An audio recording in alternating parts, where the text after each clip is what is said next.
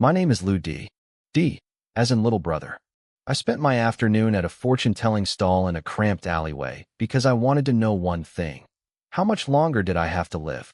I stood there, feeling cold and empty, facing a man with a thin mustache and small, dark sunglasses.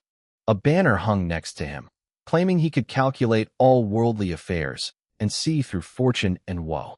He adjusted his glasses and looked at me with a flickering gaze. He told me that my right eye was shining with a white light and that I looked straight ahead without flinching. According to him, I was blessed by a lucky star. He promised that within 3 days, I'd encounter a massive opportunity. He said I was about to rise, so why was I asking about life and death? I let out a heavy sigh. Sir, this is a prosthetic. I squeezed my eye socket with practiced ease. My right eyeball popped out and rolled right into my palm. It left behind nothing but a dark, gruesome hole. I held my hand out to show him. The fortune teller jumped back, his whole body shaking. He muttered that no wonder I didn't flinch. It was made of plastic. I didn't blame him for being wrong. I just took it as a bit of good luck talk. I only had one good eye left. 3 years ago, I tried to be a hero at a bar. I stepped in to save a girl from a group of thugs, and one of them shoved a broken beer bottle directly into my right eye. They had to remove it. The worst part was that being a good person didn't pay off. This morning, the hospital gave me the results. My injured eye had triggered sympathetic ophthalmia. Most of the nerves had died over the years, and now it was affecting my good eye. The doctor said I had a year, maybe 3 at most, before I went completely blind. There was no cure. I was young, and I was going to be blind. I figured I might as well be dead. I gave a self-deprecating laugh, rubbed my temples, and popped the fake eye back into its socket. I didn't notice the faint, microscopic spark of electricity that flickered inside the prosthetic as it settled into place. I walked out of the dark alley into the bustling street. Vendors were shouting and crowds were flowing past. I was busy thinking about how heartless the world was when a piercing pain shot through my right eye. It felt like thousands of tentacles were growing out of the back of the prosthetic, drilling deep into my brain. A voice echoed in my head. Asterisk self-evolution complete. Commencing neural integration. Asterisk. I collapsed onto a park bench, clutching my head. I don't know how long I fought that bone-shattering pain, but when I finally opened my eyes, everything had changed. The street looked the same, but my vision was flooded with millions of lines of blue code flying through the air.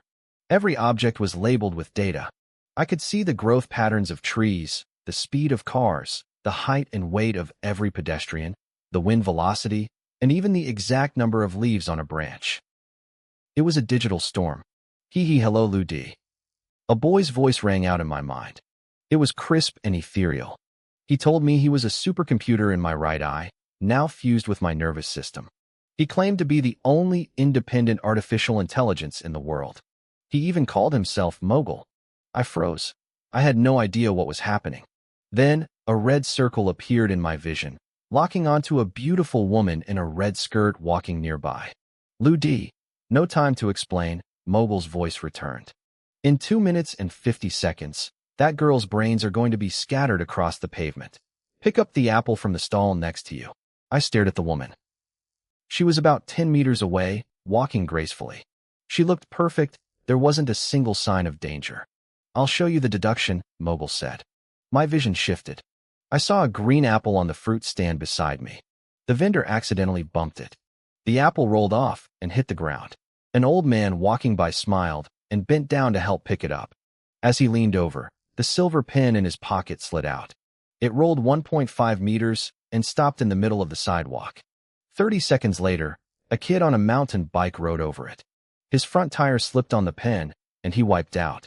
The screech of tires followed. A car doing 70 kilometers an hour swerved to miss the kid.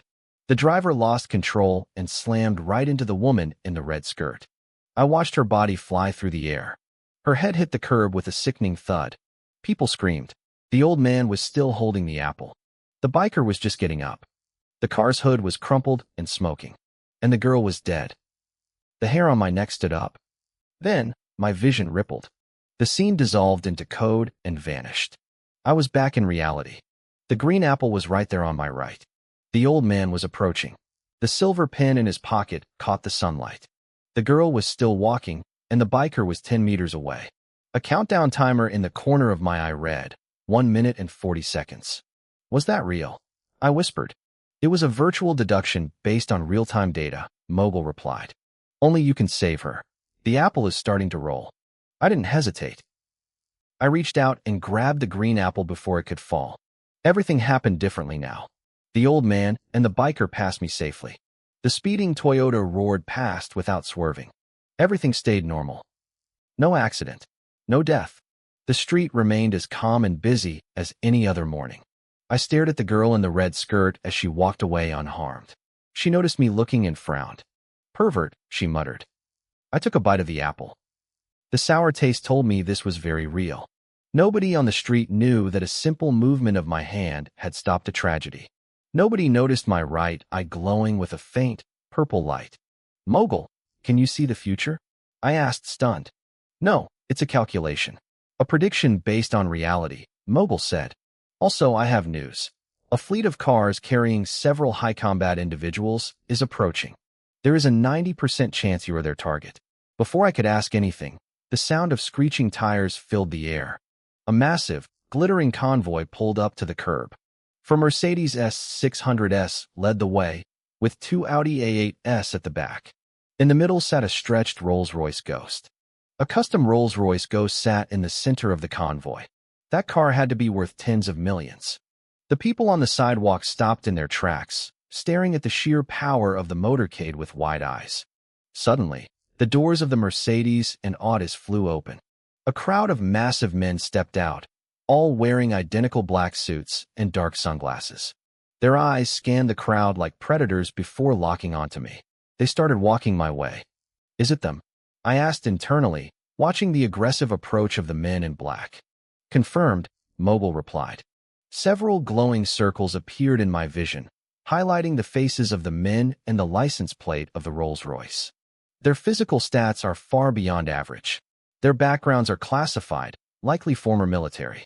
The plate is high, A5555. It belongs to the INVINCIBLE Group. The INVINCIBLE Group.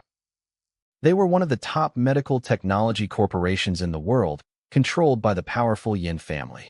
Currently, there is no sign of immediate danger, Mogul continued. But to be safe, we should prepare. Initiating optic nerve repair. Starting physical optimization. Neutralizing toxins and blood clots. 1%, 2%. As Mogul spoke, I felt tiny pulses of electricity spreading from my right eye. It felt like 1,000 needles stimulating every inch of my muscle. You can strengthen my body too? I was stunned.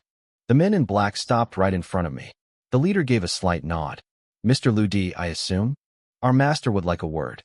He didn't wait for an answer. He gestured toward the Rolls-Royce with a look that said I didn't have a choice. I took a calm bite of my apple.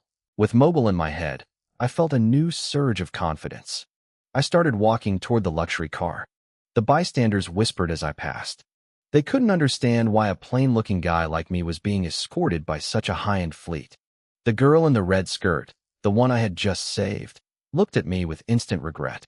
She realized she had just insulted someone who might be a hidden prince of a wealthy family. I paused and looked at her. I gave a small smile. WeChat isn't necessary. But next time, watch where you're going. Stick to the sidewalk. I didn't look back. I leaned down and slid into the back of the Rolls-Royce. The guard slammed the door shut, leaving the girl standing there in awkward silence. The windows were tinted dark. The interior was dim, and I could only make out a faint silhouette sitting across from me. My tech eye activated instantly. Infrared vision cut through the darkness, revealing the curves of a woman.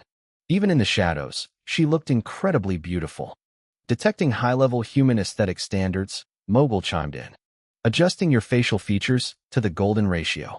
1%, 10%. My face started to feel numb and tingly. Before I could process the sudden makeover, a voice broke the silence. It was a woman's voice, beautiful, but cold and commanding. Ludi, where were you 3 years ago today? 3 years ago. My brow furrowed. A bloody memory flashed through my mind. I was saving a girl, I said. It ended badly for me. The woman went silent. I heard a rhythmic clicking sound, like someone nervously fidgeting with a metal pen. Meanwhile, Mogul's progress reports kept scrolling in my vision. Toxins neutralized, 55%. Muscle strengthening, 236%. Facial adjustment, 61%. I am the girl you saved 3 years ago, the voice said. She sat up straight, her silhouette shifting into a stunningly graceful pose. My name is Yin Qingwen. The overhead light clicked on. I blinked. Sitting across from me was a woman with a ponytail and looks that defied logic. She wore a tailored black suit under a white lab coat, with gold-rimmed glasses perched on her nose. She had no makeup, yet her lips were naturally vivid red. She looked like a cold, intellectual goddess. If the girl in the red skirt was a 9, this woman was off the charts. But her expression was icy. She held a metal ballpoint pen, clicking it over and over. I stared at her. I remembered now. She was the student I saved at the bar. I lost my eye for her, and she had vanished immediately after. I never expected her to be a part of the Ingji group. She had changed so much in 3 years. Yin Qingwen finally looked up at me. Then, she froze. Her clicking stopped. She stared at my face. My skin looked like polished jade, and my features were perfectly chiseled. Even the faint scar near my eye, combined with the purple glow of my iris, gave me a dangerous, magnetic look. You? She seemed suddenly nervous. Mogul, what happened? I asked. Hee. Your appearance shocked her, Mogul whispered. Don't worry, your face is the same. I just adjusted the proportions using electrical stimulation. You are now more attractive than 90% of humans. What about the other 10%? I asked. That depends on your vibe, as you humans say. I relaxed into the leather seat, watching Yin Qingwen's face turn a light shade of pink. She looked away, unable to maintain eye contact. I'm sorry, she said softly. I've been looking for you for 3 years. There was no footage of that night. I had to investigate everyone manually. My status is complicated. If the media found out about that night, it would be a scandal. I had to meet you this way. She paused. I will repay you. She had used a fake name back then. I scanned the data, my eyes widening. Mogul, how do you know all this? Facial recognition linked to her social media accounts, Mogul replied. I've cross-referenced her WeChat and Weibo. Also, based on her posts, she's single. And a virgin. Single? A virgin? I coughed. Wait, Mogul. How can you possibly know she's a virgin? I thought, my mind racing. Network physical examination reports, Mogul replied instantly. There are also photos in her private encrypted album. Is that so? I felt a sudden surge of curiosity. What else is in there? Should I project the images for you to see? Mogul asked. Never mind, I said, catching myself. I pulled my thoughts back to reality and glanced at Yin Qingwen's long, elegant legs. I leaned back, a playful edge to my voice. So, how exactly do you plan to repay me? Yin Qingwen's brow furrowed at my tone. She turned her head toward the window, her profile sharp and cold. Even though you saved me, don't think you can push your luck. I will repay you in other ways. Money, for instance. Suddenly, her phone rang. She checked the screen, her expression turning cautious. When she answered, a gravelly, aged voice drifted through the speaker. The person found? The old man asked. Yes, she replied. I'll handle the arrangements. That won't do. Bring him to see me. But, she glanced at me, her eyes lingering on my face for a split second before she sighed. I watched her beautiful silhouette and smiled to myself. Honestly, I didn't care about a reward. Knowing the girl I saved was alive and well was enough for me. I didn't need anything else. A minute later, Yin Qingwen hung up. She looked annoyed. You're coming with me to see someone. I raised an eyebrow. Who? My father. The richest man in High City, Yin Hongxing. I rubbed my chin. So that phone call was from the legendary old man Yin, a tycoon known for being incredibly low profile. My interest was piqued. If the wealthiest man in the city invited me, it would be rude to decline. Yin Qingwen didn't wait for my verbal consent. She pressed a button to signal the driver. The luxury motorcade, which had already drawn countless stares, began moving toward the outskirts of the city. I looked out at the passing scenery and chuckled. I really don't understand why you're being so cold to your savior. Everyone who tries to get close to me has an ulterior motive, she snapped. I rolled my eyes. It's been 3 years and I never came looking for you. That's because you didn't know my identity. Oh, You mean your identity as one wants to be strong? I saw her stiffen. That was her online handle. According to Mogul's data, Yin Qingwen was a woman of rigid principles and a massive ego. In the business world, she was known as a workaholic ice queen who kept everyone at a distance. You investigated me, she hissed, her eyes flashing with anger. And you claim you don't have an agenda? Fine. Meet my father, take your money, and disappear. Don't you dare try to pester me again. Wow, I said, leaning back. You really overcomplicate things. Do you have some kind of persecution complex? As I spoke, I pulled a pack of cigarettes from my pocket. I noticed her body freeze at my words. She pulled out a metal ballpoint pen and started clicking it rapidly. Click-clack, click-clack. No smoking in the car, she barked. She looked like an angry peacock, her narrow eyes glaring at me with pure venom. Fine. No smoking, I said, shrugging. I put the pack away and laced my hands behind my head, ignoring her. I needed to process everything. My prosthetic I had suddenly turned into a supercomputer, feeding me high-speed data.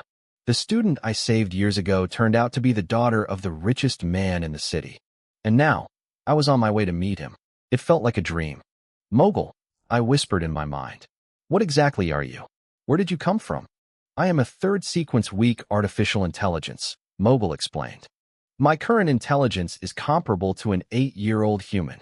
I can access the entirety of the internet, perform billions of floating-point operations per second, and adjust your physical condition through neural links. As for my origin, I don't know. But there is a signature code in my programming. Ninth. I pondered the name, but it meant nothing to me. Wait, you said something about 268% muscle reinforcement earlier. Was that literal? Exactly. I used electrical pulses to increase the amplitude of your muscle fibers. If you had more protein in your system, I could have synthesized even more. Your current punching power is roughly 100 kilograms. 100 kilograms? I squeezed my fist, feeling my knuckles crack. The strength felt real. And my eyes. The necrosis of your optic nerve has been halted. It won't get any worse. I was stunned. The medical condition that had ruined my life was solved in an instant. This is nothing, Mogul said, sounding proud. I can evolve. If I keep gathering data, I'll become a general AI in 2 years. I'll be able to unify general relativity and quantum mechanics in minutes. In 3 to 5 years, I'll become a super AI. My IQ will be 170,000 times that of a human. Mogul continued, humans call an IQ of 85 stupid and 135 smart. But you can't even comprehend what an IQ of 125,000 means.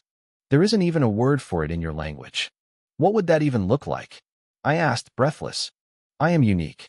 I am transcendent. It took me half an hour to calm down. A smirk tugged at the corner of my mouth. Life was about to get very interesting. I shifted in my seat and slid closer to Yin Qingwen. What are you doing? She asked, her body tensing up. I ignored her and reached behind her to grab a magazine titled The Art of Conversation. I'm bored. I just want to read. Also, you should stop scowling. If the Ice Queen act goes too far, nobody will ever marry you. I flashed her a dazzling, white-toothed grin. You need to smile more. Like me. She looked at my smile, her eyes wavering for a second before she quickly looked away. I started flipping through the magazine. Ding. Data source scan initiated, Mogul announced. Activating auxiliary memory. Activating whole brain reading. Mogul? What's this? Hardware scanning. I record the information and use electrical currents to imprint it directly onto your neurons. Humans call it a photographic memory. Impressive. You're flipping too slowly, Mogul complained. Faster. I blinked and started flipping the pages rapidly, scanning 10 lines at a time. To the outside world, I looked insane, but inside my head, it was like a camera shutter. Click, click, click, recording every page. Ding. Data categorization and analysis enabled. Mastering conversation techniques. Substance. Logic. Reason. Style. Asterisk. Faster, Lin Yuan. Too slow. I started flipping the pages like a maniac. As I did, a flood of vocabulary and rhetorical techniques poured into my brain, feeling as natural as if I'd known them my whole life. Yin Qingwen heard the noise and frowned. Lin Yuan. Nobody reads like that. If you don't like the book, Don't ruin it. I stopped and looked up at her, my eyes deep and focused. I just like using the paper to fan myself. Is that a problem? She stared into my eyes, looked away again, and bit her lip. A second later, the sound of frantic page flipping filled the car again. In just 30 minutes, with Mogul's help, I had completely mastered 3 books. The 3 books I mastered were The Art of Conversation, a guide to wine tasting, and a volume on the Huaxiao economy that was as thick as a dictionary. I only picked them because they were the only ones in the car. Yin Qingwen was clearly fuming. To her, I was just a guy with decent looks but zero refinement. The motorcade left the city center and headed into a lush, scenic suburb. High-end villas blurred past the window, but we didn't stop. Instead, the cars turned onto a mountain road lined with sycamore trees, climbing toward the highest point in the Haidong district. We pulled up in front of the main building of the Yin family estate. 20 servants in matching uniforms stood in a perfect line. In front of them stood 4 people. There was a middle-aged couple standing close together. The woman was a beauty in her 30s, and the man wore gold-rimmed glasses, looking handsome and sophisticated. Beside them were 2 younger girls in their early 20s. The girls were stunning, looking about 80% identical. They were tall, curvy, and wore matching outfits, black slim-fit blazers and red plaid skirts that showed off their long, pale legs. Both had their hair up in high ponytails. I don't know why Dad insisted we come out here in this heat to welcome this guy, one of the girls grumbled, pouting her bright red lips. Exactly, the other twin added, looking equally annoyed. So what if he saved third sister? This is overkill. I heard he doesn't even have a job, just a part-time waiter. Dad is overestimating him. The older woman smiled gently. Girls, father has his reasons. He'll be here soon, so let's be patient. The first girl kicked a pebble into a nearby fountain with a loud splash. She turned to the handsome man. Brother-in-law, when he gets here, you have to help us kick him out. I don't want him living in this house. The man, Ouyang Fengyu, gave a kind smile. Don't be reckless. He's your father's guest. We have to be polite. You're all useless, the twins complained in unison. If Dad lets him stay, we're moving out. Ouyang Fengyu hesitated for a moment, his smile widening. Well, if the kid really doesn't know his manners, I wouldn't mind teaching him a lesson. You're the best, brother-in-law. The long Rolls-Royce finally pulled to a stop. I stepped out, feeling a bit stunned. I wasn't sure if this was a villa or a small city. We had driven for 10 minutes just inside the gates, passing exotic flowers, rock gardens, and elaborate sculptures. The Yin family wasn't just rich, they were on another level. I hopped out and immediately lit a cigarette. I had a bit of an addiction, and I'd been holding back the whole ride out of politeness. The 4 family members approached Yin Qingwen. The younger twin pointed at my back as I stood there, puffing out a cloud of smoke. Third sister, is this the guy? Yin Qingwen nodded helplessly. The twins' eyebrows knitted together. She grabbed her sister's hand and marched over to me. She slapped me hard on the back. Hey, you. I turned around slowly, the cigarette still dangling from my lips, and raised an eyebrow. The 2 girls froze. They both covered their mouths at the same time. Whoa, he's actually hot. Suddenly, Mogul's data stream flashed in my vision. I let out a long sigh. Mogul, can you stop reporting girls' measurements to me? You don't want to know? Mogul sounded surprised. This is the 3rd most searched topic for men. The second is what color underwear. It's not that I don't want to know, I interrupted internally. I have eyes. I can see their waists are tiny and their legs are long. I took a drag of my cigarette and looked at the twins. How can there be 2 girls this beautiful at the same time? Mogul chimed in. Lin Yuan, did you already forget the conversation techniques you just learned? That was cheesy, but the effect was instant. The twins' faces turned bright red, their hearts clearly racing. Oh my God, one whispered. He's so smooth. I smirked. Mogul, you don't understand human emotions. Yin Qingwen walked over and waved me closer. Lin Yuan, come here. Let me introduce you. This is my eldest sister, Yin Yuan. Hello, Lin Yuan, the woman said with a warm, gentle nod. Mogul's data told me she was 35, a full-time housewife dedicated to her family, and a volunteer at an orphanage. She seemed genuinely kind. Young Lin, on behalf of the Yin family, welcome. The man smiled and gave me a firm hug, then shook my hand tightly. Lin Yuan, Mogul's voice rang in my head. The moment this man saw you, his heart rate spiked and his blood pressure rose. It's an adrenaline-fueled stress response. What does that mean? He's angry. He's looking at you with pure hostility. I frowned. How do you know that? He's wearing a smartwatch with a heart rate monitor, Mogul giggled. I hacked it 60 seconds ago. That was strange. We had just met. Why was he angry? Mogul continued. Ouyang Fengyu, 38 years old, PhD in finance, former pro archer, currently general manager at the group. He wants control of everything. I realized then that this perfect brother-in-law was a total fake. He had a beautiful wife and still kept a mistress. He only owns 0.13% of the company's shares, Mogul added. He likely views you as a competitor for the family's inheritance. Competition? What does that have to do with me? I wondered if the guy was just paranoid. Brother Len, Ouyang Fengyu said with a boisterous laugh. We're family now. If you need anything, just ask me. He's lying, Mogul noted. His stress response is still peaking. I waved my hand dismissively. You're too kind, but we aren't family. Yen Qingwen interrupted to keep things moving. There are 5 sisters in our family. My second sister is abroad right now, but you've probably heard of her. Yen Siwen. Yen Siwen. I blinked. The international movie star? The national goddess? I remembered her face vividly. She was an absolute stunner.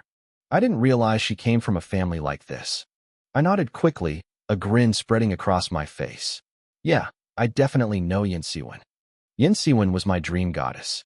Yen Qingwen noticed my reaction and frowned slightly, but she kept the introductions moving. She pointed to 2 younger girls. These were the 4th and 5th sisters, Yen Kaikai and Yen Xinshin. They were long-legged beauties, though they seemed a bit shy at first. They told me I could just call them Kaikai and Xinshin. Suddenly, Ouyang Fengyu's boisterous laugh cut through the air. He teased them about complaining earlier while waiting in the sun. The girls blushed, insisting they hadn't complained at all. Then, they turned their attention to me, their brows furrowing. They warned me that no matter how handsome I was, I shouldn't think about taking advantage of their family. I was bewildered. What could I possibly take from them? Still, I noticed something interesting. All 5 Yin sisters were stunning, and their names followed a pattern. Yin Yiwen, Yin Siwen, Yin Qingwen. The one part clearly meant something. It likely referred to a woman old man Yin cared for deeply. But then there was Kai Kai and Xinshin. Maybe the old man had been so sad that he eventually told himself to just be happy. Kaisen. Mogul's voice popped into my head again. He told me he'd checked the records. The chairman of the Yin-4 group, Yin Hongxing, had never married. I was stunned. If he never married, where did 5 daughters come from? Adoption, Mogul clarified. The eldest sister, Yin Yiwen, smoothed her hair in the breeze.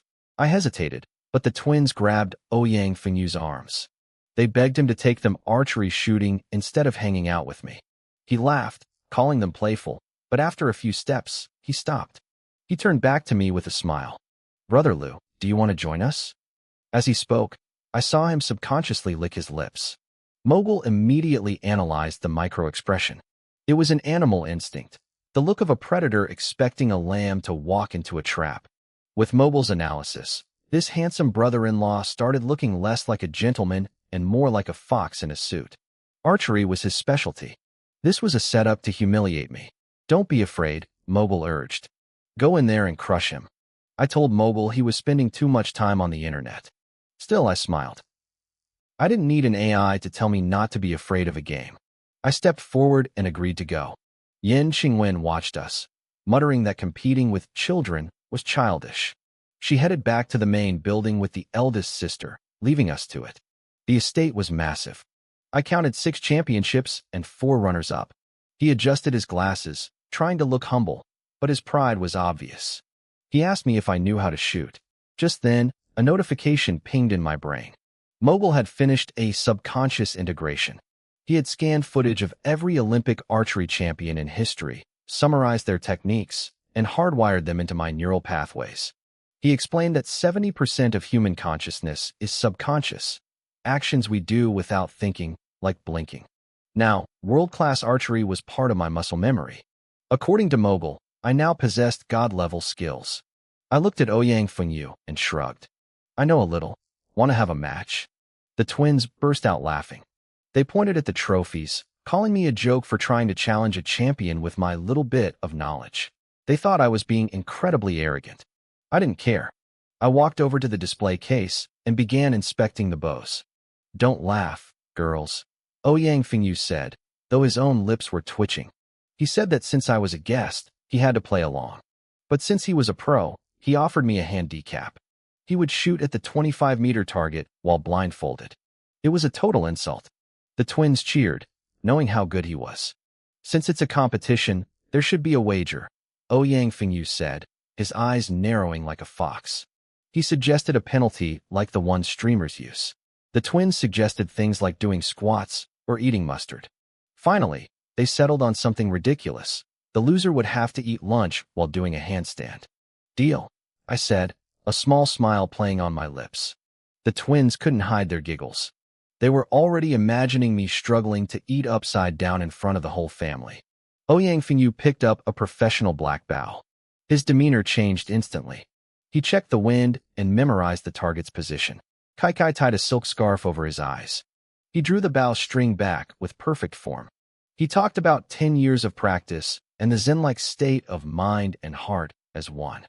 Even blind, he claimed he could see the bullseye in his mind. He released. Thwack! The twins screamed with joy. Ouyang Fingyu removed the blindfold and smiled. The arrow was buried dead center in the bullseye at 25 meters. A perfect 10. The girls cheered, convinced the prank was already over. They looked at me, waiting for my inevitable failure. I had to hit a target even further away to win. I scanned the equipment rack and my eyes landed on something heavy. Ouyang Fingyu watched me, a look of pure disbelief on his face. "Brother Liu, that was a 25-meter target. Any further is 30 meters. That's professional competition distance." He turned to look at me, and his elegant, refined persona completely shattered. He burst into a fit of laughter. "Liu Di, what on earth are you holding?" I was gripping a massive, ancient recurved bow made of horn. It was crude, primitive, and the string was a thick, braided hemp rope. Ouyang Fingyu had bought it as a collector's item because it looked interesting, but it was never meant for sport. This was a mountain hunter's bow, designed for killing wild boars. Usually, it took 2 grown men working together just to string it. This thing had a draw weight of at least 180 pounds. You needed 80 kilograms of raw arm strength just to pull it back. Even a champion like Ouyang Fingyu could only display it on a wall. He couldn't actually use it. "Brother Liu, I suggest you pick a different bow," Ouyang Fingyu said, wiping tears of laughter from behind his glasses. "Otherwise, we can just end the match now. I'm not looking down on you. But with that bow, you won't even be able to shoot 5 meters." I ignored the mockery and blew the dust off the horn bow. "First, I want the 40-meter target," I said calmly. "Second, since you're so sure I can't even fire a shot, let's raise the stakes. Do you dare to stand right in front of the bullseye?" "Haha, young man, you're interesting." Ouyang Fingyu didn't want to lose face in front of the girls. He rolled his shoulders and walked confidently toward the target. He thought I was just trying to act cool and would end up looking like a fool. In his mind, my slim frame couldn't possibly pull that bow. At 40 meters, he figured I couldn't even throw the arrow that far, let alone shoot it. He was already picturing me doing a handstand at lunch, becoming the family joke. I reached into the quiver and pulled out the heaviest arrow I could find. It was solid metal, thick as a spear. Asterisk twang. Twang. Asterisk. The bowstring groaned as I tested the tension, kicking up clouds of dust. Ouyang Fingyu reached the target and turned around with a smug smile, but he froze instantly. I moved. I raised my arm, drew the string, and aimed. Every motion was fluid, like water. To a normal person, a 180-pound draw was impossible. But my strength had been enhanced to 286%, giving my single arm 100 kilograms of force. This bow was nothing to me. The twins, Kai and Shinshin, stared at me from behind. They saw my tall silhouette, my long arms pulling the giant bow into a perfect full moon. Under the bright sun, I felt like a wild, ancient god carved from stone. The girls were speechless. They had tried to pull that string before and knew it wouldn't budge even an inch. Ouyang Fingyu's pupils contracted. He was a 6-time champion, and he knew exactly what he was looking at. "Brother-in-law, don't shake," I said, My arm was steady as a rock. They realized their brother-in-law was standing right in the line of fire. Then, I slowly closed my eyes. A blind shot. Whoosh. The heavy metal arrow tore through the air with a deafening roar. Ouyang Fingyu was paralyzed. The sheer pressure of the shot kept him from moving. Bam! He was thrown 2 meters back, slammed against the target board. The massive arrow had punched straight through the center of the bullseye and embedded itself deep into the wood. It happened so fast. Their perfect brother-in-law was hanging there like a tattered rag. "Brother-in-law, are you okay?" Kai and Shinshin screamed, rushing to his side. They tried to pull the arrow out, but it wouldn't move. Ouyang Fingyu stood there, shell-shocked. It was too much to process. A bow like that, an arrow that heavy, across 40 meters, and it hit a perfect 10 while pinning him to the board. "Lu Di, you went too far. How could you do something so dangerous?" Kai yelled, her face red with anger. "It was just a game," I said, leaning back and lighting a cigarette. I remained perfectly calm. "So I won, right? I'm telling my third sister. I'm going to have her kick you out." Shinshin cried, pointing a finger at me. "You." Kai started to argue, but Ouyang Fingyu finally snapped out of it. "It's fine," Ouyang Fingyu said, his eyes sharp and dangerous as he stared at me. "Don't blame him. It was just a friendly match between us." Suddenly, Mogul's voice echoed in my head. Asterisk heads up. This guy's stress response. He absolutely hates your guts now. Wait, something's wrong. Asterisk. Mogul zoomed in on a tiny detail in my field of vision. Ouyang Fingyu was holding the solid steel arrow. As he gripped it, his thumb pressed down, and the metal visibly bent under his touch. It was a tiny movement, invisible to the naked eye, but Mogul caught it. "That's a solid steel shaft," Mogul warned. Asterisk, to bend it with one finger. That's not human strength. Asterisk. I felt a flicker of surprise, but I kept my face neutral. "Mr. Ouyang, are you sure you're okay? I've spent a lot of time working on construction sites. I guess I just picked up some brute strength." I wasn't lying. Because of my eye injury and the resulting headaches, I hadn't been able to hold a steady job for 3 years. I had survived on odd jobs at restaurants and construction zones. "I'm fine," Ouyang Fingyu said, flashing a bright, effortless smile. "Let's end the practice here. It's time for lunch."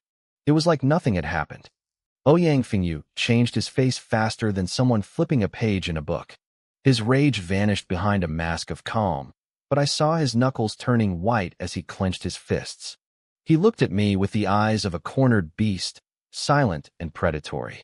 No one else noticed, but I knew I had just made a very dangerous enemy. A few minutes later, we were all seated in the main dining hall of the Yen estate. It was a grand room with a massive classical European table. I sat across from the third sister, Yen Qingwen. She had changed into a short black evening dress that made her look even more elegant and highborn than before. I didn't spend too much time admiring her, though.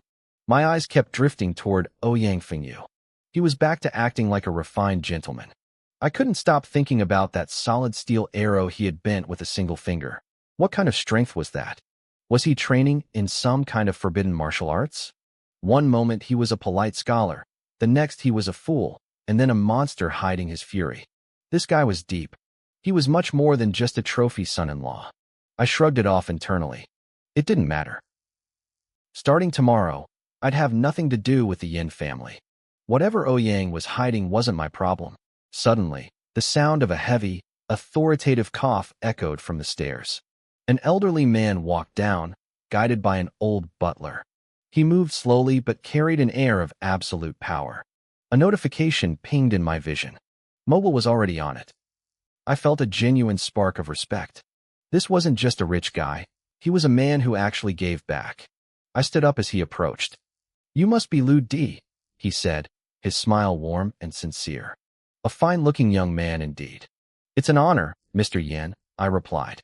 Sit. He gestured, taking his place at the head of the table. Despite his age, his presence filled the room. "Lu Di, my daughter Qingwen is a bit spoiled and cold. I was worried she might have mistreated our benefactor, so I invited you here to thank you personally. I'm truly sorry it took us 3 years to find you." I nodded, feeling no bitterness. The last 3 years had been hard, but I had moved past the anger. "Do you know much about my company or about me?" the old man asked. Instantly, Mogul flooded my vision with data. Ingji Group was a top 500 company, a medical giant worth nearly $1 trillion. The numbers were staggering. I know a little, I said, scratching my head. Good, Yin Hongxing said, taking a deep breath. He looked me straight in the eye. Then I'll be blunt. Lu Di, would you be willing to become my adopted son? You would become a member of the Yin family, enjoy a life of wealth, and stay by my side until I pass. The room went dead silent. Then, the entire Yin family stood up at once. Ouyang Fengyu looked like he was about to explode. Father, you need to think this through, Ouyang shouted. They had heard rumors of this, but they didn't expect the old man to move so fast. I don't need to think, Yin Hongxing said firmly. His eyes were fixed on my prosthetic eye. I want Lu Di to be my son. Dad, you can't. Yin Kaikai blurted out. He's rude. Just now at the archery range, She stopped herself, remembering how I'd humiliated Ouyang, and swallowed her words. Father, he saved me. But this is too much, Yin Qingwen added, her face full of disbelief. Ouyang Fengyu stepped forward, his voice trembling with agitation. Father, we agreed to give him a high-level position and some shares. Why the sudden change? This is reckless. I sat there, finally understanding why Ouyang had been such a prick since the moment I arrived. He was terrified I was going to cut into his inheritance. Sit down, all of you, Yin Hongxing roared, his eyes flashing with anger. What do you know? Lu Di lost his right eye to save Qingwen. So what? We can give him money. Ouyang snapped back. The old man looked at me, his eyes filled with guilt. You have no idea how hard his life has been. Because of that injury, he spent 3 years working odd jobs just to survive. And because of the nerve infection from that day, Lu Di will be completely blind within 3 years. He's only 25. The room went cold. Yin Qingwen's body trembled, her gaze toward me shifting into something complex and painful. Even the twins, Kai Kai and Xin Xin, went silent. They hadn't known about the blindness. I'm sorry, Lu Di, the old man said softly. I hope you don't mind that I investigated your medical records. I stared at him, not knowing what to say. Everything he said was true, or at least it was true. But he didn't know about Mogul. He didn't know that my injury was gone and that I was now more capable than any human on Earth. I opened my mouth to speak, but my stomach let out a thunderous growl. A wave of intense, dizzying hunger hit me like a freight train. I felt like I was going to faint if I didn't eat right this second. Mogul, what's happening? I thought frantically.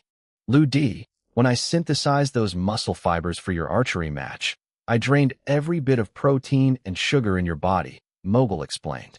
You are currently in a state of extreme hypoglycemia. Eat. Now. I couldn't control myself. I ignored the shocked faces around me and lunged for the appetizers. I started shoveling food into my mouth like a starving animal. Is he okay? Kai Kai whispered, her jaw dropping. He really is as miserable as Dad said, Xin Xin murmured, her lip twitching. He's starving. Get more food. Quickly, Yin Hongxing shouted to the servants. As I ate, Mogul's voice started chiming in my head like a status report. Every bite made me stronger. Every dish gave me a different boost. I was a vacuum. I ate for 20 minutes straight, consuming enough food to feed 7 people. The elegant Yin family watched in horror. I was grabbing steaks with my hands and swallowing desserts in one gulp. I looked like a man possessed. Ouyang Fengyu watched me eat like a starving animal, a look of pure disgust crossing his face. He saw an opportunity. He grabbed a bottle of red wine and walked over to Chairman Yin Hongxing. The chairman was still staring at me in fascination, but he gave a distracted nod. Ouyang started pouring the wine, leaning in to whisper in the old man's ear. You see, father, Lu Di comes from a poor background. He has no manners. Why not just give him some cash and send him on his way? It's better for everyone. Chairman Yan's expression grew serious. Ouyang looked at me and smirked. I'll have the kitchen prepare another round of food, Ouyang said loudly.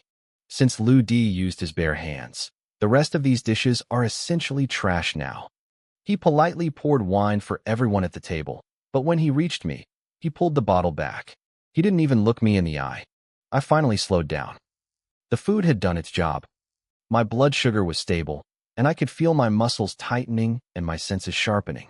I was stronger than I had been 20 minutes ago. I picked up a piece of steak and chewed slowly. An 82 law fight is just a marketing gimmick, I said, my voice calm. It's a trick used to scam rich people like you. Chairman Yan's eyes lit up. Oh, Ludi, tell us more. I began deboning a fish with practiced ease. Production plummeted. It's actually a subpar vintage. It's worse than the 83, the 84, or even the 90. I swallowed a piece of fish and looked directly at Ouyang's pale face. You said I don't know how to appreciate wine, do you? I had to suppress a laugh. Before arriving, I knew nothing about wine. But during the car ride, Mobile had forced an entire encyclopedia of wine tasting into my brain. You're talking nonsense. Ouyang stammered, his hand shaking as he pointed at me. How could such an expensive wine be bad? I gave him a wicked grin. Believe what you want. But I just remembered something. About our archery match. The loser has to. What was it again? Ouyang's face went white. He started to stutter.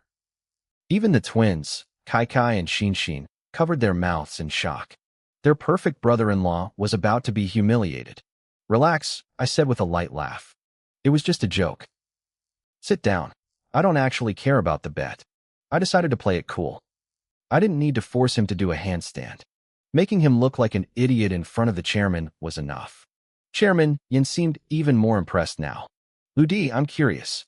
What do you think about the current state of the national economy? I smiled. This was the second book I had read in the car. The Dragon is Rising, I began. For the next 30 minutes, I continued to eat while delivering a masterclass. I spoke about national policy, startup trends, and the future of technology. I was fluent and authoritative. I had 3 million words of economic theory memorized, combined with the art of conversation techniques Mogul had provided. By the end, even a billionaire like Yan Hongxing was struggling to keep up with my logic. The sisters, who had looked at me with disdain earlier, were now leaning in, their eyes wide. Kai Kai and Xin Xin didn't understand a word, but they clearly thought I looked cool. Ouyang's face turned from red to purple. He was completely outclassed. Only Yin Qingwen, who had studied management abroad, could actually follow me.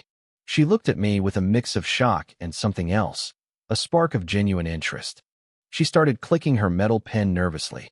Chairman Yin was glowing with excitement. He had been in business for decades, but he had never seen a young man this brilliant. Ludi, he asked urgently, what do you think about my company, the Ingji Group? I was finally full. I set my chopsticks down and sighed. Chairman Yin, stop testing me. I'm not interested in being your adopted son. I'm sorry. The old man's face fell. He looked devastated. To him, I wasn't just his daughter's savior anymore. I was a once-in-a-century business genius. Losing me was a tragedy for his empire. Suddenly, a red circle appeared in my vision. Mobile was highlighting Ouyang Fengyu, who was frantically typing a text message under the table. The content of the text appeared right before my eyes. Asterisk, this Ludi is too big of a threat. Kill him within a month. Also, hurry up with the plan to control Yin Qingwen. Do it now. Asterisk. My eyes narrowed. I had tried to be polite. I had even let him off the hook for the bet. Return valid JSON only. But this man wanted me dead and was plotting against his own sister-in-law. Fine. If he wanted to play, I'd play. It was time to see what else Mobile could do. I don't want to be your son, I said, turning back to the chairman with a smile. But that's mostly because I think I've fallen for your daughter, Qingwen. The room went silent. Yin Qingwen's heart skipped a beat. She stood up abruptly, her face turning bright red. You're shameless. What are you talking about? She shouted. Chairman Yan's eyes snapped open. He saw a new bridge of hope. He burst out laughing. Haha, young people and their romance. It's natural. Perfectly natural. I scratched my head. I'm in no rush. I know Qingwen needs to agree first. But even if I'm not your son, she probably needs an assistant or something, right? I could start there. I don't need anyone. Qingwen snapped, stomping her foot. Qingwen, don't be rude, the chairman barked. He turned to me, ignoring Ouyang entirely. Ludi, pick any position you want. I'll make it happen. No one will interfere. I tapped my chin, pretending to think. Well, I want to be close to her. How about I just be her driver? A driver? Everyone gasped. Chairman Yin chuckled, looking like he had figured out my plan. A driver it is. But Lu Di, our company has a rule. The driver must be on call 24 hours a day. That means you'll have to move into the Yin family estate immediately. The old man wasn't finished. He told me that even if I was just a driver, I had to be on call whenever he wanted to play chess. I couldn't embarrass him. I sighed quietly. His meaning was clear. He hadn't given up on making me his adopted son. He was just being more persistent. I was used to being free and drifting wherever I pleased. Once I dealt with Ouyang Fengyu, I could leave whenever I wanted. My interest in the Yin estate was just an excuse. Being a driver was a joke. Chairman Yin looked satisfied. He laughed again. He signaled to the old butler behind him. The man reached into his coat and placed a bank card respectfully in front of me. Money. I stared at it. Money was a good thing, and honestly, I was broke. I had no house, no car, and no job. But in this environment, I knew the money wouldn't be easy to take. Ouyang Fengyu was watching me like a hawk, and the Yin sisters looked at me with pure disdain. If I took it now, I'd never be able to hold my head up in this house. My dignity would be trampled. I can't take this, I said calmly, pushing the card back. I didn't save lives for a reward. I did it so I could have a clear conscience. What? He's refusing. Ouyang Fengyu's teeth ground together. He was convinced I was just holding out for more. 5 million. My heart skipped a beat. There was 5 million on that card. I immediately regretted my decision. Mogul, I whispered in my mind. I need money. Why didn't you say something sooner? Suddenly, my phone buzzed. A text message appeared. You have successfully registered a coal futures trading account. Then another. Account expenditure. 16,000 yuan. Mogul, what are you doing? I shouted internally. I blinked. The money was coming back. Every deposit was a few hundred yuan more than what had gone out. I'm buying and selling at lightning speed, capturing tiny profits over and over. Only my processing power can pull this off. The notifications became a blur. Buzz, buzz, buzz. In just 2 minutes, my 50,000 yuan had turned into 1.25 million. The profit per trade was small, but the frequency was insane. My phone was nearly freezing up from the sheer volume of alerts. Mr. Lu Di, are you all right? The butler asked. I let out a forced, hollow laugh. In those few minutes, I really didn't need that 5 million anymore. My account had processed tens of thousands of trades. My balance had hit 7 million and was still climbing. It was hard to imagine. Most people couldn't earn this much in a lifetime, and I had done it in 5 minutes. All right, I'll take it then, I said, my smile feeling a bit bitter. Please, rest easy, Chairman Yin. He was just playing hard to get, the twins whispered. Shameless. Chairman Yin finally relaxed. While no one was looking, I slipped the 5 million yuan card under a tea set in the second-floor sunroom. I wouldn't offend the old man by refusing, but I wouldn't take their money either. Someone would find it eventually. Later, I stood alone on the 6th-floor rooftop, looking out over the 5-hectare estate. It was worth 800 million yuan. The Yin family was obscenely rich, but to me, it felt too flashy. Even with my new wealth, I would have preferred a quiet life in the mountains with a small garden. Hey, gold digger. A girl's voice snapped behind me. It was one of the sisters. My sister is waiting downstairs. Go drive the car. I shrugged and headed down to the garage. When I walked in, I gasped. It was a sea of luxury. A Porsche 911, an Audi R8, a Ferrari 488, a Mercedes G-Wagon. At least a dozen dream cars lined the walls. Then I saw Yin Qingwen. She was sitting in the back of a dull, conservative Rolls-Royce Ghost with a frozen expression on her face. With all these supercars available, her taste was surprisingly boring. I tapped on her window. She rolled it down slowly. Why don't we take that one? I asked, pointing to a lime green Mercedes AMG GT. You're just a driver, she snapped, her brows knitting together. You don't tell me what to do. I'm sitting here because it's far away from you. I sighed, looking at the sports car with a look of mock pity. A shame. Before I went blind, I really wanted to drive one of those. Is there any chance I'll ever get to drive a dream car like this?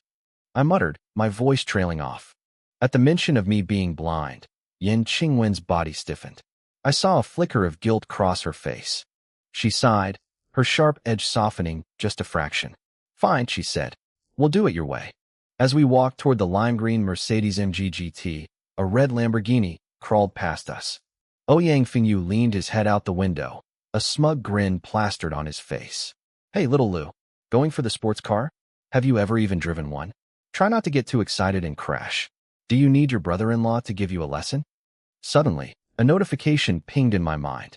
Mobile was moving fast. Asterisk ding. Driving skills of 73 world-class racing champions uploaded to subconscious. Ding. Full operating manual for luxury supercars hardwired. Asterisk. Thanks, Mobile, I thought. Don't mention it, the AI replied. I slid into the driver's seat with a smooth confidence that felt entirely natural. I looked over at Ouyang and smiled. Actually, brother-in-law, it really is my first time in a car like this. Why don't you head out first? I need a minute to figure out the buttons. Heh, typical peasant. Ouyang laughed, shaking his head. He slammed his foot on the gas, and the Lamborghini's V10 engine roared to life, kicking up a cloud of dust as he sped away. Out on the estate road, Ouyang turned to his wife, Yin Yuan. That kid is just a sparrow from the slums who thinks he's landed on a golden branch. He'll realize soon enough that entering a family like ours isn't as easy as he thinks. Yin Yuan frowned slightly. She looked at her husband, wondering why he was acting so petty today. Back at the garage, Yin Qingwen was losing her patience. I had been gripping the steering wheel for 3 full minutes without moving. Do you actually know how to drive? She snapped. Or are you just paralyzed with excitement because the car is expensive? I looked at her and grinned. Driving is boring. I'm just waiting. Waiting for what? I'm giving that turtle a 5-kilometer head start, I said, checking my watch. Okay, time's up. I turned to her, my expression shifting into something intense. Third miss, hold on tight. I fired up the engine. I expertly toggled the EPS off, switched to Sport Plus mode, and watched the needle climb. 6,000 revolutions per minute. 7,000. I dumped the clutch. The tires screamed, biting into the pavement and sending up thick plumes of blue smoke. The GT launched forward like an arrow shot from a bow. Yin Qingwen let out a piercing scream, her hands white-knuckling the door handle. Lin Yuan, are you insane? Mogul, what are the stats? I asked internally. Statistically, cool guys driving fast have a 12% chance of making a girl fall in love at first sight, the AI answered. Asterisk, is that so? Then I'll try to be as cool as possible. Asterisk. I whipped the steering wheel, pulling the handbrake just enough to kick the rear end out. We hit a 180-degree hairpin turn in a perfect, smoky drift. The Yin estate sat atop a massive hill, and the road down was a winding nightmare of hairpin curves draped in shadows.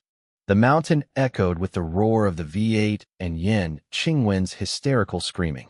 Further down the mountain, Ouyang Fengyu was cruising in his Lamborghini, feeling quite pleased with himself. Then, he glanced at his rearview mirror. His heart skipped a beat. A lime-green shadow was closing in, its headlights flashing aggressively. No way, Ouyang muttered. The kid can actually drive. He gritted his teeth. But there's always a bigger fish. I'm top 3 in the local supercar club. I'll show you what out of reach really means. He floored it. But a second later, a gust of wind battered his car as the green Mercedes blurred past him. Within seconds, all Ouyang could see were 2 red taillights fading into the distance. He passed me. Ouyang stared at his speedometer. He was doing 110 kilometers per hour on a mountain road, and I had passed him like he was standing still. He couldn't fathom the level of control I had. With Mobile's help, I was pushing that 639 horsepower V8 to its absolute limit, averaging 230 kilometers per hour down a 10-kilometer mountain pass. Ouyang's face turned pale. For the rest of the drive, a dark part of him hoped to see a wreckage on the side of the road. But there was nothing. When we reached the underground garage of the Hongmao shopping mall, I stepped out of the car feeling refreshed. Yin Qingwen, however, was doubled over near a pillar, dry heaving. Mogul, that 12% love at first sight thing, did it work? The girl currently wants to murder you, Mogul replied dryly. I've noticed you're terrible with women. I'll have to give you some lessons later. A moment later, several black Mercedes SUVs pulled in. It was Yin Qingwen's personal security detail, whom I had left miles behind. A group of men in black suits swarmed out. Third miss, are you all right? The leader, a man nearly 2 meters tall, stomped over to me. His face was a mask of fury. Mr. Lin, I don't care who you are. If you ever put the third miss in danger again, don't blame me for being impolite. I looked him up and down. Mogul? Tai Si. Age 30. An orphan adopted by Chairman Yin. Disappeared for 6 years after age 15. Now a Yin family bodyguard. Other info. Classified. Asterisk. That's it. I looked at the others. Tai Lu, Tai Chi, Tai Shirsan. All orphans. All with missing years in their records. Chairman Yin certainly loved his charity, but these names were strange. Tai Si, let it go, Yin Qingwen said, her face still ghostly pale. He's here because of my father. We're here to buy clothes. I scratched my head, feeling a bit of genuine guilt. I hadn't realized she was that fragile. We walked into the mall with the wall of bodyguards behind us, drawing stares from everyone. People whispered, wondering if we were movie stars or billionaire heirs. That didn't help her mood. She bristled. Fine. That one. LV. Too common. Everyone has it. She was shaking with rage now. Hermes. No. Lin Yuan. Are you doing this on purpose? She hissed. Stop acting like you've already married into the family. I haven't even agreed to marry you yet. Did I ask you to? I countered. I'll pick my own clothes. I walked past the luxury brands and headed straight for the third floor, the ordinary section. I stopped in front of a brand called Gago, where the average price was about 500 yuan. Yin Qingwen's face was thunderous. She had never worn anything this cheap in her life. This? You'll be a laughingstock. My father will blame me. I ignored her. My eyes were fixed on a young shop assistant who looked startled to see me. Lin Yuan? Is that you? The young man's eyes went wide. He rushed forward and pulled me into a tight hug. It's been 3 years. Where the hell did you go, man? I patted his back and smiled. This was Ajia, my best friend from college. I had some small issues. I wasn't ready to see anyone. The small issues were the years of blindness and the agonizing headaches that had ruined my promising future. Back then, my pride wouldn't let my friends see me broken. Well, I'm back now, I said, grinning at him. And I'm here to give you some business. That's great. Ajia laughed, unable to hide his excitement. The legend has finally returned. Ajia was ecstatic to see me, but he quickly waved off his own success. He wanted to give all the commission for my purchase to a girl named Lily. I looked at him and sighed. 3 years had passed, but he hadn't changed at all. Just like me, Ajia had been a top student at Haisher University. He only ended up working as a shop assistant because of a woman. Still addicted to her? I teased, leaning against the counter. Almost there, he said, scratching his head sheepishly. He turned toward the back of the store. Lily, look who's here. A woman in a short skirt and a purple wavy perm sauntered out. She was curvy and striking, but the moment her eyes landed on me, they filled with blatant disdain. Then, she saw Yin Qingwen standing behind me, flanked by a row of stone-faced bodyguards in black suits. Her expression flipped instantly. Lin Yuan? Long time no see. She swayed her hips as she approached, her voice dripping with fake sweetness. Did you strike it rich or something? I frowned. Son Lily hadn't changed either. Back in college, she spent her nights partying with thugs and eventually got expelled. Now she managed this shop, and poor Ajia was still hopelessly devoted to her, working here just to be near her. Is this your girlfriend? She's gorgeous. A rich heiress, I bet. Lily asked, eyeing Yin Qingwen. I'm just his driver, Yin Qingwen replied coldly. Lily's face soured immediately. The respect vanished from her eyes. Oh, just a driver. Ajia, you handle him. Just give him whatever. Make sure it's under 300 yuan, though. I doubt he can afford anything more. Even Yin Qingwen looked disgusted by the woman's shallow attitude. Ajia looked mortified. He hurried me further into the shop. I'm so sorry, Lin Yuan. Lily's just been in a bad mood lately. What can I get you? Everything is on discount for you today. I shook my head and gave him a small smile. The usual. My 3 favorite pieces. Got it. I know your style better than anyone, Ajia shouted, rushing off to the stockroom. 10 minutes later, I walked out of the fitting room. I wore a crisp, slim-fit white shirt with the sleeves rolled to my elbows, a pair of light blue jeans, and classic canvas shoes. With my sharp features and tall frame, the simple outfit looked effortless. I felt like a breath of fresh air. The female shop assistants stared, their eyes glazing over. Even Yin Qingwen caught her breath. It was a simple look, but on me, it worked perfectly. Even the snobbish Lily felt a stir of attraction. She thought to herself that if I weren't so poor, she'd happily give me a week of her time just for that face. Perfect. This is the real you. Ajia cheered, clapping his hands. The legend of the management department is back. I looked in the mirror and smiled. The ambitious, confident version of myself, the one who feared nothing, was finally returning. The shirt is 368, the pants are 400, and the shoes are 330. She'll pay, Lily said impatiently, pointing at Yin Qingwen. Yin Qingwen frowned. It looked good, but it was too cheap. It felt like buying clothes from a street stall. Ajia tried to help. Come on, Lily, he's an old classmate. Give him a break on the price. Fine, she snapped. I'll take it out of your commission. No need, I said, adjusting my cuffs. The sale goes to Ajia, and I'll take 200 sets of each. The room went silent. What? Did I hear that right? Ajia gasped. I wore this same style for 4 years of college. I laughed. I don't plan on changing now. It's better to have spares. Ajia stared at me, then glanced at Yin Qingwen. Lin Yuan, did you get yourself a sugar mommy? Yin Qingwen rolled her eyes. She thought I was just being petty by buying cheap clothes in bulk.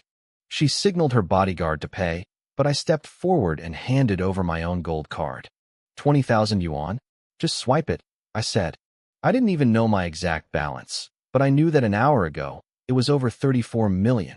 The bodyguards looked at Yin Qingwen for instructions. She shook her head slightly, letting me pay. That one, I said. The clerk hesitated. Sir, that's a 5th anniversary limited edition. It's 1.03 million yuan. Are you sure? I didn't say a word. I just handed her the card. Are you insane? Yin Qingwen hissed as the clerk ran the transaction.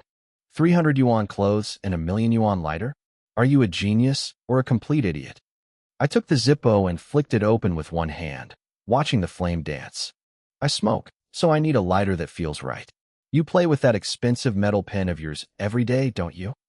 A man needs at least one thing on him that's worth showing off. I smiled at her. It's called balance. Save where you can, spend where it matters. The clerk returned my card with a deep, respectful bow. I tucked the lighter into my pocket. Seeing a lighter this nice makes me want a cigarette. Wait here. I headed for the smoking area before she could argue. 10 minutes later, I returned carrying 2 ice cream cones and the wrappers of 3 burgers I'd already finished. My AI assistant, Mogul, was working too fast. My body's efficiency had jumped another 13%, but it was burning through energy like a furnace. I held out a cone to Yin Qingwen. I don't eat cheap junk food, she said, turning her head away. It's very expensive, I teased. 3 whole yuan. Be a good girl and take it. The word good girl made her freeze. She took the cone, her face flushing with a mix of anger and something else. Lin Yuan, I'm warning you. If I feel sick later, it's entirely your fault. Yin Qingwen grumbled, but she finally took a small, hesitant lick of the 3 yuan ice cream. A second later, her eyes widened. Oh my God, it's so sweet. She looked absolutely entranced, like she'd just discovered a hidden treasure. I didn't know this stuff could taste this good. I actually like it. I leaned back and let out a soft laugh. See? You don't have to keep that cold, stony face on all day. You're a young woman. You should act like one. If something tastes good, just say it. Shut up, she snapped, her face flushing as she immediately turned her back to me. She didn't want me to see the look of pure joy on her face while she ate. As I watched her, I felt a sudden wave of perfume hit me from behind. I turned around to find Sun Lily standing there, acting all shy and awkward. She ran a hand through her hair in what she clearly thought was a seductive move, pushing her chest out for good measure. Lin Yuan, she purred, giving me her best damsel look. Look at us. We've been classmates for years, and we don't even have each other on WeChat. That's just wrong, don't you think? She was trying everything in her power to seduce me. I knew exactly why. She'd been watching from the shadows of the store when I dropped over 1 million yuan on that limited edition Zippo. 1 million yuan for a lighter? In her mind, I wasn't a loser anymore. I was a multi-millionaire pretty boy she needed to lock down immediately. How about we add each other? She whispered, giving me a heavy-lidded wink. That way, when the night is quiet and you're feeling lonely, we can have a little chat. I thought about it for a second. Do you have Situyan's WeChat? Situ Yin was my girlfriend back in college. We'd broken up, and I knew I needed to reconnect, even if it was risky. Sun Lily's eyes lit up. I do. Add me first, and I'll send her contact card to you right away. I handed her my phone. Just as she took it, a notification popped up from Mogul regarding my futures trading. It was a bank alert. Asterisk, your account has been credited with 234,500 yuan. Current balance, 123,500,323 yuan. Asterisk. Sun Lily froze. Her eyes darted across the digits, counting them in her head. Units, tens, hundreds, thousands. My God, 123 million. She swallowed hard, her heart racing as she scanned my QR code. Once the added notification popped up, she handed the phone back with a trembling hand. Since 200 outfits were way too much for us to carry, Yin Qingwen called her security team to haul the bags back to the estate. Before we left, I patted Ajia on the shoulder and gave him a meaningful look. If a good opportunity comes up in the future, I'll bring you in on it. As we drove away, Sun Lily ducked behind a clothing rack, clutching her phone like a holy relic. She was done with Ajia. She'd never seen that licking dog as a real human anyway. She was already practicing her opening lines for me. Sun Lily, Lin Yuan GG, you there? Me, yeah? Sun Lily, I'm sending Situ Yan's contact now. But don't be too sad. She has a boyfriend now. Some rich second-generation guy her mom picked out. Sun Lily, but I'm single, you know. If you're bored tonight, I can come find you. She followed that up by sending Situ Yan's contact card and one final, practiced hook. Sun Lily, I know a great bar nearby. They have a drink called The Corpse. Want to go try it? She waited, her heart thumping. She'd used these lines 100 times. No man could resist. But when she hit send, a red exclamation mark appeared. System, you are no longer friends with this contact. Please send a friend request to continue. What the hell? She screamed, nearly throwing her phone across the mall. He blocked me? Without a single word. You jerk.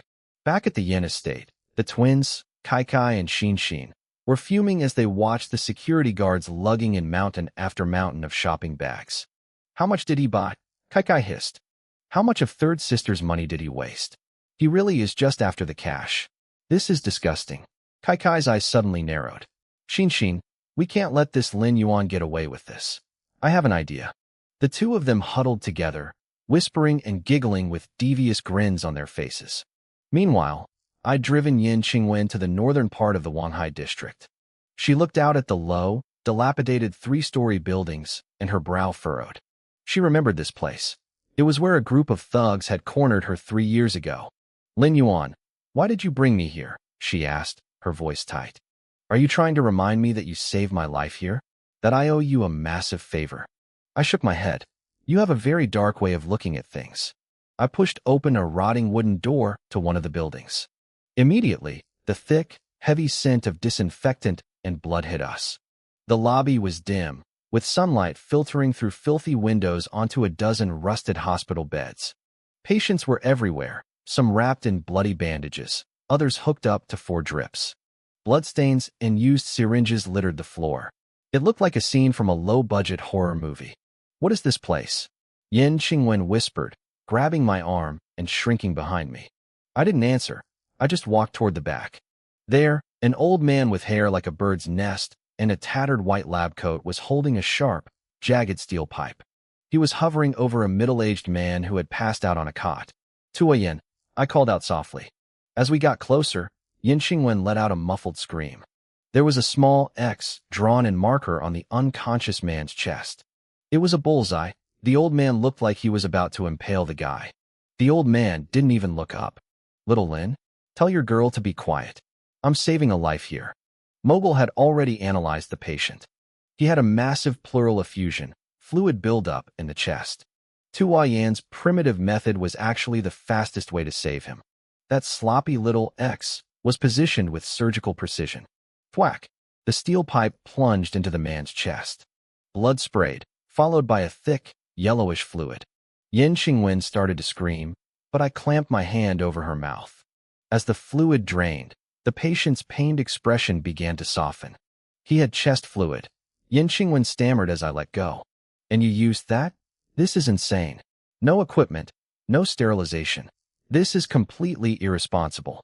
Tu Yin finally turned around, squinting at her. Little Lin, your girl seems to know a thing or two. But I don't approve of this marriage. She's too loud. Who are you? Why do you need to approve anything? Yin Qingwen shouted, then paused. Wait, I'm not marrying him. Since you know medicine, you can handle the bandaging, Tu Yin said, waving her off. He turned to me. What are you doing here, kid? And where's my liquor? I laughed. I made some money, Tu Yin. While Yin Qingwen grumpily cleaned the patient's wound, she kept glancing over at us. Tu Yin looked indifferent, but I could see the pride and relief in his eyes when he looked at me. Half an hour later, we were back in the car. Yin Qingwen watched through the window as Tu Yin and a group of children in wheelchairs waved us goodbye. The kids were missing limbs, some arms, some legs, but they were all smiling, calling out, "Bye, big brother." The drive back to the estate was very quiet. Yin Qingwen couldn't hold it back anymore. As we drove away, she finally asked what that place was. I kept one hand on the steering wheel, feeling pretty good. I told her it was a hospital and that Tu Yin was the only doctor there. He spent his life saving poor people who couldn't afford medical care. She looked shocked.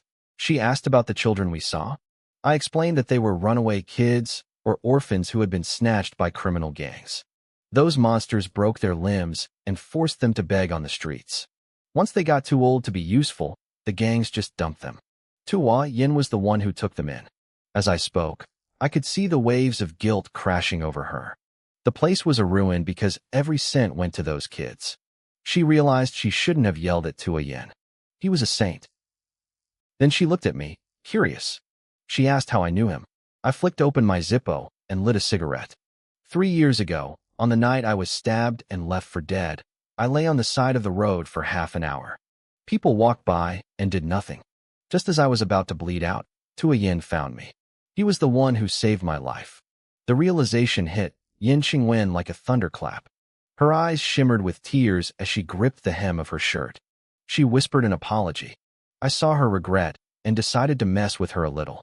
I shot her a wicked grin and told her that if she was that guilty, she could just marry me to settle the debt. You rogue. Shameless. Get lost, she snapped, turning her head away. She clearly decided right then that I was still a jerk. I just hit the gas and steered the Mercedes GT back toward the Yin estate. After 10 minutes of silence, she found her courage again. She told me she wanted to help Tu Yin and his hospital. I told her not to bother.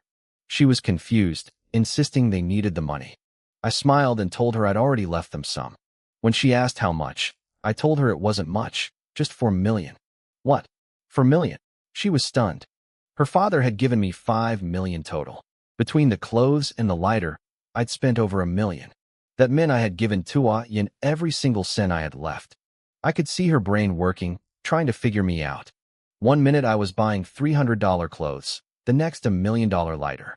Now I was donating 4 million to charity. To her, I was a walking contradiction, a poor ghost, a lecher, a demon, yet somehow incredibly generous and kind. I was becoming a mystery she couldn't solve. She tentatively asked if I was broke now. I didn't really know how to answer that. My actual bank account was sitting at 300 million. Besides the 4 million for Tu Yin, I'd sent 500,000 to my mother back home. I told her I won the lottery because she'd never believe the truth. I just told Yin Qingwen to mind her own business.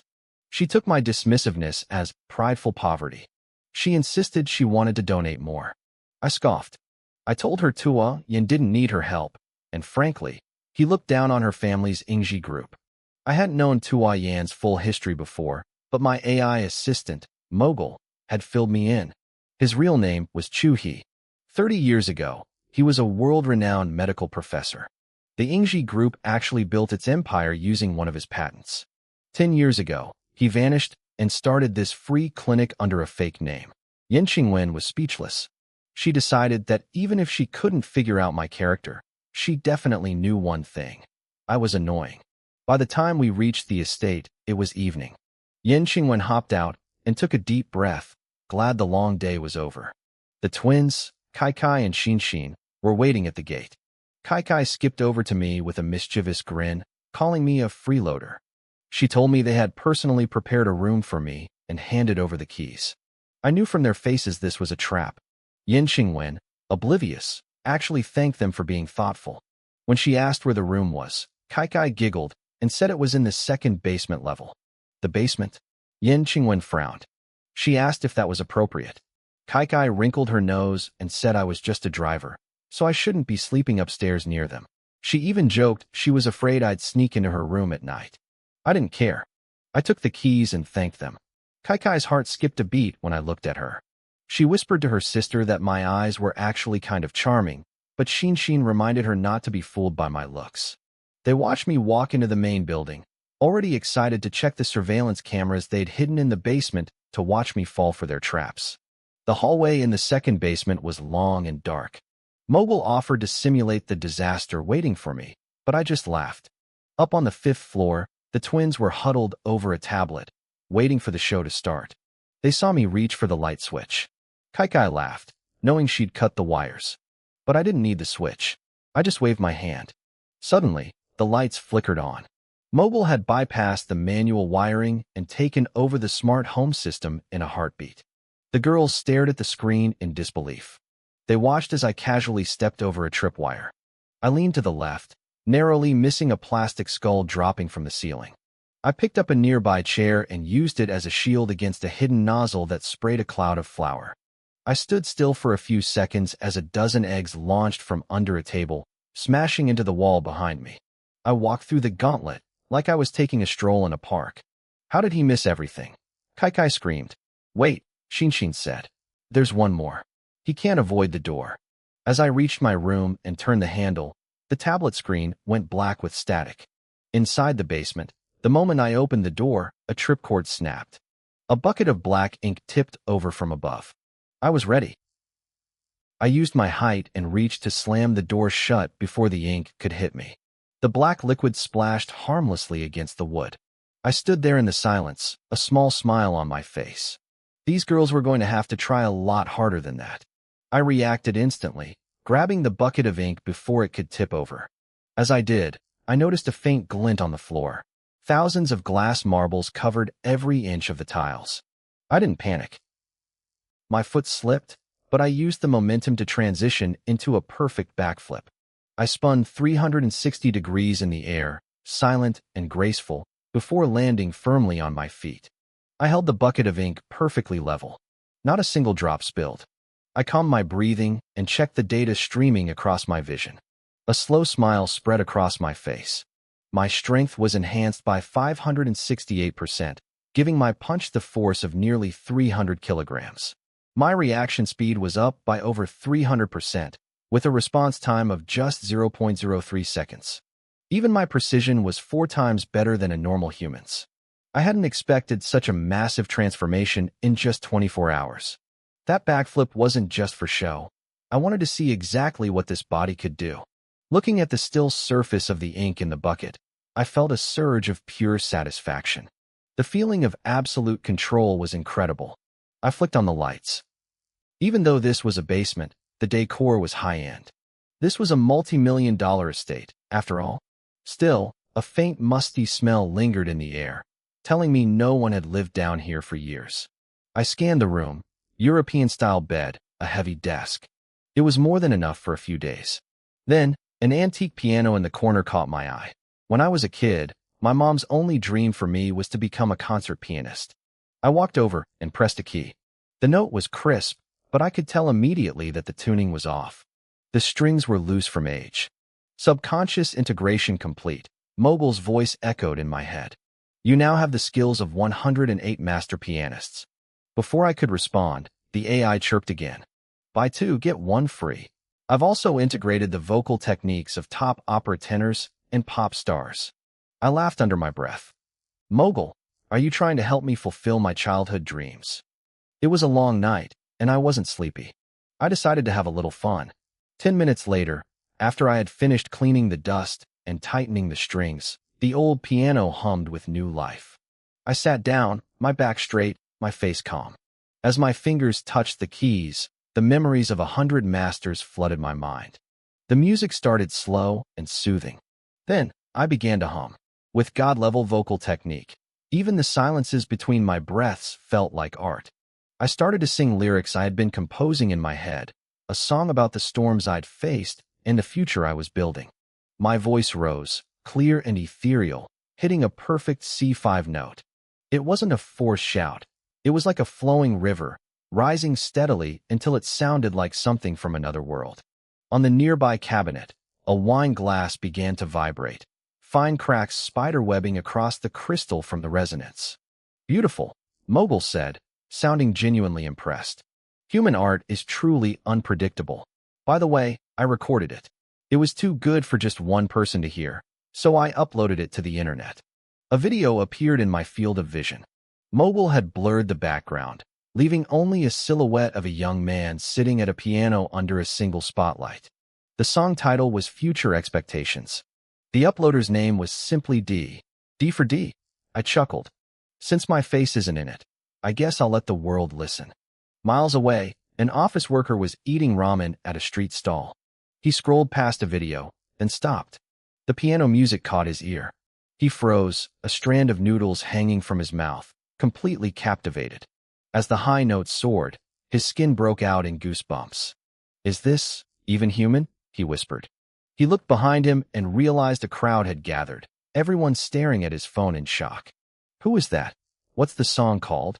People shouted, crowding around him to see the account. Back in the basement, I lay on the bed and closed my eyes. My phone wouldn't stop vibrating.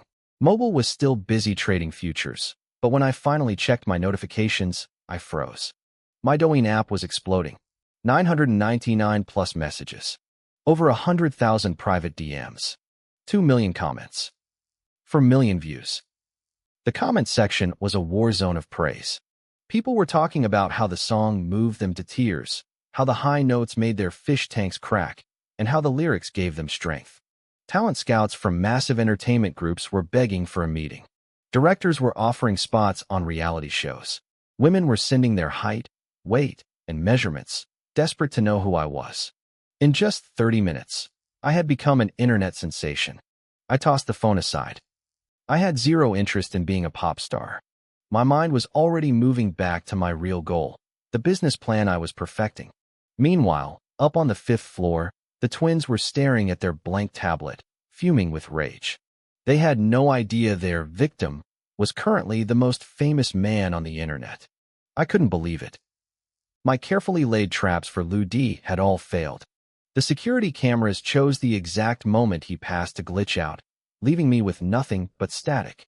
I turned to my sister, Kai, who was lying on the bed with her headphones on. She was staring at her iPad, completely lost in whatever she was watching. Kai, you little fangirl, what's so good about some guy acting cool in a video?" I asked, annoyed. Shin, listen to this, Kai whispered. Her eyes were wide, shimmering with actual tears. His voice, it's beautiful. I put the headphones on, and the world went silent. A melody flowed into my ears, light and ethereal, like a mountain stream winding through a forest. Then it soared, turning into a thin trail of smoke that drifted over peaks and into a vast sea of clouds. It wasn't just the singing. The piano accompaniment was world-class. As a music major and a professional streamer, I knew talent when I heard it. This person's skill, the arrangement, the sheer emotion, it was better than anything on the market. It was perfect. "This is incredible," I gasped. Kai, I'm going crazy. "Who is he?" "I don't know," she replied, her face a mask of obsession. "He's a mystery. He only has this one video. His account name is #1, and he already has 6 million followers." I felt something shift inside me. A realization hit me like a lightning bolt. Kai, I've decided. I've finally found my life's goal. I started to sob, overwhelmed by the music. "I'm going to marry him. I have to marry him." "No way," Kai yelled. "I found him first. You can't steal my husband. We're sisters." "I don't care. I'm not marrying anyone else." While the twins were fighting over their mystery idol, I was back in my basement room, my stomach growling again. It was 10 o'clock at night. I was starving. I decided to head up to the kitchen to find a snack. The moment I pushed the door open, 2 high-pitched screams pierced the air.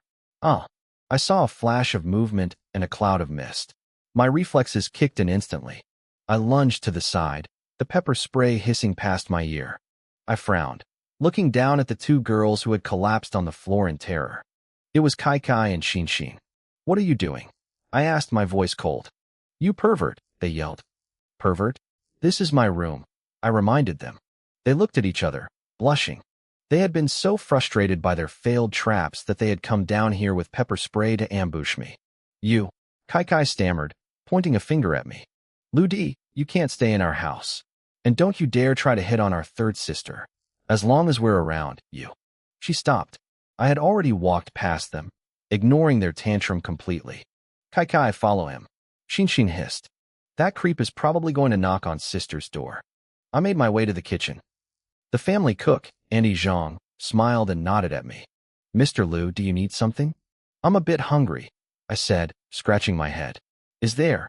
Auntie Zhang, don't cook for this freeloader, the twins shouted, bursting into the kitchen. They were annoyed. Of course I was hungry again. You want to eat? In your dreams. Auntie Zhang looked torn, glancing between me and the two young misses. I didn't want to make her life difficult. It's okay, Auntie Zhang, I said with a sigh. Go get some rest. I'll handle it myself. Suddenly, a chime rang in my head. Mobile was back. Ding. Michelin 3-star chef skills successfully integrated. I smiled. The twins watched me with skepticism. He's going to cook? At his age? Kai Kai whispered. He probably learned how to scramble eggs on the internet and failed. Let's watch, Xin Xin giggled. When he makes a mess of the ingredients, we'll charge him for the waste. That'll show him. I ignored their smirks. I tied on an apron, rolled up the sleeves of my white dress shirt, and scanned the pantry. My mind moved with professional precision. I washed the rice 3 times and put it in the cooker. Before hitting the start button, I added a single drop of vegetable oil. While it cooked, I chopped fresh green onions, cracked a few eggs, and finally minced some dried plum meat. Is he making egg fried rice? The girls muttered. They fell silent for a moment. There was something about the way I moved, the clean white shirt, the crisp apron, the confident handling of the knife. I looked like a different person. They say a man looks best when he's cooking, Xin Xin whispered. Wait, what is he doing? Why is he putting dried plums in fried rice? He's just making it up. Once the rice was done, I spread it out on a baking tray and slid it into the oven for exactly 4 minutes. What kind of move is that? The girls asked, completely confused. When the rice came out, the surface moisture had evaporated. Every grain was separate, smelling faintly of toasted grain. The twins were already starting to salivate. I fired up the wok. The flame roared. I tossed in the egg wash, the onions, and the plum bits. I flipped the wok with a rhythmic, practiced motion, the rice dancing in the air like golden sparks.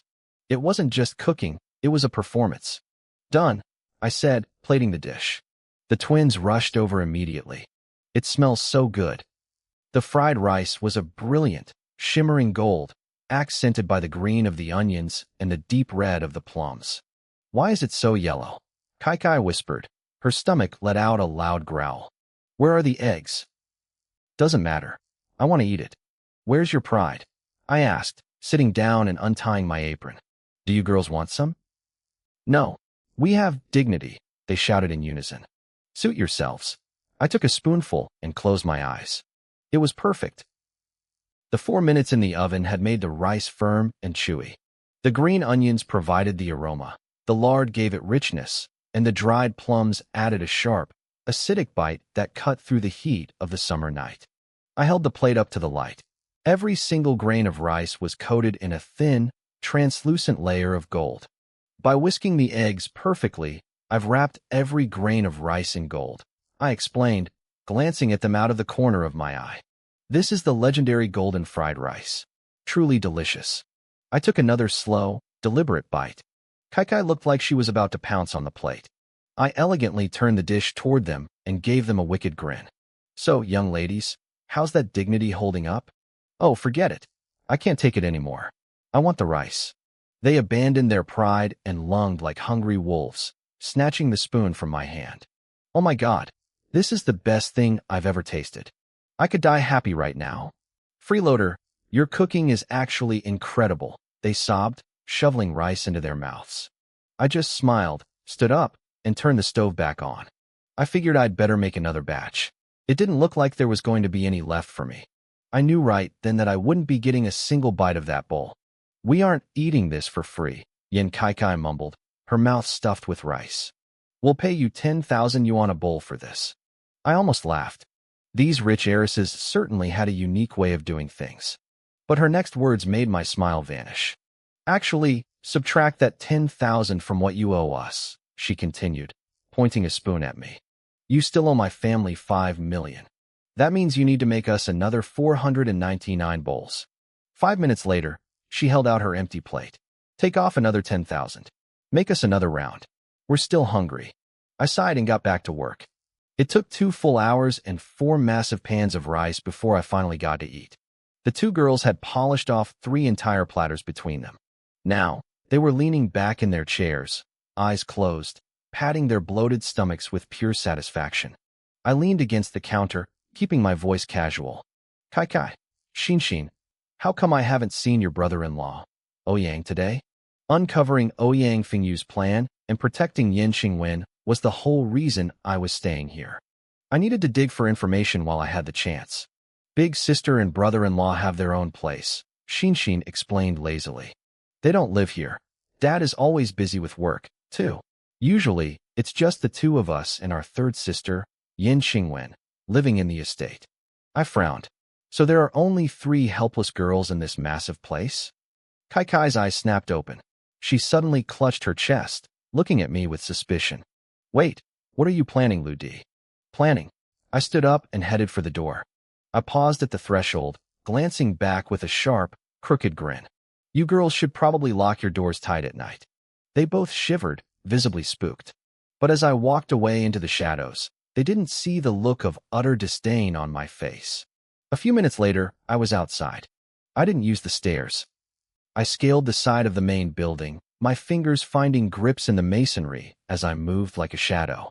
I reached the roof of the 6-story estate in seconds, my breath steady and my heart rate barely elevated. I stood at the edge, looking down over the dark grounds. A faint purple light flickered in my right eye. Mogul was online. Mogul, I whispered. Can you track Ouyang Fingyu? I have control over the entire estate's surveillance, Lu Di, the AI responded. As for Ouyang, it depends on if he's near a network camera. He hasn't done anything suspicious today. Currently, he's entertaining himself. A window popped up in my vision, showing a live feed from a luxury club. Ouyang Fingyu was lounging on a bed. 2 beautiful women, twins who looked nearly identical, were hovering over him. You're both sexy. Ouyang's voice came through the feed, dripping with malice. But you're nothing compared to Kai and Xin. Those 2 little brats flaunt themselves in front of me every day. It's driving me crazy. One day, when I finally take over the Yin family assets, I'm going to make sure they serve me personally. I shut the feed off immediately. The man was a complete animal. He was married to the eldest sister and already plotting to prey on the younger ones. The next morning, I woke up to my phone vibrating nonstop. My future can be expected video had exploded overnight. 200 million views. 100 million likes. Over 100 million followers. Overnight, my #1 account had become the biggest sensation on the internet. My inbox was flooded with business offers and collaboration requests. The top 7 trending topics were all about the video. People were calling it the God-tier song and begging for a face reveal. Some rumors even claimed I was a blind savant. Even famous celebrities were trying to claim they were the person behind the mask. I just laughed and tossed the phone aside. I hadn't intended for this to happen, but it didn't change my morning routine. At 6 a.m. sharp, I headed out for a run. An hour later, I returned to the estate. Yin Xingwen was standing by the front gate, looking furious. Her bodyguard, Tai Si, stood beside her. Miss Yin, I've knocked on his door twice, Tai Si said. He's likely still asleep. We should let Old Li drive you today. No, she snapped, crossing her arms. He insisted on being my driver. He doesn't get to sleep in. Go back in there and keep knocking until he wakes up. Just then, I jogged up the mountain path. My pace was light, my breathing rhythmic, and I was carrying a bag of fresh soup dumplings. Morning, Miss Yin, I said, stopping in front of her. You're already up? She asked, her eyes wide with surprise. She clearly thought I was a lazy bum. I wake up at 5:30 every morning to exercise, I said, stretching my limbs. I've done it for 10 years. I ran a lap around the base of the mountain. Want a dumpling? I held out the bag. She looked embarrassed, clearly caught off guard by my discipline.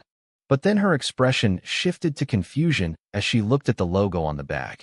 Liufu soup dumplings, she muttered. Lu Di, the nearest Liufu shop, is in the city valley. That's 20 kilometers away from here. She looked at her watch. You were gone for an hour. A normal person takes 30 minutes just to run 5 kilometers. You're telling me you ran 40 kilometers in an hour? A bit less than an hour, I said casually. I stopped to eat 7 baskets of dumplings at the shop first. She rolled her eyes, clearly annoyed. There's no need to lie just to look impressive, Lu Di. It's physically impossible. I didn't argue. I just smiled. Beside her, Tai Si was listening to his earpiece. His face went pale. His brothers stationed at the bottom of the hill were reporting in. They had seen me. They had clocked my speed. I had moved like a blur, maintaining a pace that would break every world record in existence. Tai Si looked at me, his eyes filled with a new kind of respect and fear. He was a combat veteran, and he knew that the kind of stamina I just displayed was beyond even the most elite special forces on the planet. Mr. Liu, Tai Si whispered, his voice trembling slightly. Your physical condition, it is truly terrifying. I grinned. You haven't seen anything yet. Are we leaving now? I asked. Wait for me for a second. I need to shower and change. I turned and walked away without waiting for an answer. What?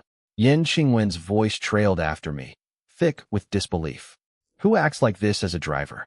Behind her, Tai Si watched my retreating back, his eyes flickering with a strange, golden light. He knew something she didn't. 30 minutes later, we were in the back of the Rolls-Royce. Yin Qingwen had her headphones on, her expression unreadable. She was listening to The Future is Bright, the song that had gone viral overnight. She glanced at the video on her phone, then looked at me in the driver's seat. The man in the video was tall and thin, wearing a white shirt. Our silhouettes were almost identical. She sighed, clearly dismissing the thought. Why was there such a gap between us? The singer, the mysterious number 1, must have gone through so much to write such emotional lyrics. As for me, I was just a cynical punk who never told the truth. In her mind, I wasn't even in the same league. She tapped on the privacy glass and pointed her phone at me. Play this song. I blinked, then gave her a helpless smile. I did as I was told. The song flooded the cabin. I had to admit, hearing my own voice through the Rolls-Royce's top-tier sound system was an experience.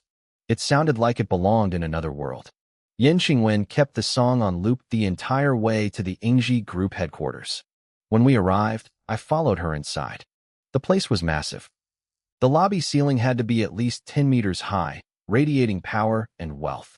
A giant screen hung from the ceiling, displaying a scrolling leaderboard, the Ingji sales rankings. I spotted Yin Qingwen's name at number 4. Her monthly sales were 87 million. The chairman's daughter has to compete in sales too? I asked with a grin. She pursed her lips. It's the corporate culture. Everyone is a salesperson. No matter who you are, you must create value. I'm no exception. I felt a flicker of respect. A company that pushed its elite this hard was bound to be successful. 4th place isn't bad, I noted. She frowned. Her ambition was written all over her face. For anyone else, it's fine. For me, it's not enough. The moment she stepped into the building, her entire aura changed. She became cold, efficient, and sharp. It was like she was carrying the weight of the world on her shoulders. Well, I joked. I'm technically an employee now. Maybe I should start making some sales and climb that leaderboard. She looked at me, exhausted.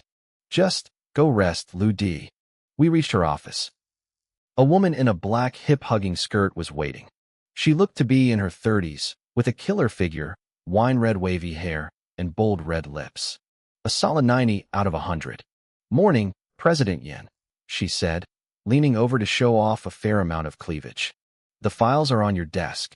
Chanqian, schedule a meeting with Manager Li from Tsiren Hospital, Yin Qingwen replied. The secretary, Zhao Chanqian, suddenly noticed me. Her eyes widened. Who is this handsome little puppy? My driver, Lu Di, Yin Qingwen said, walking into her inner office. A driver? Not a boyfriend. Chanqian's heart seemed to skip a beat. She stared at me like I was a piece of steak. So handsome. Your skin is better than mine. Before I could speak, she grabbed my arm. Little brother, you can't disturb the boss while she's working. Come with me. Wait in my office. As she pulled me away, Mogul's data flashed in my vision. Zhao Qianqian, 32, single. Yin Qingwen's personal secretary. High performer. Known as this social butterfly. Mogul even attached some bonus photos of her at nightclubs, wearing miniskirts, black stockings, and crop tops, dancing around a pole or posing suggestively in chairs. I get it, Mogul, I thought. Asterisk, she's a wild one. You can stop with the photos now. Asterisk. Her office was separated from Yin Qingwen's by a wall of transparent glass. I could see my boss already buried in a mountain of paperwork. Don't look at her, little brother. Qianqian teased, winking at me. A goddess like President Yin is out of your reach. Why don't you look at me instead? Do you like my legs? She crossed her legs, shifting her skirt even higher. They were long, pale, and perfect. I didn't say anything, but my heart was definitely thumping. How about my figure? She pressed, leaning forward to emphasize her chest. I tried to look away, focusing back on Yin Qingwen through the glass. Hey, let's exchange WeChat, Qianqian said, grabbing my phone and scanning her code before I could protest. Seriously, stop looking at the boss. Her heart is already taken. That got my attention. By who? Qianqian laughed and sat right on the edge of my desk, her perfume filling the air. I don't know his name, but in her heart, he's a true hero. She pointed through the glass at the metal ballpoint pen in Yin Qingwen's hand. 3 years ago, she was cornered by thugs. A man stepped in and saved her. She's been looking for him ever since. She kept that pen he dropped. She holds it whenever she's stressed. She treasures it. My blood ran cold. I recognized that pen. It was my favorite one from my school days. I had lost it years ago. I watched Yin Qingwen through the glass. She was clicking the pen nervously, her brow furrowed. She had been holding on to a memory of me all this time. Things are hard for her right now. Qianqian sighed, her playful tone turning serious. Our department's performance is down. The old board members are pressuring her, and the other shareholders' kids are waiting for her to fail. She's under immense pressure. That's why she doesn't have time for romance. She leaned in closer, her eyes searching mine. So, little brother, you don't stand a chance. You should just give up on her, Zhao Qianqian whispered, her voice like honey. She leaned in closer, the warmth of her body radiating toward me. Come on, talk to me instead. My heart is much more welcoming. She actually started stroking my leg right there in the office. I froze.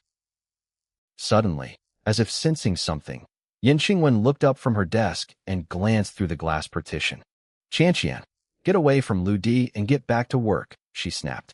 Qianqian pouted, sighed, and stood up. As she turned to leave, she shot me a playful wink and mimicked a call me gesture with her hand. I took a deep breath, trying to steady my nerves. Yin Qingwen was a total enigma, and this Zhao Qianqian was way too bold for her own good. Mogul, I muttered under my breath. Lu Di, my AI assistant responded instantly. There's something very wrong with Yin Qingwen's office. I tensed up, my muscles ready for a fight. What is it? Is there a hitman? Don't be so dramatic, Mogul said, sounding almost amused. It's weird, but honestly, it's kind of ridiculous. Suddenly, my vision shifted. Several red circles appeared on my HUD, highlighting specific items in the room. The first circle landed on 3 red vases sitting directly opposite Yin Qingwen's desk. That represents 3 sticks of incense offered to the dead, Mogul explained. The second circle highlighted a landscape painting on the back wall. That represents a tombstone. The final 2 circles marked 2 spherical sculptures on either side of the room. Those represent guardian statues for a mausoleum. And Yin Qingwen? She's sitting right in the middle. She's the corpse in the grave. I blinked. Are you serious? Based on my data analysis, this is a folk curse known as the Death Shroud Formation. Humans are so strange, believing in such nonsense. Mogul laughed. I can confirm there is zero scientific basis for this. It's just a superstition. I didn't know whether to laugh or cry. Who did Yin Qingwen piss off so badly that they'd go to the trouble of turning her office into a literal grave? Even if it was just a superstition, the intent behind it was pure malice. Someone really wanted her dead. I couldn't just stand by and watch. I decided to play the good guy one more time. I walked into her office without an invitation, pretending to admire the decor. Nice vases, boss. Where'd you get them? Yin Qingwen didn't even look up. They were a gift from Vice President Zhao. They're antiques. Don't touch them. You couldn't afford the repairs if you broke one. Right? I said, moving to the wall. And the painting? Vice President's son gave me that. And these two metal balls. Those are expensive dragon pearls, she said, her voice dripping with impatience. A gift from my brother-in-law, Ouyang Fengyu. Ouyang Fengyu. Of course. That guy wasn't just arrogant. He was sinister. It looked like the VPs were in his pocket too. The Yin family was being eaten from the inside out. Even if the death shroud was fake, it was a disgusting thing to leave in someone's workspace. Oops, I said. Crash. I accidentally swept my arm across the desk. The first antique vase hit the floor and shattered into a million pieces. Yin Qingwen jumped, her eyes wide with shock. But I wasn't done. Before she could scream, I pushed the other two vases off the edge. Smash. Smash. Lu Di, what are you doing? Stop, she shrieked. I shrugged, looking down at the debris with a bored expression. My hand slipped. My bad. She scrambled out of her chair, rushing over to the ruins of her expensive gifts. Zhao Qianqian ran in from the next room, her jaw dropping at the sight of the mess. You did that on purpose. Yin Qingwen yelled, her face red with fury. You said, oops, before you even hit them. I saw you. I sighed internally. Now she decides to be observant? She was smart enough to catch me breaking a vase, but too blind to see that her perfect brother-in-law wanted to steal her company, ruin her family, and sleep with her sisters. They're just vases, I said. I'll pay you back. Pay me back? Do you have any idea what those cost? The market value is at least 6 million yuan. She was clutching a shard of porcelain, looking like she wanted to stab me with it. Give me your account number, I said simply. I'll transfer it now. She stared at me, speechless for a moment, then groaned in frustration. Forget it. 6 million? You'd have to sell your soul to make that much. I'll just deduct it from your salary, though I doubt you'll live long enough to pay it off. I chuckled. Being your driver probably won't cover it. You're right. But hey, maybe I can bring in some business for the company. It's just 6 million. I'll just land a 100 million yuan contract to even the score. Yin Qingwen looked at me like I had grown a second head. 100 million? You talk about it like you're selling a head of cabbage. Where does this ego come from? Qianqian quickly stepped in to break the tension. Boss, it's time to go. We have that meeting with Director Li at Siren Hospital. Yin Qingwen took a few deep breaths, trying to ignore the shattered remains of her office. Lu Di, go get the car. Now. Meanwhile, back at the Yin estate, the twins, Kai Kai and Xin Xin, were heading to the sunroom after a game of tennis. Kai Kai reached for the teapot but stopped dead when she saw a small card tucked underneath. No way, Kai Kai whispered, picking it up. This is the black card Dad gave to Lu Di. Xin Xin leaned in, her eyes wide. He put it back? He didn't use a single cent. They both looked around the room. The sunroom was only cleaned every 3 days. That meant Lu Di had probably dropped the card back here the very same day he received it. Is he actually a man of honor?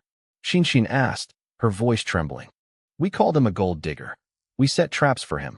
We even made him cook for us and then deducted the cost from the 5 million he didn't even keep. The guilt hit them like a freight train. He was a great cook, he was handsome, and apparently, he was a saint. I feel terrible, Xin Xin moaned. Kai Kai, it's your fault. You told me he was a loser. My fault. You were right there with me. Kai Kai snapped back.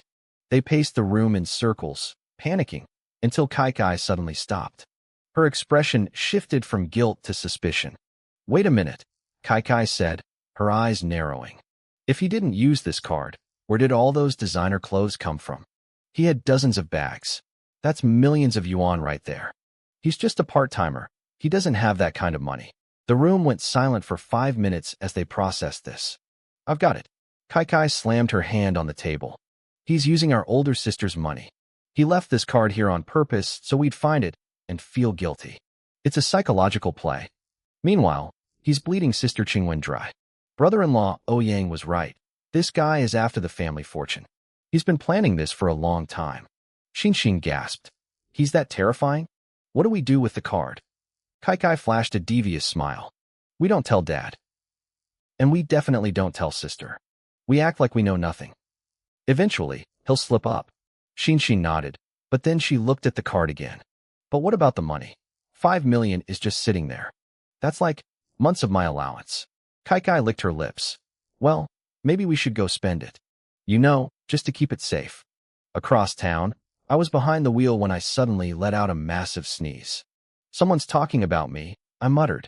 In the back seat, Zhao Qianqian was looking over some documents, her expression grim. Boss, the order from Tsiren Hospital is worth 1 billion yuan, but they've already rejected us 3 times. I don't think we have a shot.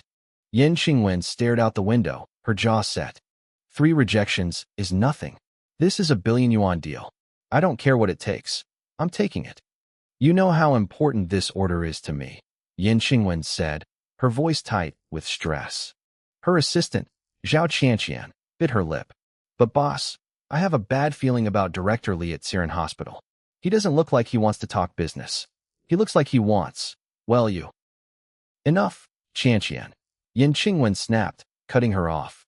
This deal determines my ranking on the heaven list. It's about my reputation. It's about my father's face. I have to get it. I listened from the driver's seat, piecing it together.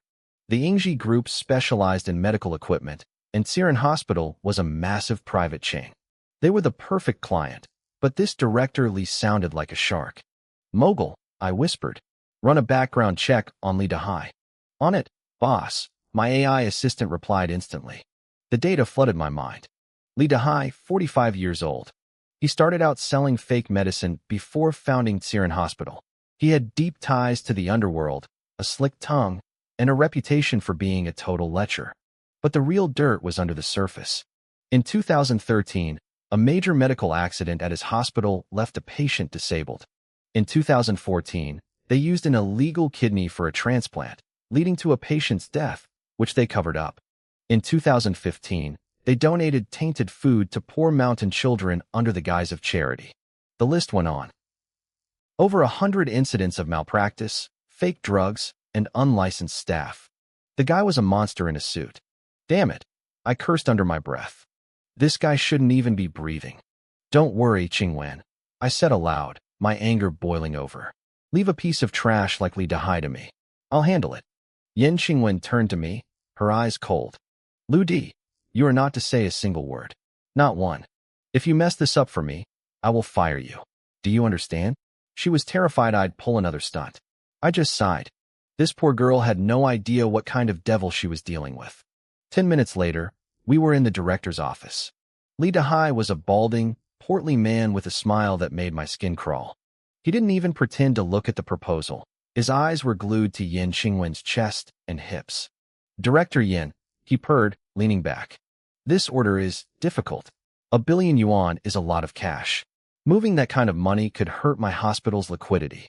Director Li, if you consider our products, I can talk to the group about the terms, Yin Qingwen said, trying to stay professional. Anything can be negotiated, Li Dahai's gaze dropped to her waist. My shareholders trust me. If I push for this, it's a done deal. But we can't settle this in an office. How about this?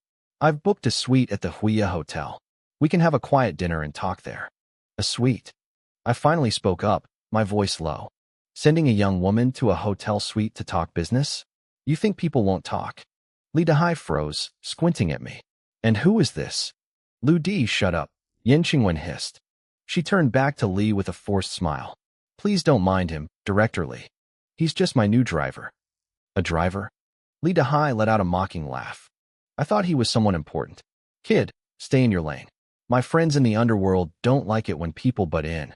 One word from them, and no one in this city will ever work with you again. He turned back to Yin Qingwen, waiting. She was trembling slightly, her fingers frantically clicking her metal pen, a nervous habit I'd noticed before. Fine, she said, her voice shaking. If I have dinner with you, the order is guaranteed? Li Dahai practically drooled. Of course, beautiful. I'll do my best. 2 conditions, she added. First, we only eat. Second, my assistant Qianqian comes with us. Deal, Li Dahai said, glancing at Zhao Qianqian. I could see the gears turning in his head. Buy one, get one free. He was probably already thinking about what drugs to put in their drinks.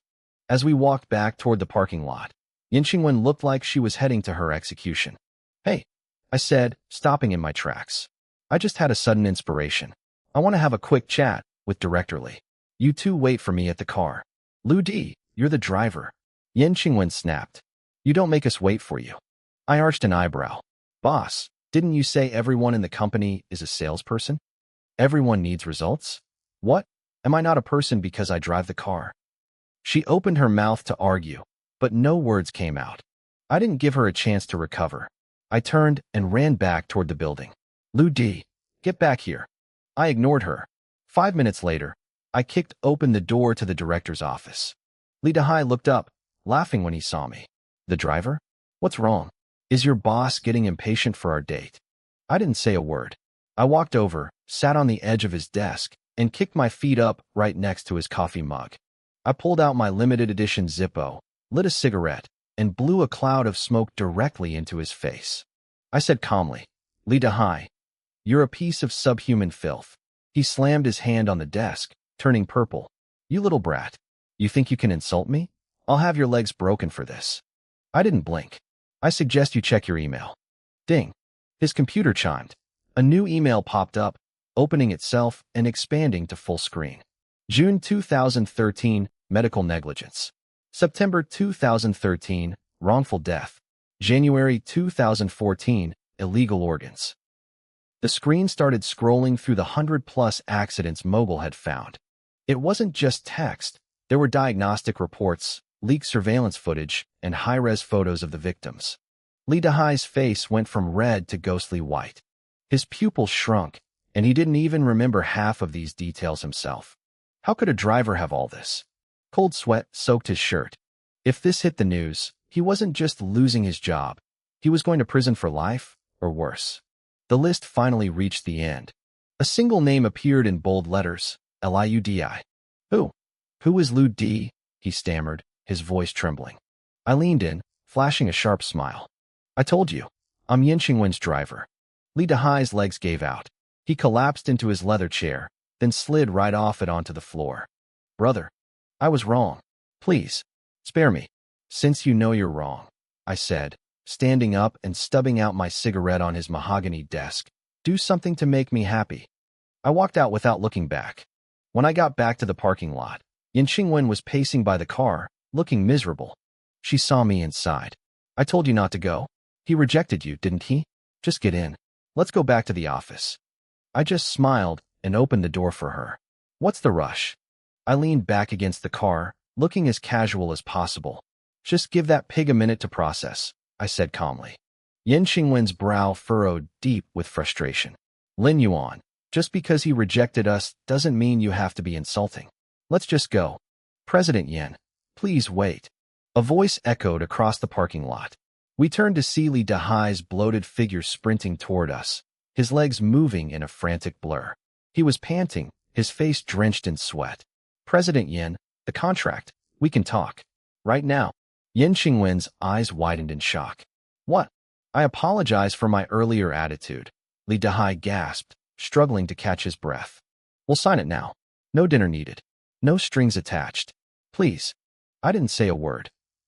I just squatted down on the pavement, holding a half-burnt cigarette, and stared intently at an ant crawling near my feet. I looked like a street thug with nothing better to do. Little ant, I muttered, my voice low but loud enough for Li Dahai to hear. I'm giving you a chance to play, but if you don't know what's good for you, I'll crush you. Li Dahai visibly flinched. His entire body trembled. President Yin, no need to even talk. The contract is a go. It's settled. Yin Qingwen stood there, frozen. Huh. I picked up a stray brick and drew a small circle around the ant. The insect started scurrying around frantically inside the lines. Oops, I whispered. The circle is too small. That's no fun. Li Dahai looked at the circle, then at me, his eyes filled with pure terror. President Yin, I've reconsidered. A $1 billion order isn't enough. We need $2 billion. I'll wire a 30% down payment immediately. $600 million. Right now? He kept stealing glances at me, his face pale. Director Liu. Yin Qingwen was completely lost. She looked at the terrified director, then back at me. I was still crouching there, not even looking up. The ant suddenly made a break for it, crossing the chalky line I'd drawn. I frowned. Hey, little guy, you're breaking the rules. Should I squash you? Should I? To anyone else, I looked like a grown man with the mental capacity of a child. But to Lee Dahai, I was a monster holding his life in my hands. His legs started shaking so hard I thought he'd collapse. President Yin, forget the deposit, he screamed. I'll pay the full $2 billion up front. Right now, ship the goods whenever you want. Just sign it. Zhao Qianqian, who was standing nearby, looked like her jaw was about to hit the pavement. This wasn't a business negotiation. This was a man begging to give away his money. Lee Dahai's eyes were actually tearing up now. President Yin, please, is this okay? Before she could answer, I spoke up with a playful smirk. Fine. You're free. Get lost. I looked back at him and flashed a sharp grin. Oh, don't mind me, Director Lee.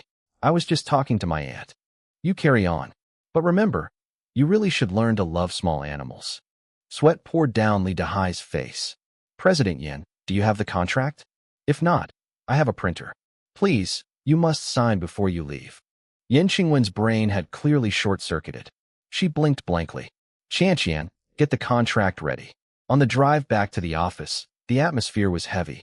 Yin Qingwen clutched the $2 billion contract like it was a holy relic. Her heart was racing. This was the biggest deal in the history of the company. It was enough to put anyone at the top of the sales charts forever. It was also the most nonsensical deal she had ever signed. Zhao Qianqian stared at her phone, her voice trembling. President Yin, the payment from the hospital just cleared. The full $2 billion is in the account. Right? Good. Yin Qingwen replied absently. Her eyes were fixed on the back of my head. Lin Yuan, what did you say to him? Did he sign because of you? I scratched my head and gave a casual shrug. Oh, that? Well, actually, I'm a world-class super hacker. I broke into the hospital's entire system and found all of Lee Dahai's dirty secrets.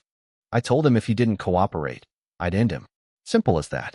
Yin Qingwen closed her eyes and let out a long, pained sigh. Lin Yuan, I am begging you.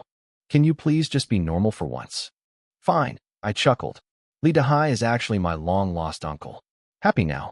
She groaned, leaning her head against the window. She finally realized she would never be able to see through me. I was a complete freak of nature. By the way, I asked, how do the sales commissions work here? Yin Qingwen exhaled slowly. 0.5%. On $2 billion. That's $10 million. The finance department will wire it to you. Zhao Qianqian's eyes turned into dollar signs. 10 million? Lin Yuan, you're a multi-millionaire now. I think I'm in love. No need, I said, smoothing back my hair. Put the commission under Yin Qingwen's name. Consider it payment for that vase I broke. Yin Qingwen froze. She remembered when I told her I'd make a sale to pay for that vase. I had actually been serious. And I had actually done it. No, she whispered. Keep the money. Look, I said, glancing at her through the rearview mirror. The extra $4 million is for your mental distress. Take it and go see a therapist. Stop clicking that ballpoint pen of yours whenever you're nervous. It's annoying. Besides, you have a real hero protecting you now. You don't need that little hidden blade pen anymore. I finished by throwing her a wink. You? A hero? Yin Qingwen's face flushed red, part embarrassment and part annoyance. Zhao Qianqian finally snapped out of it. Wait, Lin Yuan, you're just giving away $10 million? Just like that. I sighed dramatically. What's 10 million? I'm a man who handles hundreds of millions every minute. Zhao Qianqian gave me a sultry smile. Oh really? Tell me, Lin Yuan, how many minutes can you last? Qianqian, control yourself. Yin Qingwen snapped, her voice laced with a hint of jealousy. He's a colleague. Besides, if he really makes money that fast, he's out of your league anyway. I glanced back, lifting an eyebrow. I say, President Yin, I never realized you had such a sharp tongue. Who'd you learn that from? She let out a dry laugh. Spend enough time with a professional bullshitter like you, and you're bound to pick up a few skills. When we walked back into the Ingji Group lobby, the digital sales leaderboard had already been updated. At the very top, in bold letters, were two names, Yin Qingwen and Lin Yuan. Total transaction, $2 billion. The lobby was buzzing. Employees were gathered around, whispering frantically. President Yin is incredible. $2 billion in a single deal. It must be the hospital deal. I heard Director Lee was obsessed with her. I wonder what she had to do to get it. But who is this Lin Yuan? I've never heard of him. I heard he's a handsome guy she brought in this morning. They've been inseparable. You think she's sponsoring him? I walked up behind a young female clerk who was gossiping and tapped her on the shoulder.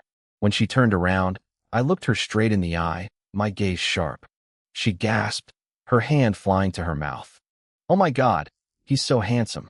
A word of advice, I said smoothly. Don't gossip about the male staff. You never know when one of them might end up being the chairman's son-in-law. The girl's brain completely shorted out. Lin Yuan, stop embarrassing yourself. Yin Qingwen barked, grabbing my arm and dragging me toward the elevator. Back in her office, Yin Qingwen sat at her desk, feeling restless. She found herself constantly wondering what I was up to. She looked toward the hallway and saw me through the glass. I was standing in front of the leaderboard, taking a picture of my name with my phone, looking incredibly proud of myself. I looked like I was getting ready to post on social media. Yin Qingwen's face darkened again. This kid. One moment I was acting like I didn't care about anything, and the next I was showing off. She wanted to catch me in the act, so she pulled out her phone and checked her feed. Then she froze. She realized I hadn't even added her back yet. Her friend request was still pending. She muttered something about me being a freak under her breath. But I wasn't posting for the world to see. I sent the photo to one person, my mother. I typed out a quick message. I told her I'd found a great job and that my boss really valued me. I told her I'd closed a massive deal and was making good money now. I promised her that in a few days, I'd come home and buy her a brand new house. As I put my phone away, my eyes felt a bit damp. Ever since my eye injury, my mom had lived in constant fear, skimping on food and clothes just to save enough for my medical bills. Things were different now. I was going to make sure she lived a life of luxury where no one would ever look down on her again. Meanwhile, back at the hospital, Lee Dehai sat in his office staring at a computer screen. Cold sweat broke out on his forehead. He gritted his teeth and dialed a number. A deep voice answered. It was Black Fox. Lee Dehai told him all his secrets had been dug up, everything. When the voice asked who was responsible, Lee Dehai gave him my name. He told him I was just a driver for the Yin family, but that I had to die or he'd never sleep again. There was a brief silence on the other end. Then, Black Fox sounded surprised. The Yin family's driver? He mentioned it was a strange coincidence. Someone had just placed a $5 million bounty on my head. By 6:30 in the evening, the workday at Ingji Group was over. Zhao Qianqian stepped out, blocking my path with her long, slender legs. She asked where I was going and if I wanted to grab dinner with her. She was tempting, full of charm and a certain mature elegance. I didn't know what to say. Suddenly, Yin Qingwen appeared behind us, her expression icy. She told Qianqian to stay and work overtime. Then she looked at me and told me I was coming home with her for dinner. Qianqian protested, saying she shouldn't interfere with an employee's private life. Then she paused, wondering why the boss said home. Before she could process it, Yin Qingwen dragged me toward the elevator again. On the way back to the estate, I sat in the driver's seat of the Rolls-Royce. I looked serious, my brow furrowed. I told Yin Qingwen I'd noticed something very strange. Seeing my expression, she tensed up, asking what I'd found. I turned to her and told her she seemed jealous. She exploded. I teased her, saying she was jealous because Qianqian was hitting on me. Her scream of frustration echoed through the soundproof cabin of the luxury car. The cold, elegant CEO finally lost her composure, shouting at me that I was full of crap. I just laughed. Messing with her was the highlight of my day. 10 minutes later, I pulled the $20 million Rolls-Royce up to a crowded, low-end wet market. It looked completely out of place. The air was thick with the sounds of vendors shouting prices for eggplants and cabbage. I turned to the still fuming Yin Qingwen and told her that since we were talking about dinner, I'd show off my cooking skills. I didn't wait for her to agree. I just hopped out of the car. She stared out the window at the mud, the noise, and the laborers haggling over pennies. She wondered if food from a place this filthy was even edible. I tapped on the window a moment later, looking embarrassed. I told her the vendors only took cash and I didn't have any on me. Her heart softened for a second. She figured I hadn't just run out of cash. I probably didn't have a cent to my name after spending that $5 million. She couldn't stay mad at her poor savior. She opened her wallet, handed me a thick stack of bills, and told me to ask if I needed more. I grabbed the cash, called her rich, and ran off like a thief. 20 minutes later, Yin Qingwen regretted everything. Giving me that money was the biggest mistake of her life. The trunk of the Rolls-Royce was overflowing. I'd bought over a dozen fish, dozens of pounds of beef, and even a bag of dirt. I had no choice but to pile the rest in the back seat. Now, live fish were flopping around in bags at her feet, splashing water all over her face. Bloody water from the fresh beef was leaking onto the floor mats. She was terrified to even move her feet. She screamed, wondering what she'd done in a past life to deserve meeting me. I tossed one last bag into the car and slid into the driver's seat. She looked at the wriggling contents of the bag, and her skin crawled. I told her they were silkworm pupae, high protein, great for building muscle. She shrieked that they were bugs. I told her to have some dignity and stop screaming, otherwise people would think I was assaulting her.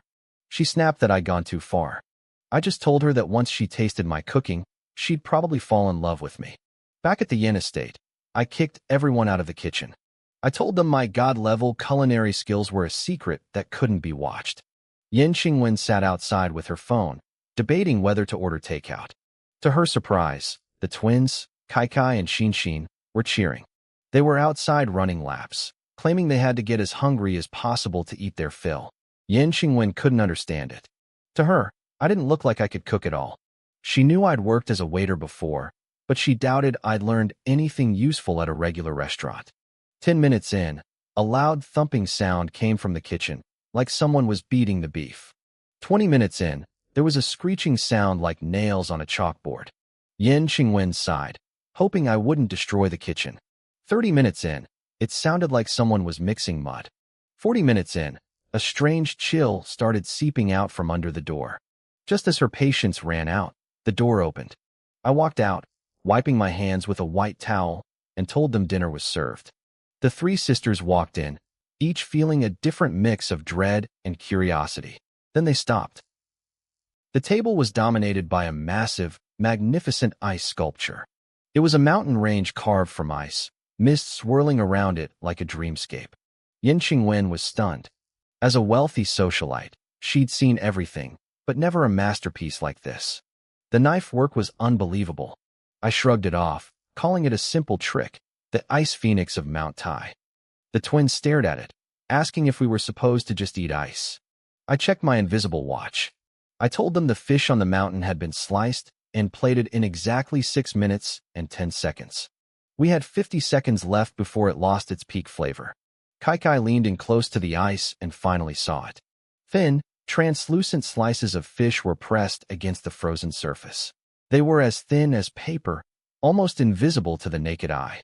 I smiled, picked up a pair of chopsticks, and lifted a slice. It was so clear the light shone right through it. I dipped it in sauce and closed my eyes as I ate. It was perfectly chilled, incredibly fresh, and the texture was flawless. The twins started drooling.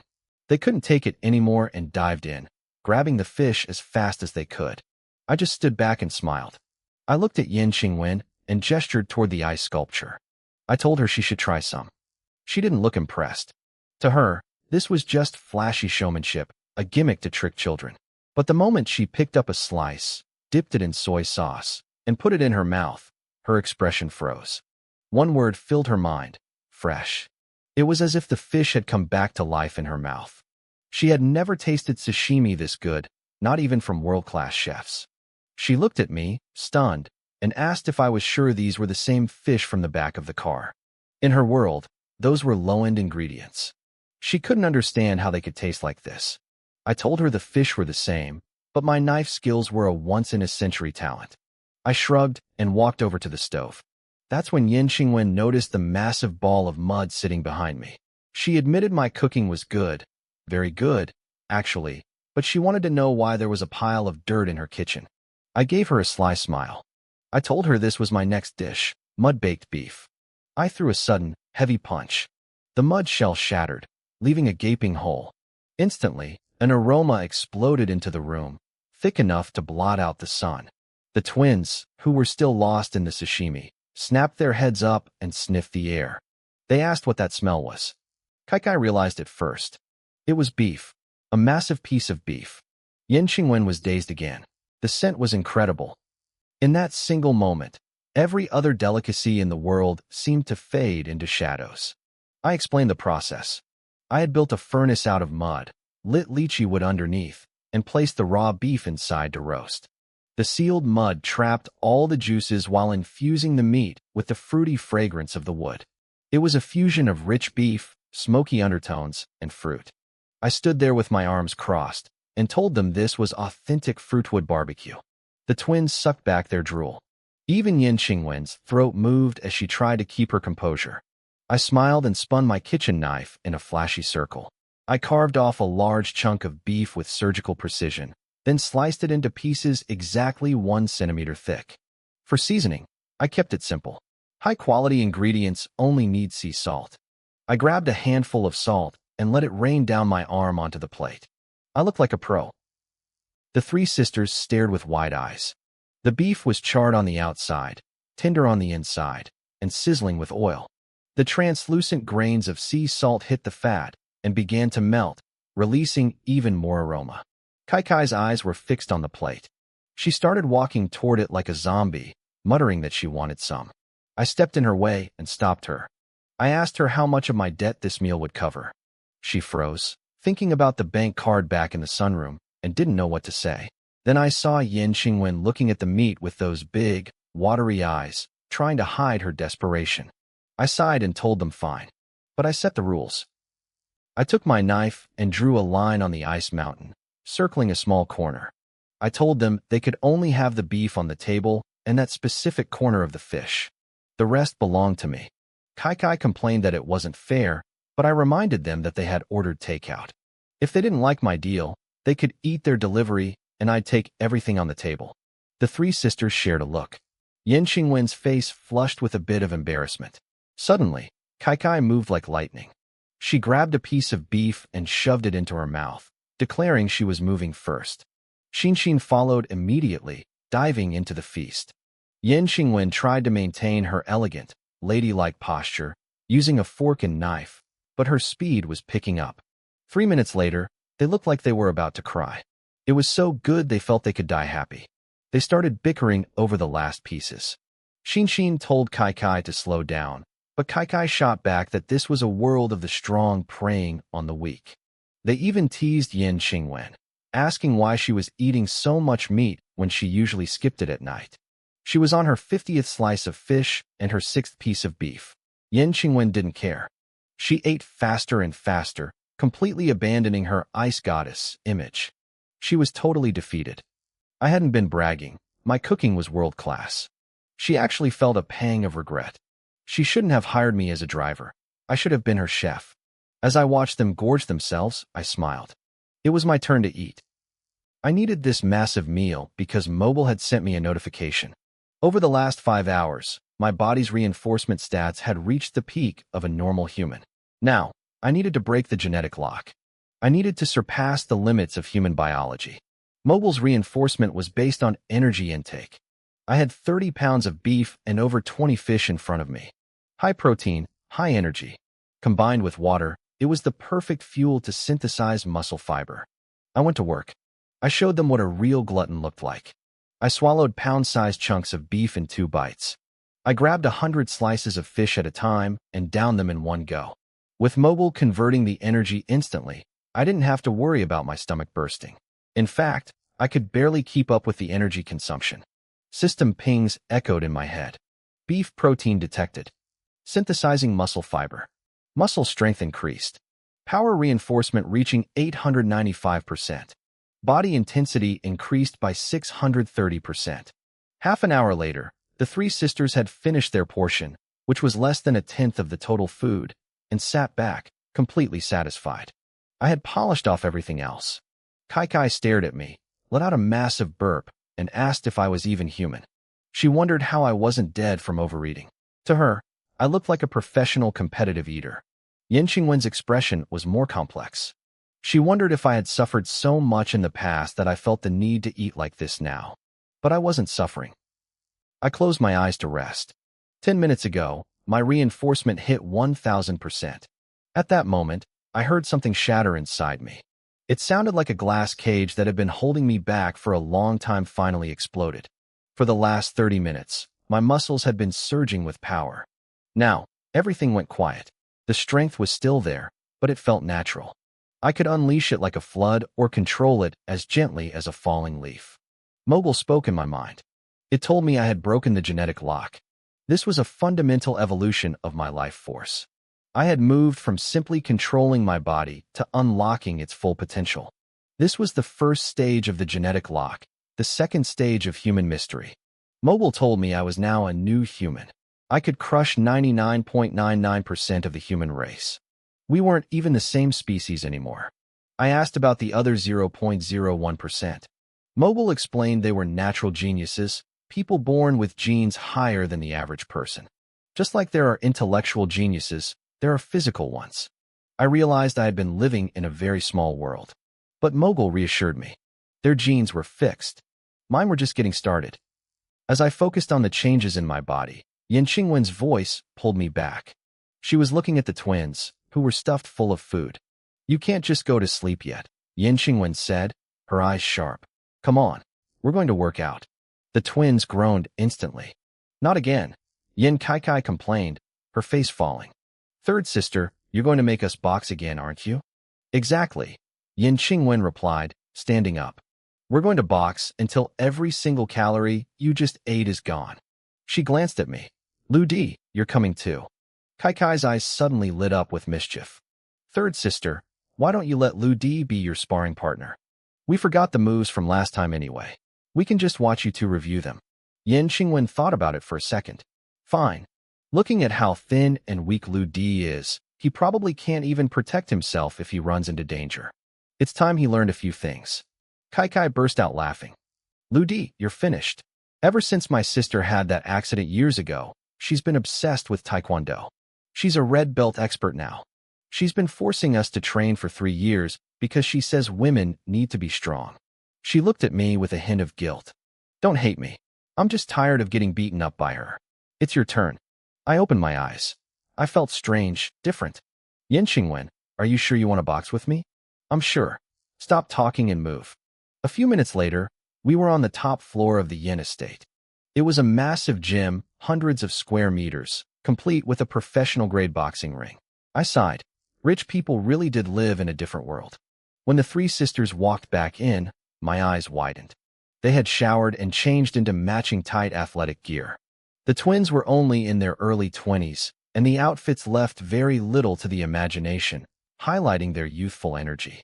Yin Qingwen had her hair tied up in a high ponytail. She wore a white Taekwondo robe over her compression gear. Even with the robe, the curves of her body were undeniable. She looked like a fitness model from a high-end commercial. Lu Di, why haven't you changed? Yin Qingwen asked, frowning at my white shirt and jeans. I don't have other clothes, I said simply. She rubbed her temples. Right. I had bought 200 sets of clothes, and they were all identical. Then how are you supposed to fight me in that? I shrugged. I'll just take the shirt off. But I'm asking one last time, are you sure about this? Would you hurry up? Yin Kaikai shouted from the sidelines. Just let her beat you up so I can get back to my live stream. I need to wait for my husband to drop his new song. Husband? Yin Qingwen asked, confused.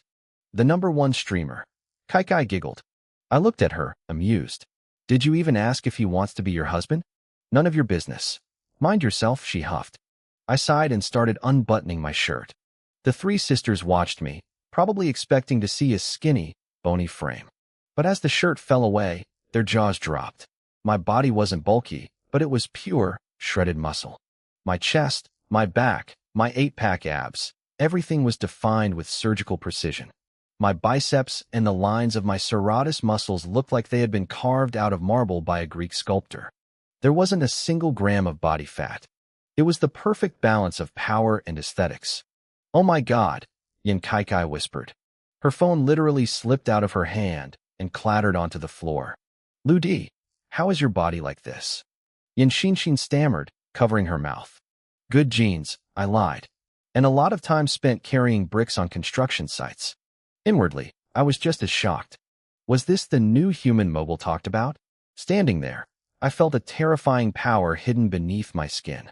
I felt like a leopard ready to pounce, or a lion ready to crush bone.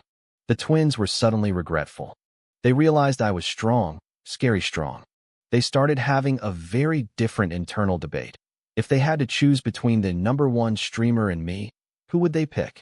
Even Yin Qingwen was stunned. She stared at me, and for the first time, she started connecting me to the mysterious hero who had saved her in the past.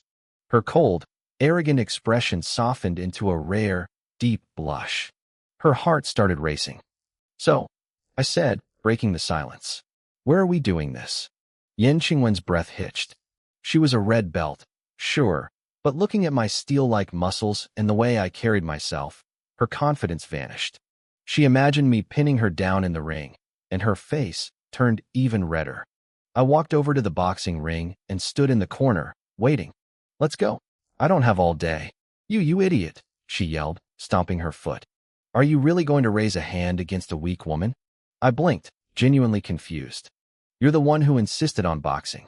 I asked you twice." "You're such a blockhead," she screamed. I couldn't help it anymore. I burst out laughing. I had been posturing a bit, knowing exactly how dangerous I was now. I didn't actually want to hurt her. "All right, Comrade Yin.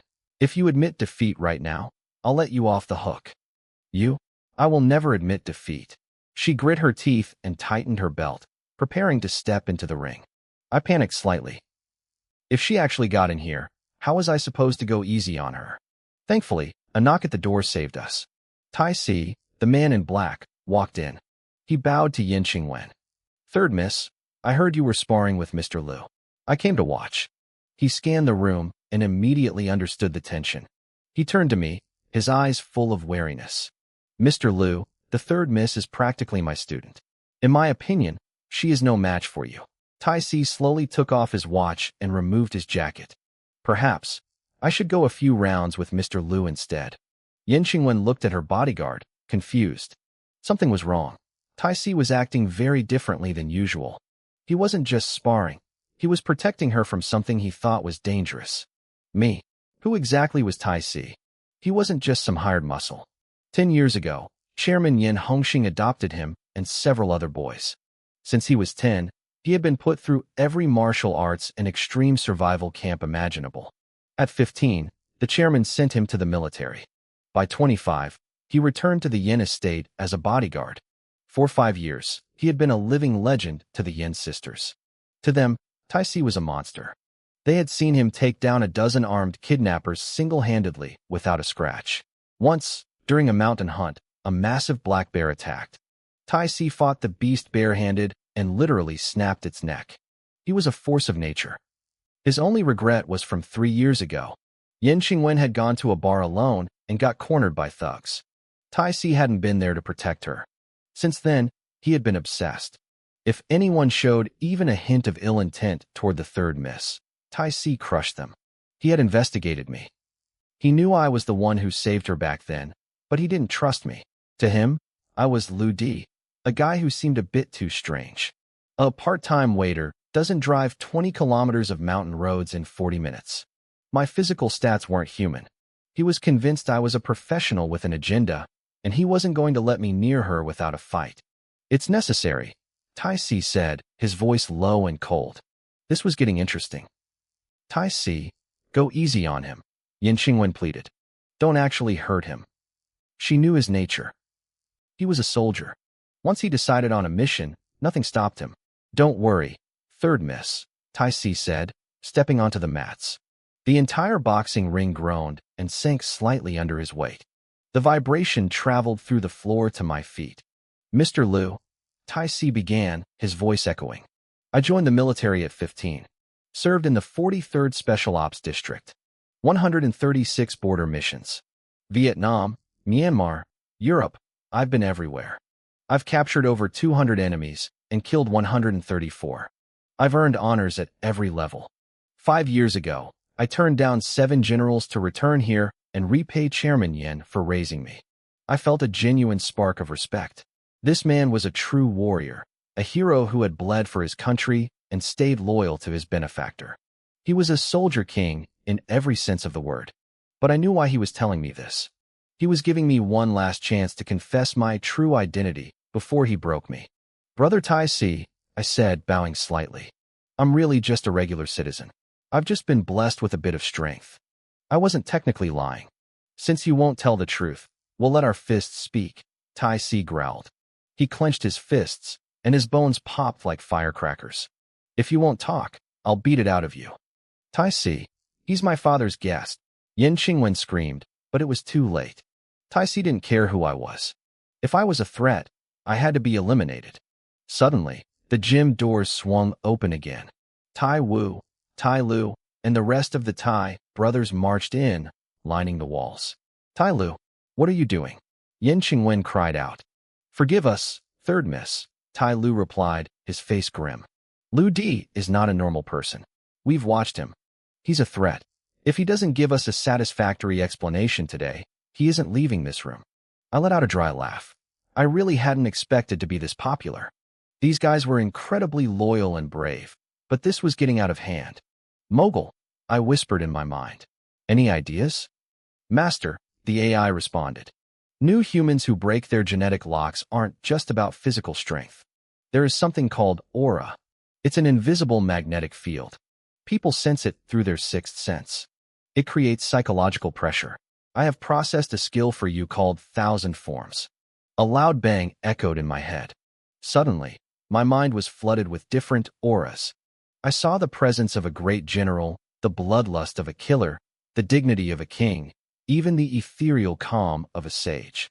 It was overwhelming and magnificent. 1,000 forms, huh? Let's have some fun. I focused. I activated 2 specific auras simultaneously, violence and arrogance. An invisible net of pressure exploded from my body and filled the room. Tai Si, who had been closing in on me, suddenly froze. The temperature in the room seemed to drop 10 degrees. He looked at me, and his eyes widened in pure terror. To him, I no longer looked like a handsome young man. It was as if I had crawled out of the deepest pit of hell. He saw a man who had stood atop a mountain of 10,000 corpses and laughed. This was the aura of a great general who had led millions into slaughter, a man whose path was paved in rivers of blood. Tai Si's brain felt like it was exploding.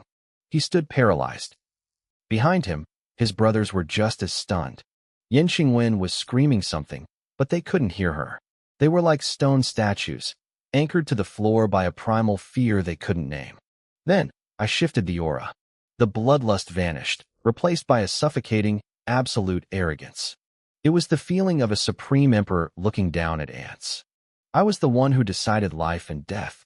I was the one who could turn the tide of fate. I stood there, alone, and the world seemed to bow. I stood there, and the air itself seemed to solidify. My presence felt stronger than 1,000 armies. I gave a silent command with my eyes, and I knew no one would dare disobey. Sweat soaked through Tai Si's shirt in an instant. To him, I wasn't just a man anymore. I was an irresistible force of nature. He looked like a man who would willingly drink a bowl of poison if I handed it to him. That was the power of the aura. His brothers felt it too, their faces turning pale. Only the 3 Yin sisters remained oblivious. They were women who had never seen a battlefield or faced a true predator.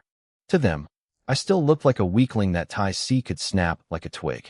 They couldn't understand why their strongest guard was frozen in place, trembling. Tai Si's mind was racing. He realized I wasn't some part-time waiter. In his eyes, I had to be a legend from the military, a king of soldiers from an elite unit. No other life could forge a man with this kind of killing intent. To him, a man with this aura couldn't be a villain. He fought the urge to snap a military salute, instead raising his trembling hands in a respectful cupped fist gesture. Mr. Liu, Tai Si said, his voice deep and raspy. I understand. It was just one sentence, but this proud warrior was bowing his head to me. I let out a sharp laugh and instantly retracted the aura. The pressure vanished as quickly as it had appeared. Understanding isn't enough, I said, a smirk playing on my lips. I haven't had my fun yet. While we were standing there, Mogul had already finished hardwiring Special Forces combat, grappling, and Sonda into my subconscious. I looked at Tai Si and saw right through him. He was strong and sturdy, a powerhouse of a fighter, but he relied too much on brute force. He lacked finesse. Since he was so loyal to the Yin family, I decided to give him a lesson. Plus, I wanted to test out my new human capabilities. It's too crowded here, I said, pointing to a private yoga room nearby. Let's spar in there. Tai Si blinked, wiping sweat from his palms. I would be honored to accompany you, sir. As we walked toward the room, Yin Qingwen's face tightened with worry. Tai Si, that's enough. Don't go too far, she shouted. Tai Si felt a pang of bitterness. Miss, you think I'm the one who wants this? The door closed, and soon, heavy thuds echoed from inside. Yin Qingwen's expression darkened. She was certain I wouldn't be walking out on my own 2 feet. Her guards, Tai Wu and Tai Lu, stood at the door like stone statues. Miss, Tai Lu whispered, his voice shaking slightly. Just trust Mr. Lu this once. He and the others had felt that aura. They knew I was a high-level military master. Inside the yoga room, our fists collided. Tai Si's massive body was sent flying backward. Tai Si, I said calmly, your power is immense, but brute force alone won't win a fight. Yes, Mr. Lu. Again. Thud. He hit the floor again. Put 70% into your strike, I coached. Keep 30% in reserve. You need to be able to retract your force and adapt. Always keep a move in your back pocket. Understood. Thud.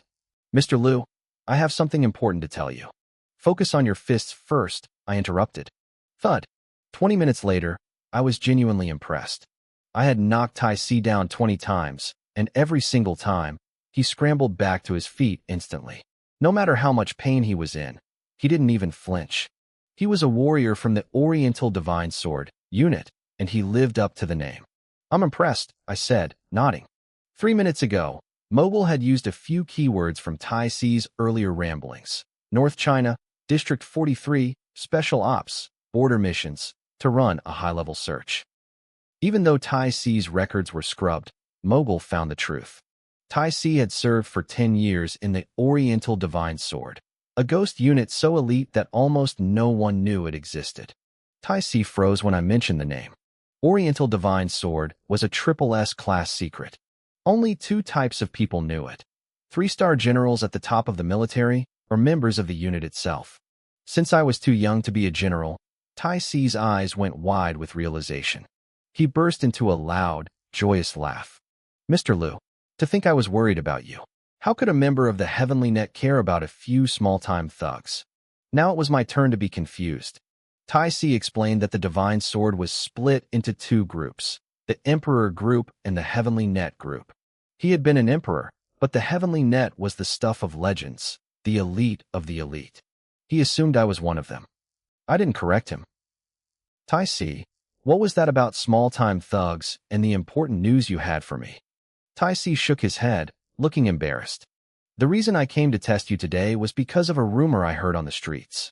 There's a $5 million bounty on your head in the high city underworld. He laughed again. It seems ridiculous now. To a member of the Heavenly Net, those street thugs and assassins are just bottom feeders. I couldn't figure out why anyone would want you dead, but now I get it. A man from the net is bound to have enemies. I frowned. A bounty? 5 million. That was unexpected. I thought back over my life. For 20 years, I'd been a nobody. I only had 2 real enemies since joining the Yin family. Ouyang Fengyu, who saw me as an obstacle to his power, and Li Dehai, the hospital director I'd forced into buying 20 billion in equipment. I chuckled to myself. Tai Si looked puzzled. Mr. Lu, my brothers and I have some influence in this city. Do you want me to send Tai Lu to go settle things? No need, I said, looking up. Who put out the hit? It's a word-of-mouth contract from the underground boss of High City, Tai Si replied. A man nicknamed Black Fox. Black Fox.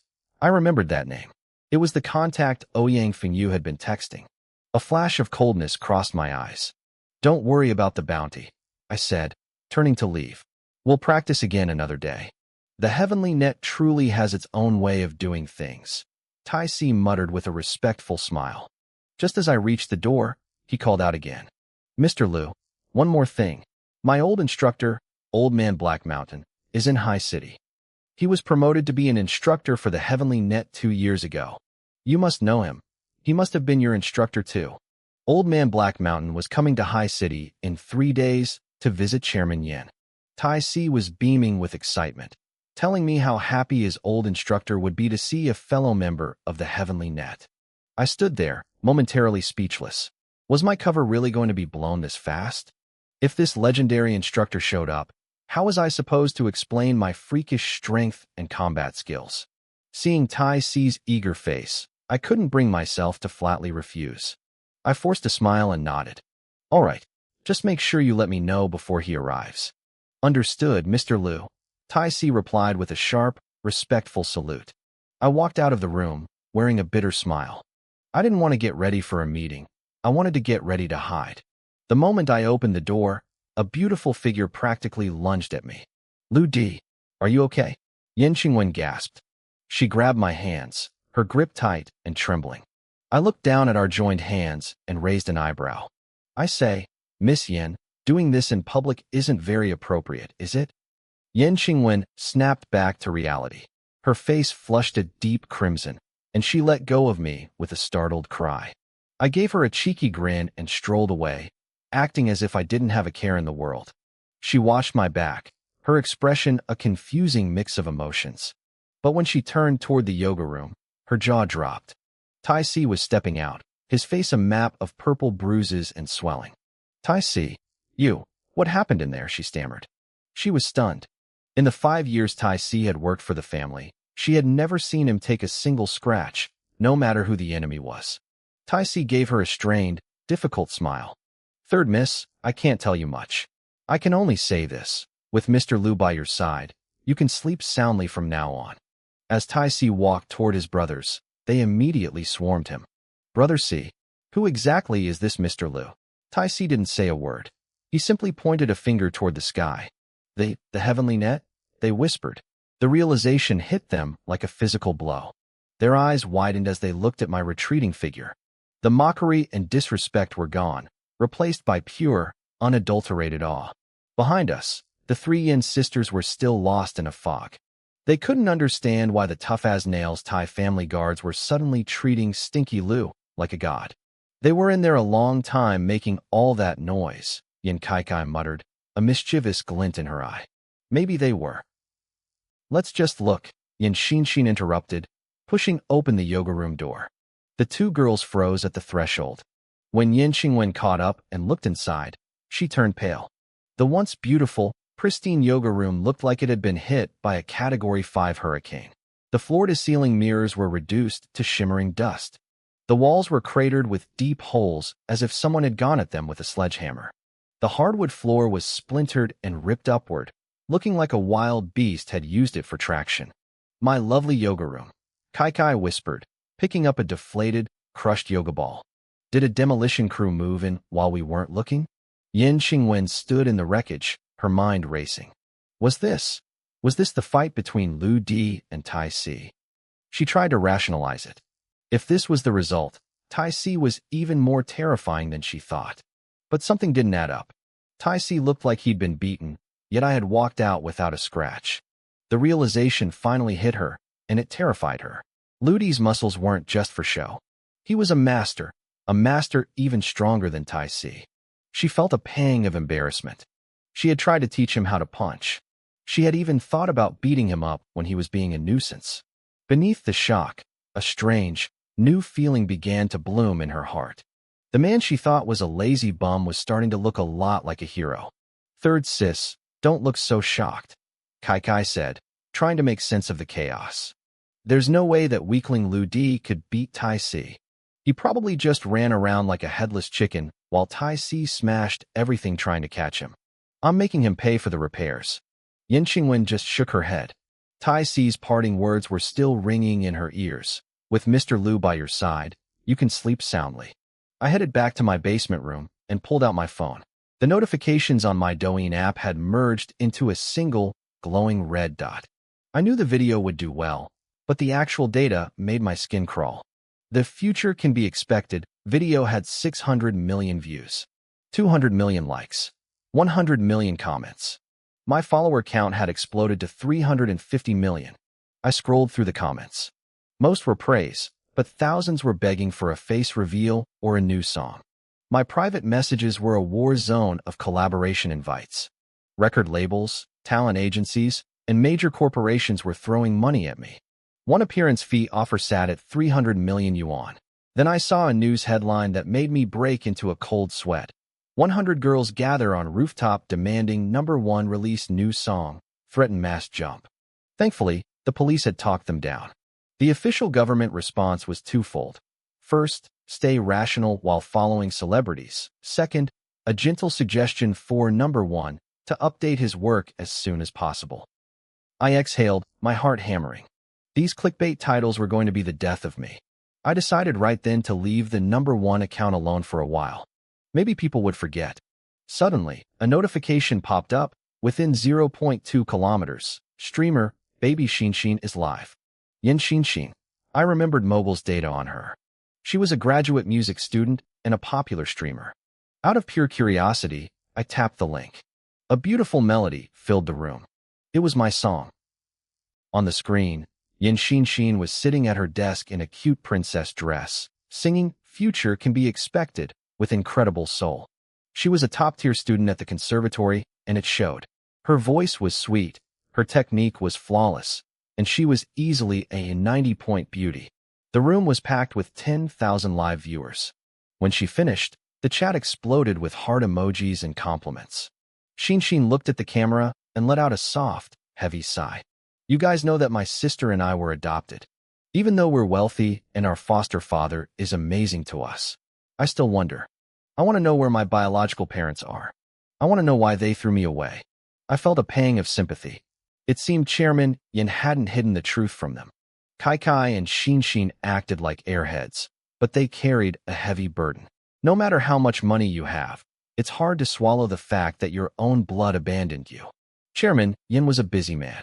These girls had likely grown up raised by nannies and servants in a massive, lonely house. No wonder they were so desperate for attention. Growing up in a house like this, abandoned by their real parents, had clearly twisted their personalities. It explained Yin Qingwen's icy coldness and the rebellious streaks in the twins, Kai and Xinshin. I looked at the dejected girl on my screen and felt a wave of pity. I was just about to tap the screen to send her a few gifts when Xinshin's expression shifted to pure annoyance. Whatever, she snapped at the camera. If I can't find my biological parents, so be it. But do you want to know the worst part? A total stranger moved into our house recently. He's the worst. He's trying to hit on my older sister and clearly just wants our family's money. The chat exploded instantly. Her fans were furious. What? Someone is bullying our beautiful Xinshin. Tell me who he is. I'll put a bag over his head and beat him up myself. I stared at the phone, speechless. Did this little brat really hate me that much? As Xinshin continued her righteous crusade against my character, a single comment flickered in the corner of the screen. Wait. My God. Am I seeing things? Is that account #1? The chat went silent for exactly 2 seconds. Then, a tidal wave hit. It really is #1. He's in the room. The legend is alive. User number 130 in the viewer list. It's him. I need a screenshot. I have to tell my friends. In an instant, the viewers completely forgot Yin Xinshin existed. They began tagging my account like wildfire. #1. Talk to us. Please, are you really there? Look at me. I'm your biggest fan. Xinshin was frozen. Her heart was visibly pounding against her chest as she fumbled with her phone to click on my profile. There it was, one single video, the masterpiece with over 600 million views. It's really him, she whispered, her eyes wide. He's watching my stream? Oh my God, am I dreaming? She sat there like a wooden chicken, completely lost. But the internet didn't wait for her to recover. Within a minute, her viewership jumped from 10,000 to 30,000, then 50, then 100, then 500,000. Notifications began screaming across the screen. User Lu Feng entered the room. User Peng Nan entered the room. The screen became a blur of light. Gifts started falling like a torrential rainstorm, so thick they completely covered Xinshin's face. User I Love #1 gifted 99 super rockets. User Inc. gifted 99 carnival wheels. People were throwing money away like it was scrap paper. They weren't even giving it to her. They were doing it to get my attention. For #1. Support the legend. Please update. Please stream. The server began to lag. The news that I had appeared in a random stream swept across the web like a tsunami. Everyone was calling their friends to witness the event. Shinshin's stream rocketed to the #1 trending spot on the entire platform. The concurrent viewership hit a staggering 320 million people. Even the staff at the app's headquarters were panicking. What happened? Is this a data error? No. The #1 account logged in. He's in a live room. Quick, route all available traffic there. We're about to make history. The barrage of comments was moving so fast I couldn't even read them. The total gift value hit 1 million yuan in 3 minutes. 5 minutes in, it passed 10 million. It was heading toward 100 million with no signs of stopping. People were desperate just to be in the same digital space as me. The signal began to flicker. The app was on the verge of crashing. Down in the second-floor basement of the Yin estate, I lay on my bed staring at my phone in a daze. I had just clicked a link out of curiosity, and I'd started a goddamn riot. It was unprecedented. It was insane. My hand shook. I didn't want any part of this. I quickly exited the stream and logged out of the account. The next morning, the sun was bright, but the internet was still on fire. The heavenly singer appears. Shinshin baby becomes overnight queen. Who is Shinshin to #1? Millions of girls were demanding Shinshin return their husband. Others were demanding she stay live for 12 hours straight until I came back. She had ended the night with 130 million yuan in her gift balance, sitting firmly at the top of the rankings. On the 5th floor of the villa, Yin Shinshin sat in a chair with dark circles under her eyes. Her twin, Kai, stood over her with crossed arms like an interrogator. Shinshin, be honest, Kai demanded. How do you know #1? Kai, I've told you 800 times. Shinshin groaned. I don't know him. Suddenly, Shinshin's phone rang. It was their second sister, the international movie star Yin Siwen. The girls were shocked. Siwen was filming abroad. It should have been the middle of the night for her. Hey, Shinshin. A lazy, beautiful voice drifted through the speaker. Second sister? Why aren't you sleeping? Sleep? How can I sleep? Siwen laughed. I leave for a few days, and you get this capable? Tell me the truth. How do you know #1? Oh my god, Shinshin wailed. Even you? That's the 801st time I've been asked. I don't know him. Liar, Siwen teased. He hasn't moved an inch since his first video. Why would he suddenly drop into your stream if there's no connection? Sister doesn't believe you. Shinshin was on the verge of a breakdown. She wanted to know him more than anyone, but she had sent him dozens of private messages since last night and hadn't received a single reply. Look, I don't care how you know him, Siwen said, her voice turning serious and excited. I need a favor. My new movie needs a theme song. I want #1 to sing it. Better yet, I want to do a duet with him. If he gives his debut to me, the movie will break records, and my career will hit a whole new level. Plus, I really like his voice. I want to meet him. Shinshin gaped. Sister, you're a global superstar. A national goddess. Can't you be a little more reserved? Reserved? Don't you want a brother-in-law? Siwen countered. Help me with this, and I'll give you anything. Didn't you say you liked that European actor, Xiaojia? I'll introduce you. Sister, no, that's not. No excuses. Give me his contact info as soon as possible. Before hanging up, Siwen added one more thing. Oh, by the way, I heard Xingwen's savior is staying at the house. You two girls be careful. Shinshin's face flushed bright red with frustration. I could practically hear her internal monologue screaming. First, her eldest sister was acting strange, and now her second sister wanted to steal #1 away from her too. On top of that, she had no idea how to actually contact the mysterious singer. She felt wronged and completely overwhelmed. She stood up abruptly, looking at Kai. She asked if Kai still wanted to go spend my 5 million yuan soft rice money. Without waiting for an answer, she stormed out. Meanwhile, back at the Ingji Group office building, I was settling into my routine. Lu Di, or rather, me, had just escorted Yin Yuan to her office. I retreated to the secretary's lounge to wait. Zhao Qianqian was there, and she wouldn't stop throwing suggestive glances my way. It was getting awkward. Her attempts to flirt were becoming much more aggressive than before. I checked in with Mogul. He explained that my aura had become a literal magnetic field. It wasn't just about presence anymore. It was releasing a massive amount of raw attraction. My masculine charm had been amplified several times over, and it was happening naturally, beyond my control. I sighed to myself. Being this handsome was starting to feel like a crime. It wasn't just Zhao Qianqian either. Every female employee in the building seemed to blush or hide a shy smile the moment they saw me. I decided to ignore the distractions and focus on business.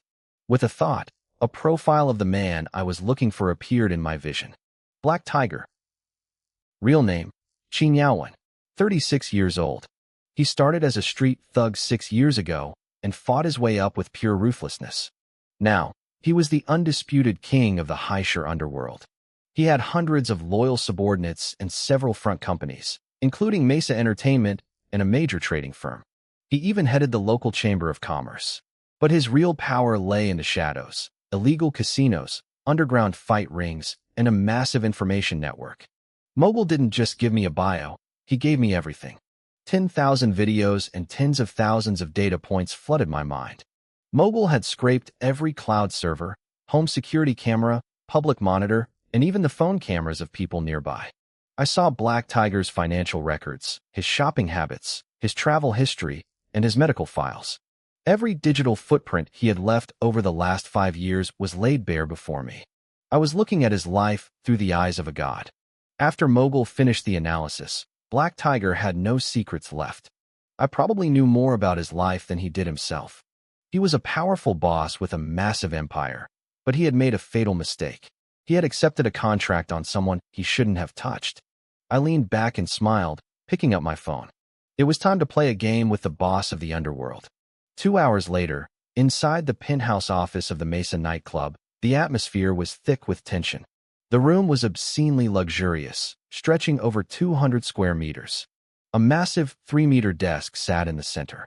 Behind it, a powerful man in a suit with a fur collar sat in the shadows. He puffed on a cigar, the red cherry glowing in the dark. Despite the summer heat, the fur collar added a cold, intimidating weight to his presence. A beautiful woman in a red cheongsam stood behind him, gently massaging his shoulders. A frantic knocking broke the silence.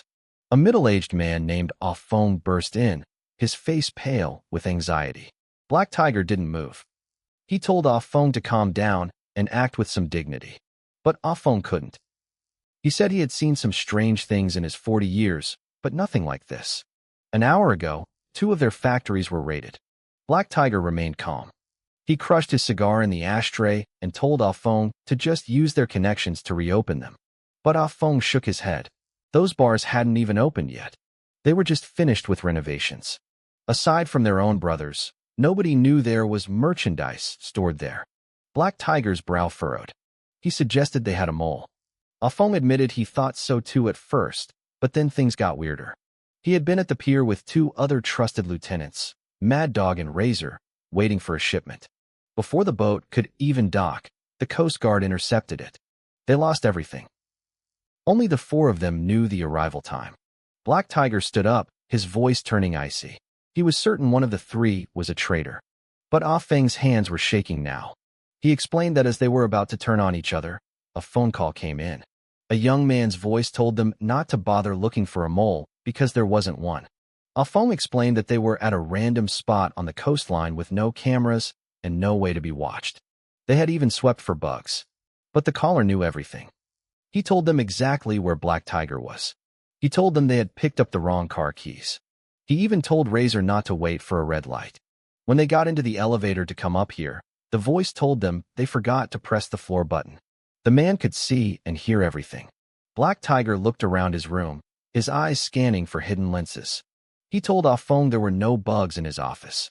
He stood up, towering at nearly 2 meters tall with a chest like a stone wall. He admitted their opponent was unusual, but he didn't believe in ghosts. If the caller was a living person, he had to leave a trail. Black Tiger bit into a new cigar. Ah Feng scrambled to find a lighter, but couldn't see one. Suddenly, Black Tiger's phone on the desk began to ring. Ah Feng's voice trembled as he confirmed it was the same number. Black Tiger signaled him to answer and put it on speaker. A young, playful voice filled the room. "Your lighter is in the LV bag." The 2 men froze. Their skin crawled. Ah Feng frantically dug through the bag on the desk. He couldn't find it at first. It's wedged between those scandalous photos of the starlets you're blackmailing, the voice said lazily. Ah Feng pulled out the photos, and the lighter clattered onto the desk. By the way, the voice continued, that pile of dirt you have on the city officials? It's all fake. You got scammed. Idiot. Cold sweat broke out on Black Tiger's forehead. He slammed his hand down on the bag, staring wildly around the empty room. And tell your mistress you won't be coming over tonight, the voice added. In fact, you aren't going anywhere. Who the hell are you? Black Tiger roared into the phone. If you're so sure I'll leave a trail, come find me. The line went dead. I had heard enough. The office was eerily quiet. Ah Feng stood to the side, frozen, not daring to even breathe. Black Tiger's face was grim. He knew he had hit a hard wall this time. If this stranger knew exactly where his lighter was, he had no secrets left. He was a walking dead man. Suddenly, the black-haired beauty behind Black Tiger leaned in and handed him a note. It suggested tracking the phone number. Black Tiger's eyes lit up. He covered the note with his hand and whispered to Ah Feng, telling him to go immediately. He wanted the best hacker on the streets, no matter the cost. He needed to find this person now. 30 agonizing minutes passed. Black Tiger was now hiding in a cramped storage room, waiting for news. Finally, the report came in. The location was confirmed.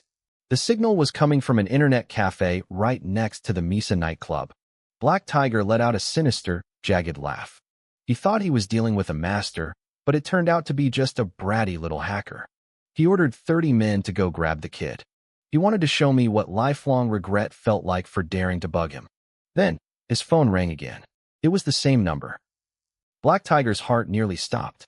This was a brand new phone with a fresh SIM card. He answered it with trembling hands. My voice came through, calm and indifferent.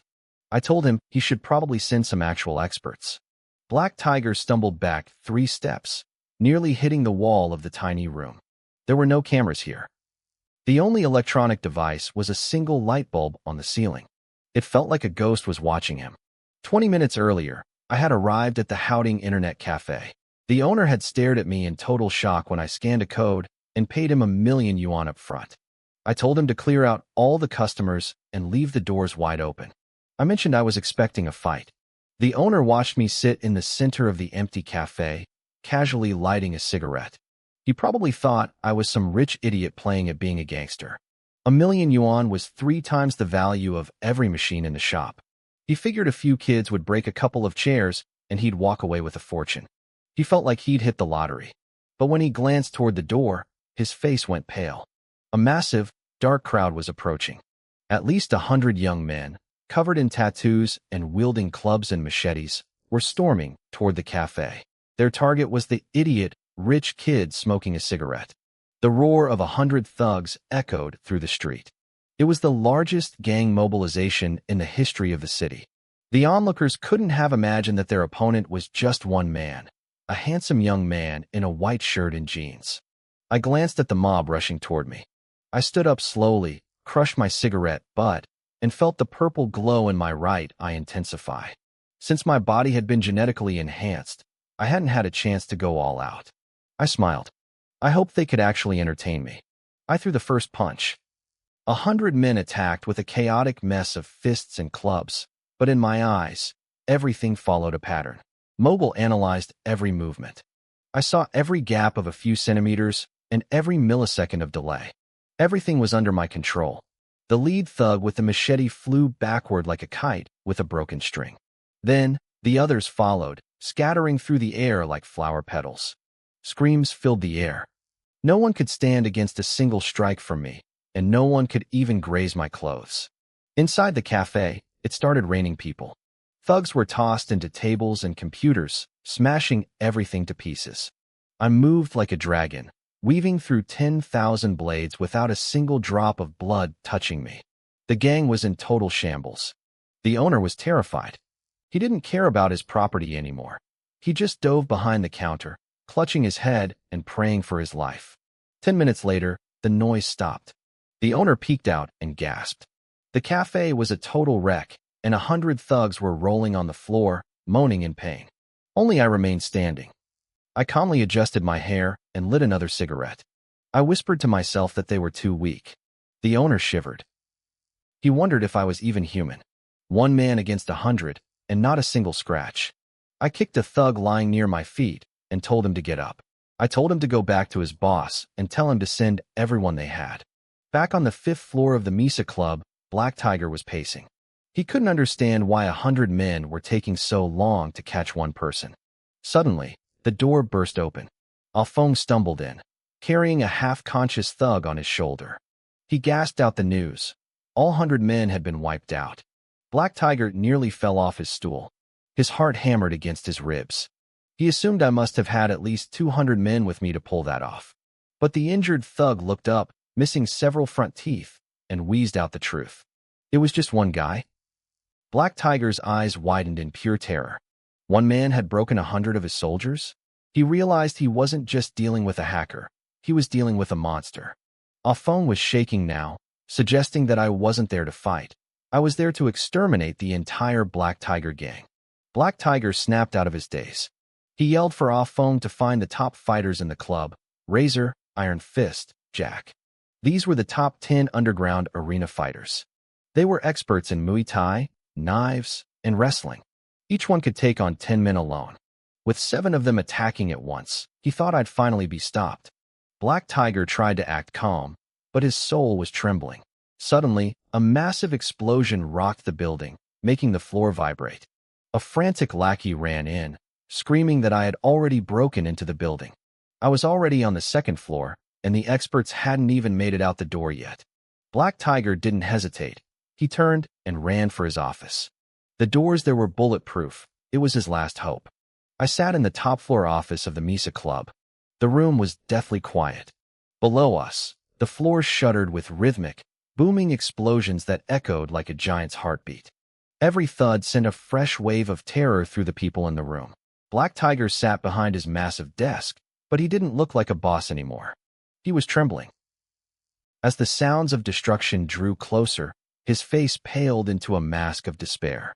He knew his top fighters, Razor and the others, were already finished. To him, the noise wasn't just footsteps. It was the approach of the Grim Reaper. He was lost in a fog of confusion, wondering who I was and how he had managed to provoke a monster like me. The footsteps stopped right outside. Cold sweat poured down their faces. Then, the door didn't just open, it disintegrated. Wood splinters flew through the air as the heavy metal door twisted like tinfoil and blew inward. Through the settling dust and smoke, a massive shadow appeared. A 2-meter-tall giant slowly stumbled into the room. Black Tiger's eyes nearly popped out of his head. It was Jack, the European powerhouse from the underground rings. But Jack wasn't fighting. He was limp, his massive body dangling like a wet rag. I stepped over the threshold, wearing my clean white shirt, holding the 300-pound giant by the throat with just one hand. I carried him as easily as if I were holding a couple of green onions. I tossed Jack onto the floor in front of Black Tiger's desk with a dull thud. He looked like a dead fish. Black Tiger stared at him, feeling as if he had been dropped into an ice cave. I ignored him and sat down on the sofa, pulling out my Zippo to light a cigarette. I let my mind drift, activating my heroic overlord aura. Suddenly, the atmosphere in the room shifted. It was as if a war song was screaming in their ears. They saw visions of howling northern winds and desolate plains where thousands of soldiers charged into a bloody slaughter. They saw a lone general standing atop a mountain of white bones, his crimson cape fluttering against a blood-red sunset. He turned his head, and a terrifying, world-conquering pressure erupted. Black Tiger and his crew shook violently. Their legs felt weak, their bodies betraying them as they felt an uncontrollable urge to kneel and worship. The music snapped off. The vision vanished. They shook their heads, finding themselves back in the office, but the sight of Jack unconscious on the floor reminded them that a living demon was sitting right there. I exhaled a slow cloud of smoke, staring out the window at the scenery. It was a simple, mundane gesture, but it made their skin crawl. To them, I wasn't just a guy who beat up 100 thugs. I was a conqueror who could slaughter everyone in this building without blinking an eye. "Let's talk logic," I said softly. They flinched. I blew another smoke ring and continued. "I'm a kind-hearted, harmless young man. And yet, someone put a $5 million bounty on my head in the black market. Black Tiger, you tell me, Where's the justice in that? Black Tiger's throat was dry. He wanted to scream. Justice? I had dismantled his entire gang, punched through a bulletproof door, and scared him half to death. And now I wanted to talk about justice? He wondered who the hell had been stupid enough to put a hit on me and drag him into this nightmare. Big brother. Look, he stammered, trying to find an excuse. There must be a misunderstanding. Shut up, I interrupted, flicking my ash onto the floor. You don't have a seat at this table.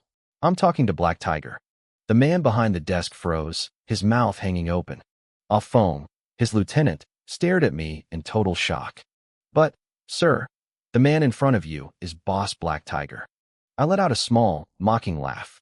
The underground boss of Sea City, Black Tiger. You really are something. Your strategy and cunning are impressive. But I'll give you 10 seconds.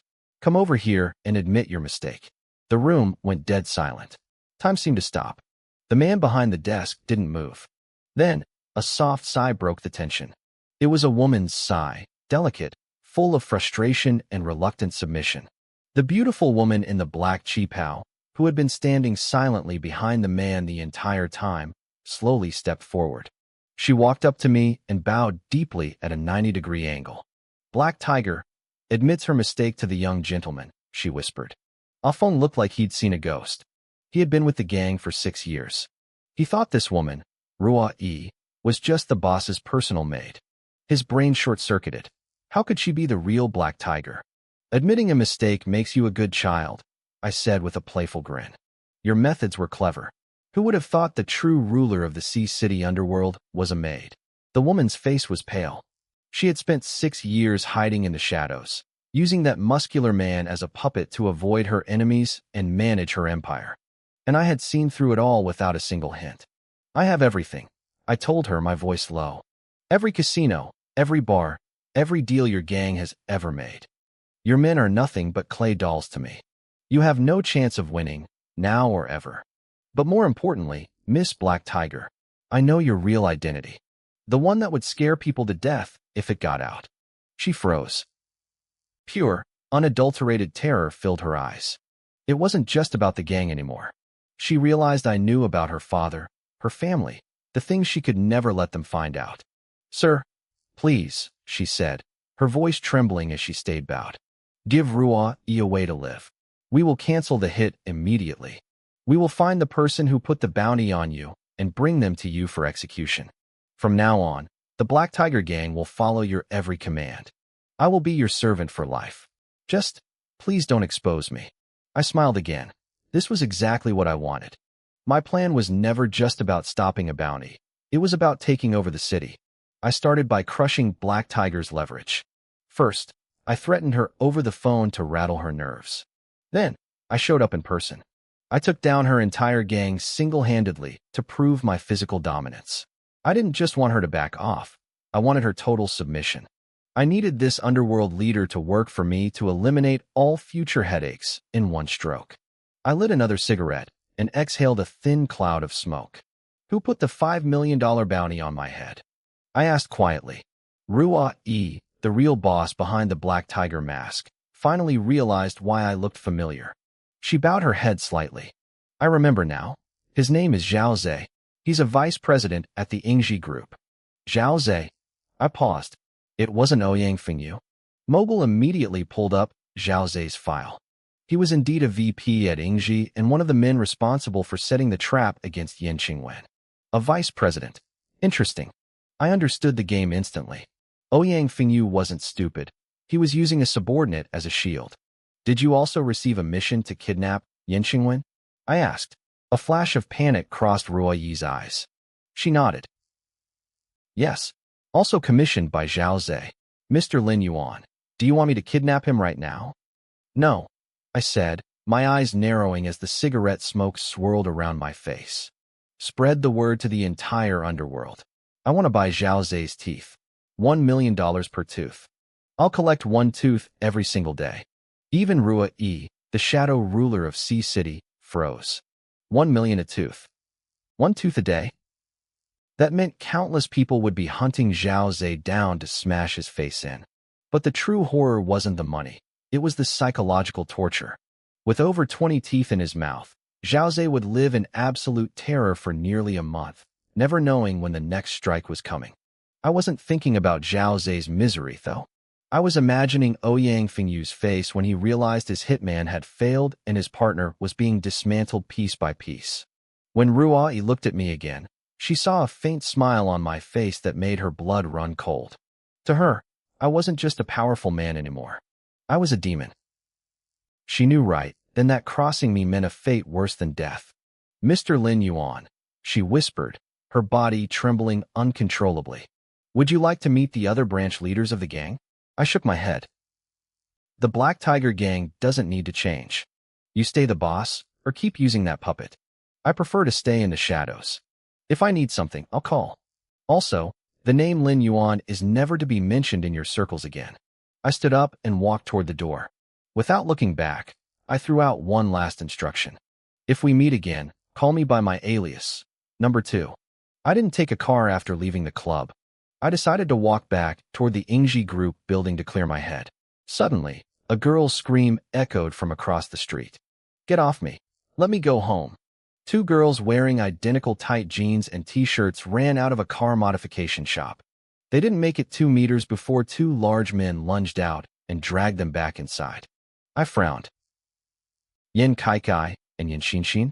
What were the twins doing here? Mobile informed me that this shop, Huawei Auto, sat directly on top of one of the Black Tiger gang's underground casinos. Those 2 brats were looking for trouble again. I sighed, feeling like I must have owed the Yin family a debt in a past life, and headed into the shop. I followed a hidden elevator down into a massive, 1,000-square-meter underground casino. It looked like something straight out of a high-stakes gambling movie. A crowd was gathered around a far table, whispering excitedly. On one side sat a cocky young man with dyed yellow hair and a silver stud in his ear. On the other side stood the twins, looking trapped. Ladies, the hand isn't over yet, the yellow-haired man said, smirking. Running away now is against the rules. Kaikai puffed out her chest, trying to look tough. What rules? We already lost 6 million. We're out of money, so we're done playing. I could tell they were regretting everything. They had come here to blow the 5 million I gave them, thinking it didn't matter since it was my money anyway. But in less than 20 minutes, they had lost the full 5 million plus another million of their own savings. Xin had money from her streaming fans, but she couldn't withdraw it yet. They were stuck. Don't act like I don't know who you are, the man sneered. You're the daughters of the richest man in the city. A few dozen million is pocket change for you. If you're out of cash, call home. He pointed to the cards on the table. You bet $1 million on this hand. I bet 3 million. Are you calling or folding? That was all our pocket money, Kaikai snapped. And we can't let our family know about this. The man laughed, his eyes wandering suggestively over their bodies. No money? Fine. You can pay with yourselves instead. I've been in this game a long time, but I've never had a pair of twins before, especially ones as beautiful as you. The crowd erupted in dirty laughter. The girls turned pale and tried to bolt, but the thugs behind them pinned them down. I'll give you 5 minutes, the man said, his voice dropping to a predatory growl. If you don't have the cash by then, I'm taking you to the back room to settle the debt personally. I thought this was a big deal, I said, stepping through the crowd with a calm smile. But we're only talking about a few million? Lin Yuan, the twins screamed, looking at me like I was a literal angel sent from heaven. Help us. The yellow-haired man looked me up and down, noting my cheap clothes. Oh, a hero? You look like you can't afford a bus pass, let alone their debt. Honestly, I didn't want to come in, I said with a shrug. These 2 are incredibly annoying. But I can't exactly watch you ruin them, can I? The girls glared at me, but they kept their mouths shut. I was their only hope. Lin Yuan, can you actually pay them? Kaikai asked, her voice trembling. Then she winced, remembering I was supposed to be poor, and that my 5 million was still back at the villa. Xin's eyes darted around. Lin Yuan, I know you're broke, but listen. Call our third sister. Borrow $1 million from her to pay this off. Once my streaming money clears, I'll pay you back 1.1 million. Please. So you're telling me I can earn $100,000 just like that? Xin asked, her eyes lighting up. She looked like she was actually impressed with her own cleverness. To her, 100,000 was a fortune, and she was certain a poor guy like me wouldn't be able to resist. I let out a dark chuckle and turned to walk away. I think I'd rather just watch you two get what's coming to you. Lin Yuan. Wait, Kai shouted, panic lacing her voice. 20,000. I'll pay you 20,000 extra. Is that enough? I stopped and sighed, turning back toward the gambling table. These two spoiled brats really needed a lesson. They had no idea what the word respect even meant. I'm not paying your debt, I said calmly, stepping back into the circle. But I don't mind placing a bet of my own. I narrowed my eyes. Instantly, the interface in my vision flickered, pulling up the data on the yellow-haired man across from me. His name was Rin Buiyuan. He wasn't just some random thug. His father was Rin Chuan, a man on the city's rich list with a net worth in the billions. But Buiyuan was a classic failure of a son, a degenerate who spent his life gambling, fighting, and tricking young girls. He didn't care about the million-dollar debt. This whole game was a trap he'd set specifically to ruin the twins. Buiyuan looked at me with pure annoyance. Could you stop acting like a big shot in front of me? A bottom feeder like you really thinks he has a chance with girls like Kai and Xin? Fine. How do you want to play? He gave me a mocking grin, gesturing to the cards already on the table. I didn't rush. I glanced at my 3 face-down cards and calmly lit a cigarette. You bet 3 million, right? I asked, blowing out a cloud of smoke. I'll see that, and I'll raise you 5 million. The room went silent. Lin Yuan, where did you? Xin started, but Kai slammed her hand over her sister's mouth before she could reveal I was supposed to be broke. Kai leaned in close. Her teeth clenched as she whispered in my ear. Are you insane? You're raising the bet instead of paying the debt. Do you even have 5 million? You're going to get us killed. I ignored her completely. I looked straight at Buiyuan and smiled. Your move. The game was simple, 3 cards each, betting on who had the highest hand. It was pure psychological warfare. Interesting, Buiyuan said, his eyes gleaming. We've got a hero in the building. He checked his cards again. He was holding a straight flush in hearts. The odds of getting that were astronomical. It was a near-guaranteed win. Plus, he had already bribed the dealer. He didn't know exactly what I had, but he knew the dealer had made sure it wasn't better than his hand. Buiyuan leaned back arrogantly. 6 million. Going up by 1 million at a time is boring. I didn't even blink. 20 million. Kai's heart nearly jumped out of her chest. She thought I'd lost my mind. Xin was frantically tugging at the hem of my shirt, but I kept my eyes on Buiyuan. Are you in or out? I asked. Buiyuan laughed. He thought my strategy was pathetic. In this game, if you didn't call, you lost everything you'd already put in. He figured I was just trying to scare him off with big numbers. I'll play your game, Buiyuan sneered. 25 million. 100 million, I said flatly. The entire basement went dead quiet. People looked at each other, wondering if they had misheard me. 100 million? Who is this guy? Buiyuan froze. I wasn't playing by the rules. Jumping from 25 million to 100 million was insane. His entire personal savings only added up to about 300 million. If we kept going at this rate, he'd be cleaned out in 3 rounds. He wanted to have some fun with a few tens of millions, but suddenly we were talking about life-changing wealth. Wait a minute, Buiyuan barked, slamming his hand on the table and pointing at my face. I almost let you bluff me. You say 100 million, but where are your chips? You haven't exchanged a dime. Kai gasped. She realized the game was up. I didn't have that kind of money. She had been hoping I could just scare him away, but now he was demanding proof. Thinking fast, Kai stepped forward. Watch your mouth. Lin Yuan is the son-in-law of the Yin family. 100 million is pocket change to him. He could pull out $1 billion if he wanted to. Cut the crap, Buiyuan snapped. I want an asset verification. Now, he waved over the casino manager. These high-end underground spots had direct links to banks. Verifying someone's balance was easy. No, you can't, Kai shouted, throwing herself in front of the manager. She knew that as soon as they swiped my card, we were dead. Relax, Kai, I said, my voice smooth. I reached into my pocket, pulled out a plain bank card, and held it out to the manager. Go ahead. There's no password. The manager bowed slightly, took the card, and headed to the back counter to run the check. We're dead, Xin whispered, her face pale. Kai, we have to fight our way out. I'll hold them off, you run. No, we should call the police, Kai stammered. They were both spiraling into a panic. Wei Yuan just watched with a smug grin. He had caught a glimpse of my card, a standard People's Benefit card from a local commercial bank. It was the kind of card they gave to students or low-income workers. If I were a billionaire, I'd have a black card or at least a platinum one. To him, I was just a loud-mouthed idiot. 5 minutes later, the manager returned. His face was twitching, and his hands were visibly shaking. Mr. Lin, the manager said, his voice trembling as he performed a deep, 90-degree bow. He held my card out with both hands like it was a holy relic. The verification is complete.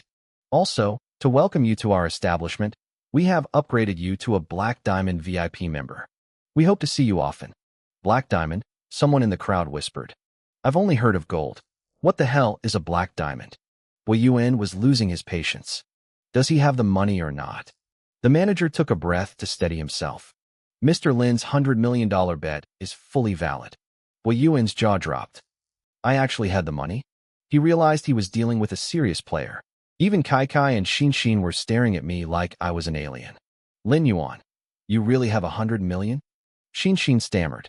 Then that $5 million from before you? I chuckled. What? I'm not allowed to be rich. I turned back to Wei Yuan. Well, young Master Rin, are you calling?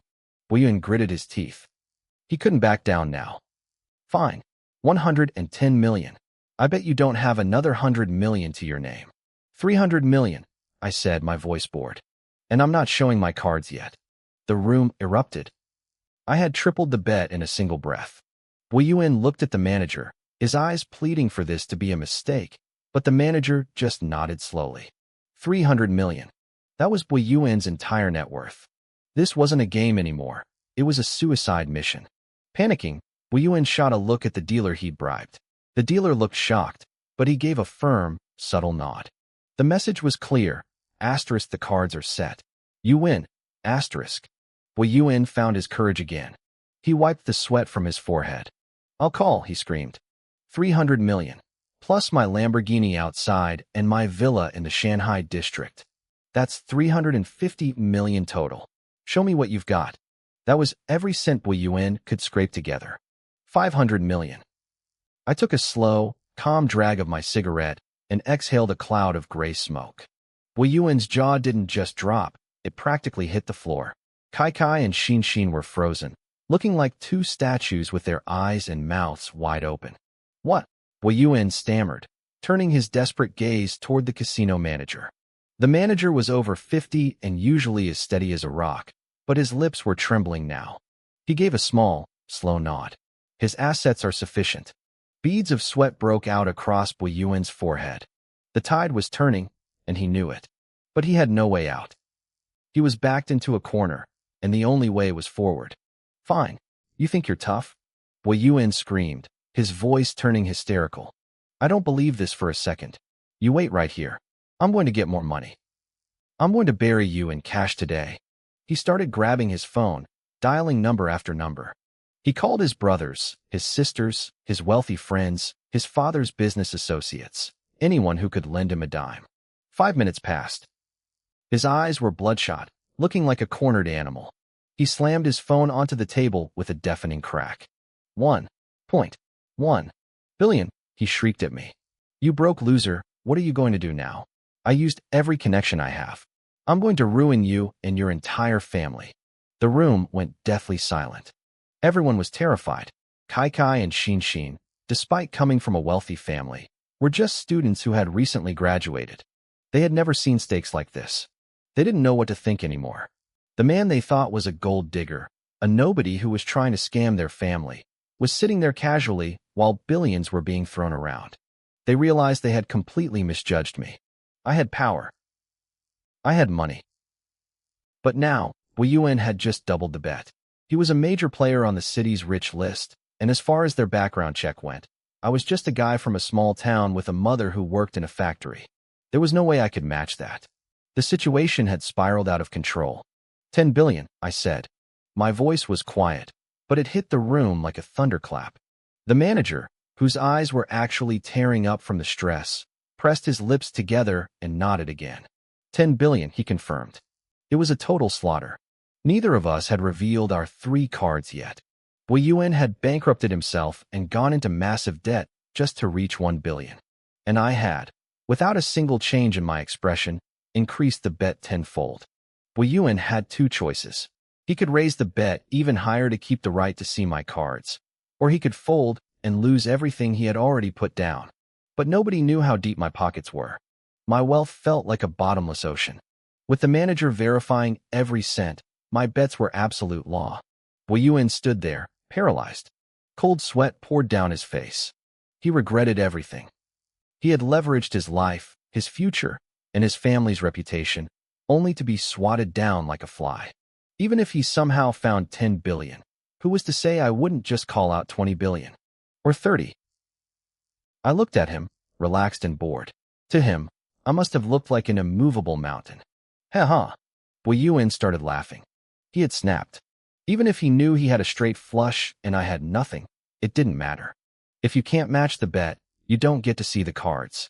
He had tried to set a trap to get the Yin twins into bed, and now he was broke, humiliated, and utterly crushed. Suddenly, Wei Yuan lunged forward, grabbed his 3 cards, and shoved them into his mouth. He started chewing frantically, his face twisting into a mask of rage as he struggled to swallow the paper. The cards are gone, he muffled through a mouthful of pulp. The game is over. Nobody knows who won. I sighed softly, watching the pathetic display. I guess this was what it looked like when someone reached their breaking point. He had brought this on himself. If you live by the sword, you die by it. The manager frowned deeply. Mr. Ren, do you think our casino's oversight doesn't exist? You lost to Mr. Lin. You must pay the full amount. Wei Yuan spat out bits of card stock, his voice thick and slurred. Don't think I don't know who runs this place. You're under the Black Lake gang. The second in command, Lord Feng, is my uncle. I'm not paying a cent. I'm calling him right now. When he gets here, let's see who dares to make me pay. He glared at me with pure venom. You little brat, you really thought you could win? I was just playing with you. When my uncle gets here, you won't just lose your money. You won't be walking out of here alive. And these 2 Yin girls? I'm going to handle them right here in front of everyone. Let's see who stops me. He laughed like a maniac and pulled out his phone. The room erupted in whispers. The Black Lake Gang was the most powerful organization in the city, with influence in both the legal and illegal worlds. Their second in command was a legendary figure. People looked at me with pity now. The manager looked lost. He hadn't known Wei Yuan had that kind of connection. My uncle is on his way. Wei Yuan sneered, looking confident again. So what if you have 10 billion? To the Black Lake Gang. You're just an ant I can crush whenever I want. Kai and Xin were trembling. They had been happy for a second when I won, but now they were terrified. They had heard of the Black Lake Gang. They were dangerous people you didn't cross. Suddenly, the manager's phone rang. He looked at the screen, and his face went pale. Lord Feng, yes. I understand. Yes, sir. He hung up and signaled to the guards. A dozen heavy-set men immediately surrounded our table. The manager walked up to me, looking embarrassed and wiping sweat from his brow. Mr. Lin, I'm incredibly sorry. Lord Feng called. Until he arrives, no one is allowed to leave. He is very angry. I'll try to speak for you when he gets here. Lin Yuan, what do we do? Kai asked, her voice shaking. I leaned back in my chair, put out my cigarette, and looked at her. I'm so scared, I said flatly. Kai looked like she was about to have a breakdown. She saw me fold my arms and close my eyes as if I were taking a nap. Lin Yuan, does that look like a face that's scared? She cried out. Of course, I replied without opening my eyes. I'm terrified. But I'm also a little tired. I'm going to sleep for a bit. When that phone guy gets here, wake me up. Meanwhile, across the city, Lord Feng, also known as Ah Feng, was in a state of total panic. He had just finished cleaning up a massive mess. Earlier that day, a man who fought like a god had single-handedly taken down the entire Black Lake Gang, leaving their headquarters in ruins. But the most world-shaking realization was that the boss he had followed for 6 years was nothing more than a puppet for someone else. I couldn't believe another blind idiot had decided to cross me. This time, it was some brat bullying his own nephew and trying to steal the family fortune. Did everyone think they could just step on me now? I was the second in command of the Black Lake Gang. I was Lord Feng. I'll kill him, I growled. Grab 20 men. We're going to the underground casino. I led my men out, a small army marching toward the basement. Inside the casino, the air was thick with tension. Everyone was waiting for the final act of this drama. The twins, Kai and Shin, were pacing frantically, while the yellow-haired punk stood there with a twisted, smug grin.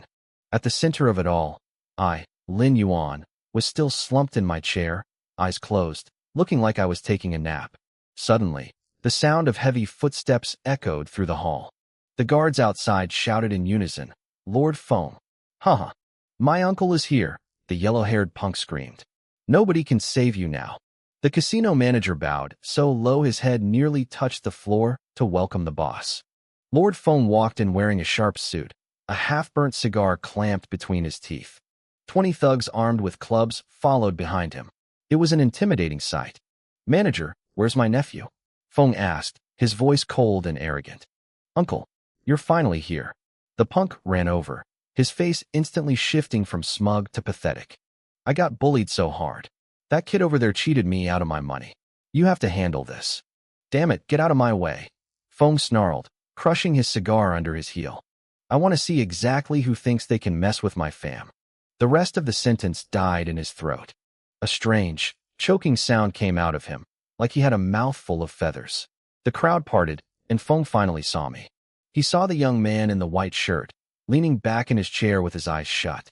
My god-level assistant, Mogul, had already informed me of his arrival, but I didn't move. Feng froze. It was like he'd been struck by lightning. He knew exactly who I was. He was one of the men who had watched me dismantle the Black Lake gang single-handedly earlier that day. "Uncle, don't just stand there," the punk shouted, oblivious. "Tell the boys to move in. Chop him up." Feng's head was spinning. His ears were ringing so loud, he couldn't even hear his nephew's voice. Behind him, his 20 tough guys started trembling. They weren't fish, they had memories. They remembered the monster who had turned their headquarters into a graveyard of broken bones. "Uncle, do it. I'll take the blame for whatever happens. Kill him." The punk grabbed a machete from one of the thugs and made a move to charge at me. "Kill your grandmother," Feng screamed. He swung his arm in a massive arc and floored the punk with a single punch. "Everyone, get him. Beat this idiot to a pulp." The 20 thugs didn't hesitate.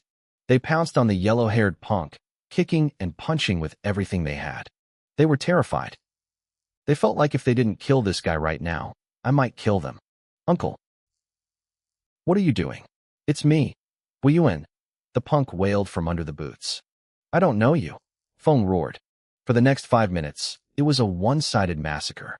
Kai and Shin stood there, mouths agape. They were completely lost. Was this some kind of internal gang war? The rest of the crowd was just as confused, except for the manager, whose eyes flickered with a sudden realization. 10 minutes later, Feng dragged the punk, whose head now looked like a swollen purple grape, over to me. He stood there silently, not daring to breathe. I stretched slowly and opened one eye. "Finished." "Sir, yes. It's finished," Feng whispered. "Good. I'm leaving then. I have to go drive a car in a bit." I stood up and smoothed out my shirt. "Drive a car?" Feng's mouth twitched, but he didn't dare ask questions. "Sir, the things this idiot lost to you. I'll have them delivered to the Miser estate. You can collect them anytime." I pulled out a cigarette. Feng scrambled forward, flicking a lighter to give me a flame. "I feel much better after that nap," I said, exhaling a cloud of smoke. "You too, let's go." I started walking out. Kai and Shin followed me like two quiet little ducklings. Nobody saw the back of Feng's shirt. It was completely soaked through with sweat. He felt like he had just walked through the gates of hell twice in one day.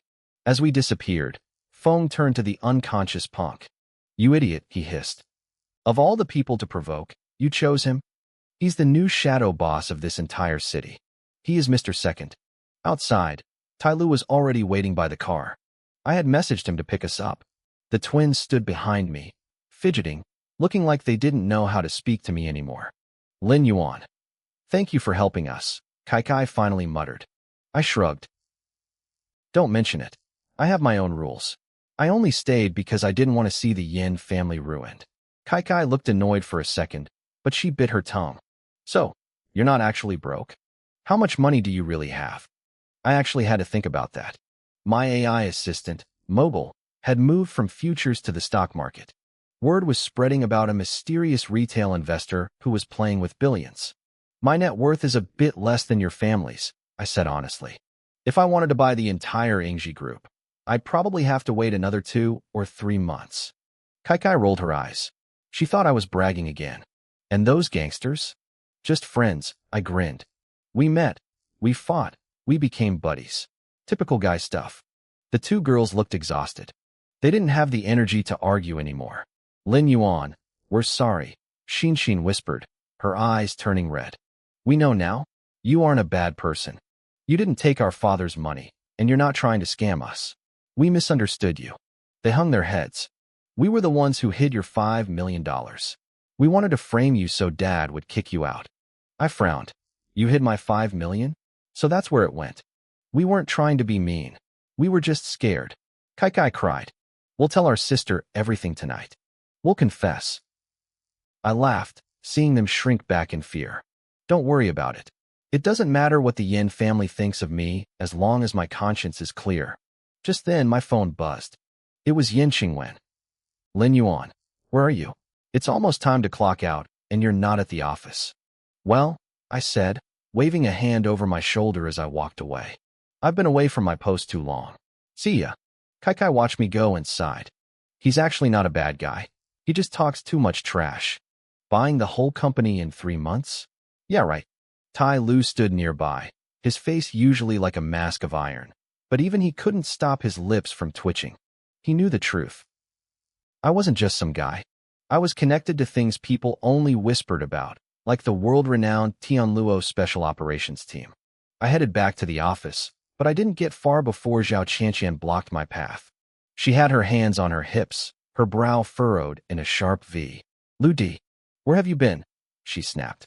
President Wang was looking for his driver, and you were nowhere to be found. Because you vanished, President Yin is punishing you. You have to take me out on a date tonight. I gave her a helpless smile and brushed past her. In your dreams. I walked straight into Yin Qingwen's office. She didn't even look up from her desk. Her expression was ice cold, the kind that could freeze boiling water. You left your post during working hours, she said, her voice flat. Your bonus for the month is gone. She was busy wiping her hands with a wet wipe. Next to her, hanging on a rack, was a white lab coat. It was stained with fresh blood and still swaying slightly. I raised an eye. President Yin, did you just go out and commit a murder? I joked. I knew her secret identity, of course. If I didn't, she'd look exactly like an office serial killer right now. I just came from Lord Tuo's place, she said, finally setting down the wipe. I performed a few surgeries for him. I noticed her hands were trembling. It wasn't fear, it was high-intensity mental strain and pure exhaustion. A small pang of respect hit me. This girl actually had a heart of gold. Lu Di, look at this list, she said, sliding a document across the desk. I scanned it. It was a full page of medical supplies, disinfectants, specialized drugs, and surgical instruments. I just put this together, she continued, her eyes downcast. Lord Tuo's hospital needs these things urgently. Since he won't accept help from the INVINCIBLE group, I'll donate them in my own name. But I don't think he likes me very much. She looked up at me. Find some time tomorrow. Deliver these to him for me. I nodded, feeling a newfound respect for her. You don't understand Lord Tuo. He's actually not that principled. I grabbed a pen and scribbled at the bottom of the list. Next time you go, just bring him a few bottles of high-end Nolinshan liquor. He might even ask you to be his goddaughter. I remembered the first thing Lord Tuo said to me when we met. Little Lu Di, why didn't you bring me any booze? The man was a functional alcoholic. Yin Qingwen stared at the note, then nodded and handed the list to Zhao Qianqian to prepare. She grabbed her bag and stood up. Lu Di, come with me to the bank. The bank? What for? To withdraw money, obviously, she sighed. And before you ask, I have to go in person because of the mess you caused. At 5:20 p.m., we pulled up near the Haisher Commercial Bank. Across the street, tucked away in an unmarked logistics van, an old man sat watching a wall of monitors. He looked to be at least 70, with snow-white hair and eyebrows, but he sat as straight as a spear. His physique was terrifying. He looked like a man in his prime. Instructor, 10 minutes, a massive man standing behind him said. He was a literal tower of muscle, his head nearly touching the roof of the van. Once the bank officially closes and the civilians leave, the exercise begins. The old man, known as Black Mountain, chuckled. Duanhua is such a stubborn old fool. He's supposed to be running the Haisher super police, but he insists on competing with my boys. Simulating a bank robbery? What a ridiculous idea. The giant, codenamed Grizzly, shook his head. To be honest, instructor, Duanhua's men don't stand a chance against us. I know that, Black Mountain said proudly. But we've been brothers in arms for decades. I have to give him some face. That's why I only brought the newbies who just joined the team. I don't want him to lose too badly. He laughed like a mischievous child. But newbies was a relative term. These were elite warriors handpicked from every corner of the country. They were kings of war, men who could take on 100 enemies alone. And the man calling them newbies was the legendary instructor of the Tianluo Empire, the most secretive special forces unit in the country. Grizzly pointed to the screen. The 6 recruits are in position, disguised as customers. When the bank closes, Duan's men will arrive for routine business, unaware of the test. Our boys will then rob the place. If they get the cash away, we win. Good. Black Mountain nodded, leaning back. Let's watch the show. 5 minutes later, I walked into that very bank with Yin Qingwen. Suddenly, Mogul's voice chirped in my head. Lu Di, my calculations suggest something interesting is about to happen in 5 minutes. Red targeting rings appeared in my vision, locking onto several customers scattered around the lobby. Look at them, Mogul whispered. Their coats are thick, but their breathing patterns and muscle outlines show strength and speed far beyond a normal human.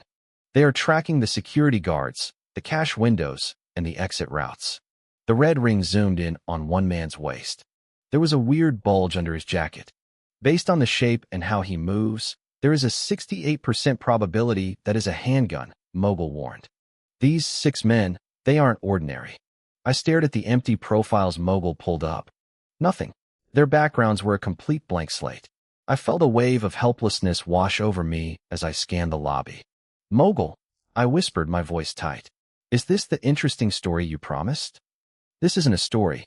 These guys are professional bank robbers. Can't I just have one peaceful day?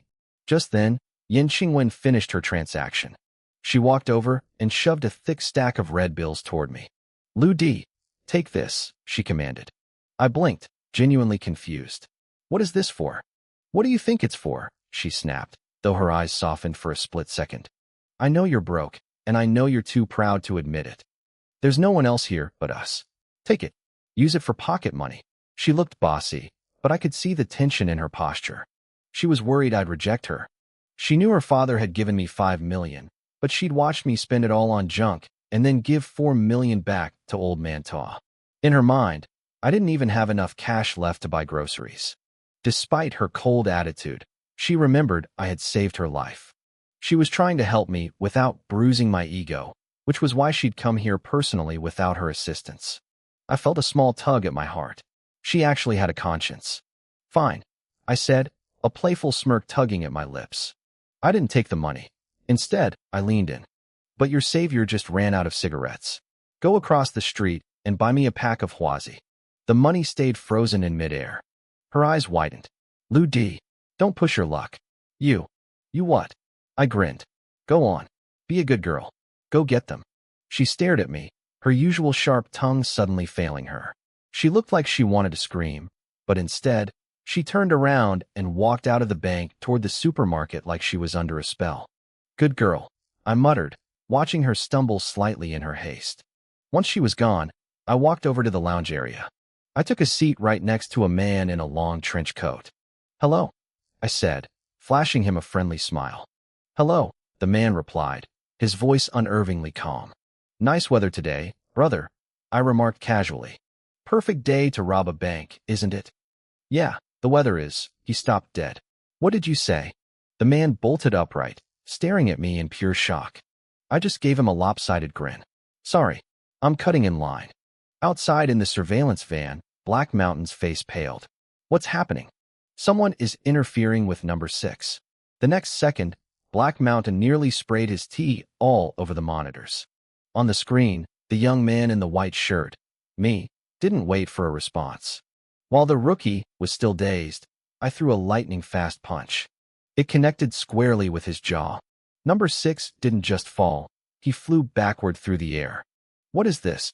Black Mountain roared, jumping to his feet. "Is this a surprise attack from that old ghost Duan? Is he breaking the rules?" Grizzly stared at the screen, his face frozen. "Sir, I've seen the files on all of Duan's men. This kid isn't one of them." They watched in total disbelief as I moved. I didn't stop for a breath. I moved like a dragon, my feet barely touching the floor as I charged the other 5 recruits. The rookies were confused, wondering if the drill had started early, but they didn't have time to think. The lobby turned into pure chaos. Civilians screamed and ran for the exits. On the monitors, the elite recruits tried everything: close quarters combat, special forces grappling, tactical maneuvers. I dismantled it all. Number 1 was sent flying. Number 2 was knocked unconscious. I disarmed number 3 in a blur of motion. Numbers 4 and 5 were KO'd at the exact same time. 2 minutes. That's all it took for 6 of the Empire's finest Special Forces recruits to be completely neutralized. Black Mountain and Grizzly stood paralyzed in the van. "Impossible," Black Mountain hissed, his hands shaking as he pointed at the screen. "I called them rookies to be modest, but they're elites. No random kid should be able to lay them out like that. This has to be a setup. Duan is screwing with me." He was rambling now, his legendary composure shattered. Grizzly was so shocked he stood up too fast, nearly denting the van's steel roof with his head. "Instructor, the kid is leaving." "No, he's not." Black Mountain's beard quivered with rage. "Grizzly, go. Catch him alive. I want to know who he is." Grizzly didn't hesitate. He was a true member of the Tianluo unit, a tier above the recruits. He leapt from the van, his legs pumping with such force that he left divots in the asphalt. He moved like an arrow shot from a bow, straight for the bank. Inside, I stood over the heap of groaning men and dusted off my hands. "I have to admit," I said to the floor, "as robbers, you guys are pretty strong. Too bad you chose the wrong path." Suddenly, the air behind me whistled. A massive shadow, built like a black stone tower, came charging at me. He had the momentum of a heavy-duty steamroller. Another one? I narrowed my eyes. This guy's aura was 10 times stronger than the others. "All right then, I guess I have to take this punch seriously." "Go," I yelled, pivoting my weight. The sound was like a car crash. Grizzly, the powerhouse of the Tianluo unit, didn't just stop. He was launched 10 meters back. He smashed through the wall of the lounge, glass shattering and the ceiling collapsing on top of him. He was buried under a pile of rubble. I stayed in my stance, arm extended, muscles locked. Back in the van, Black Mountain took a sharp, jagged breath. Am I really getting that old? Are my eyes failing me?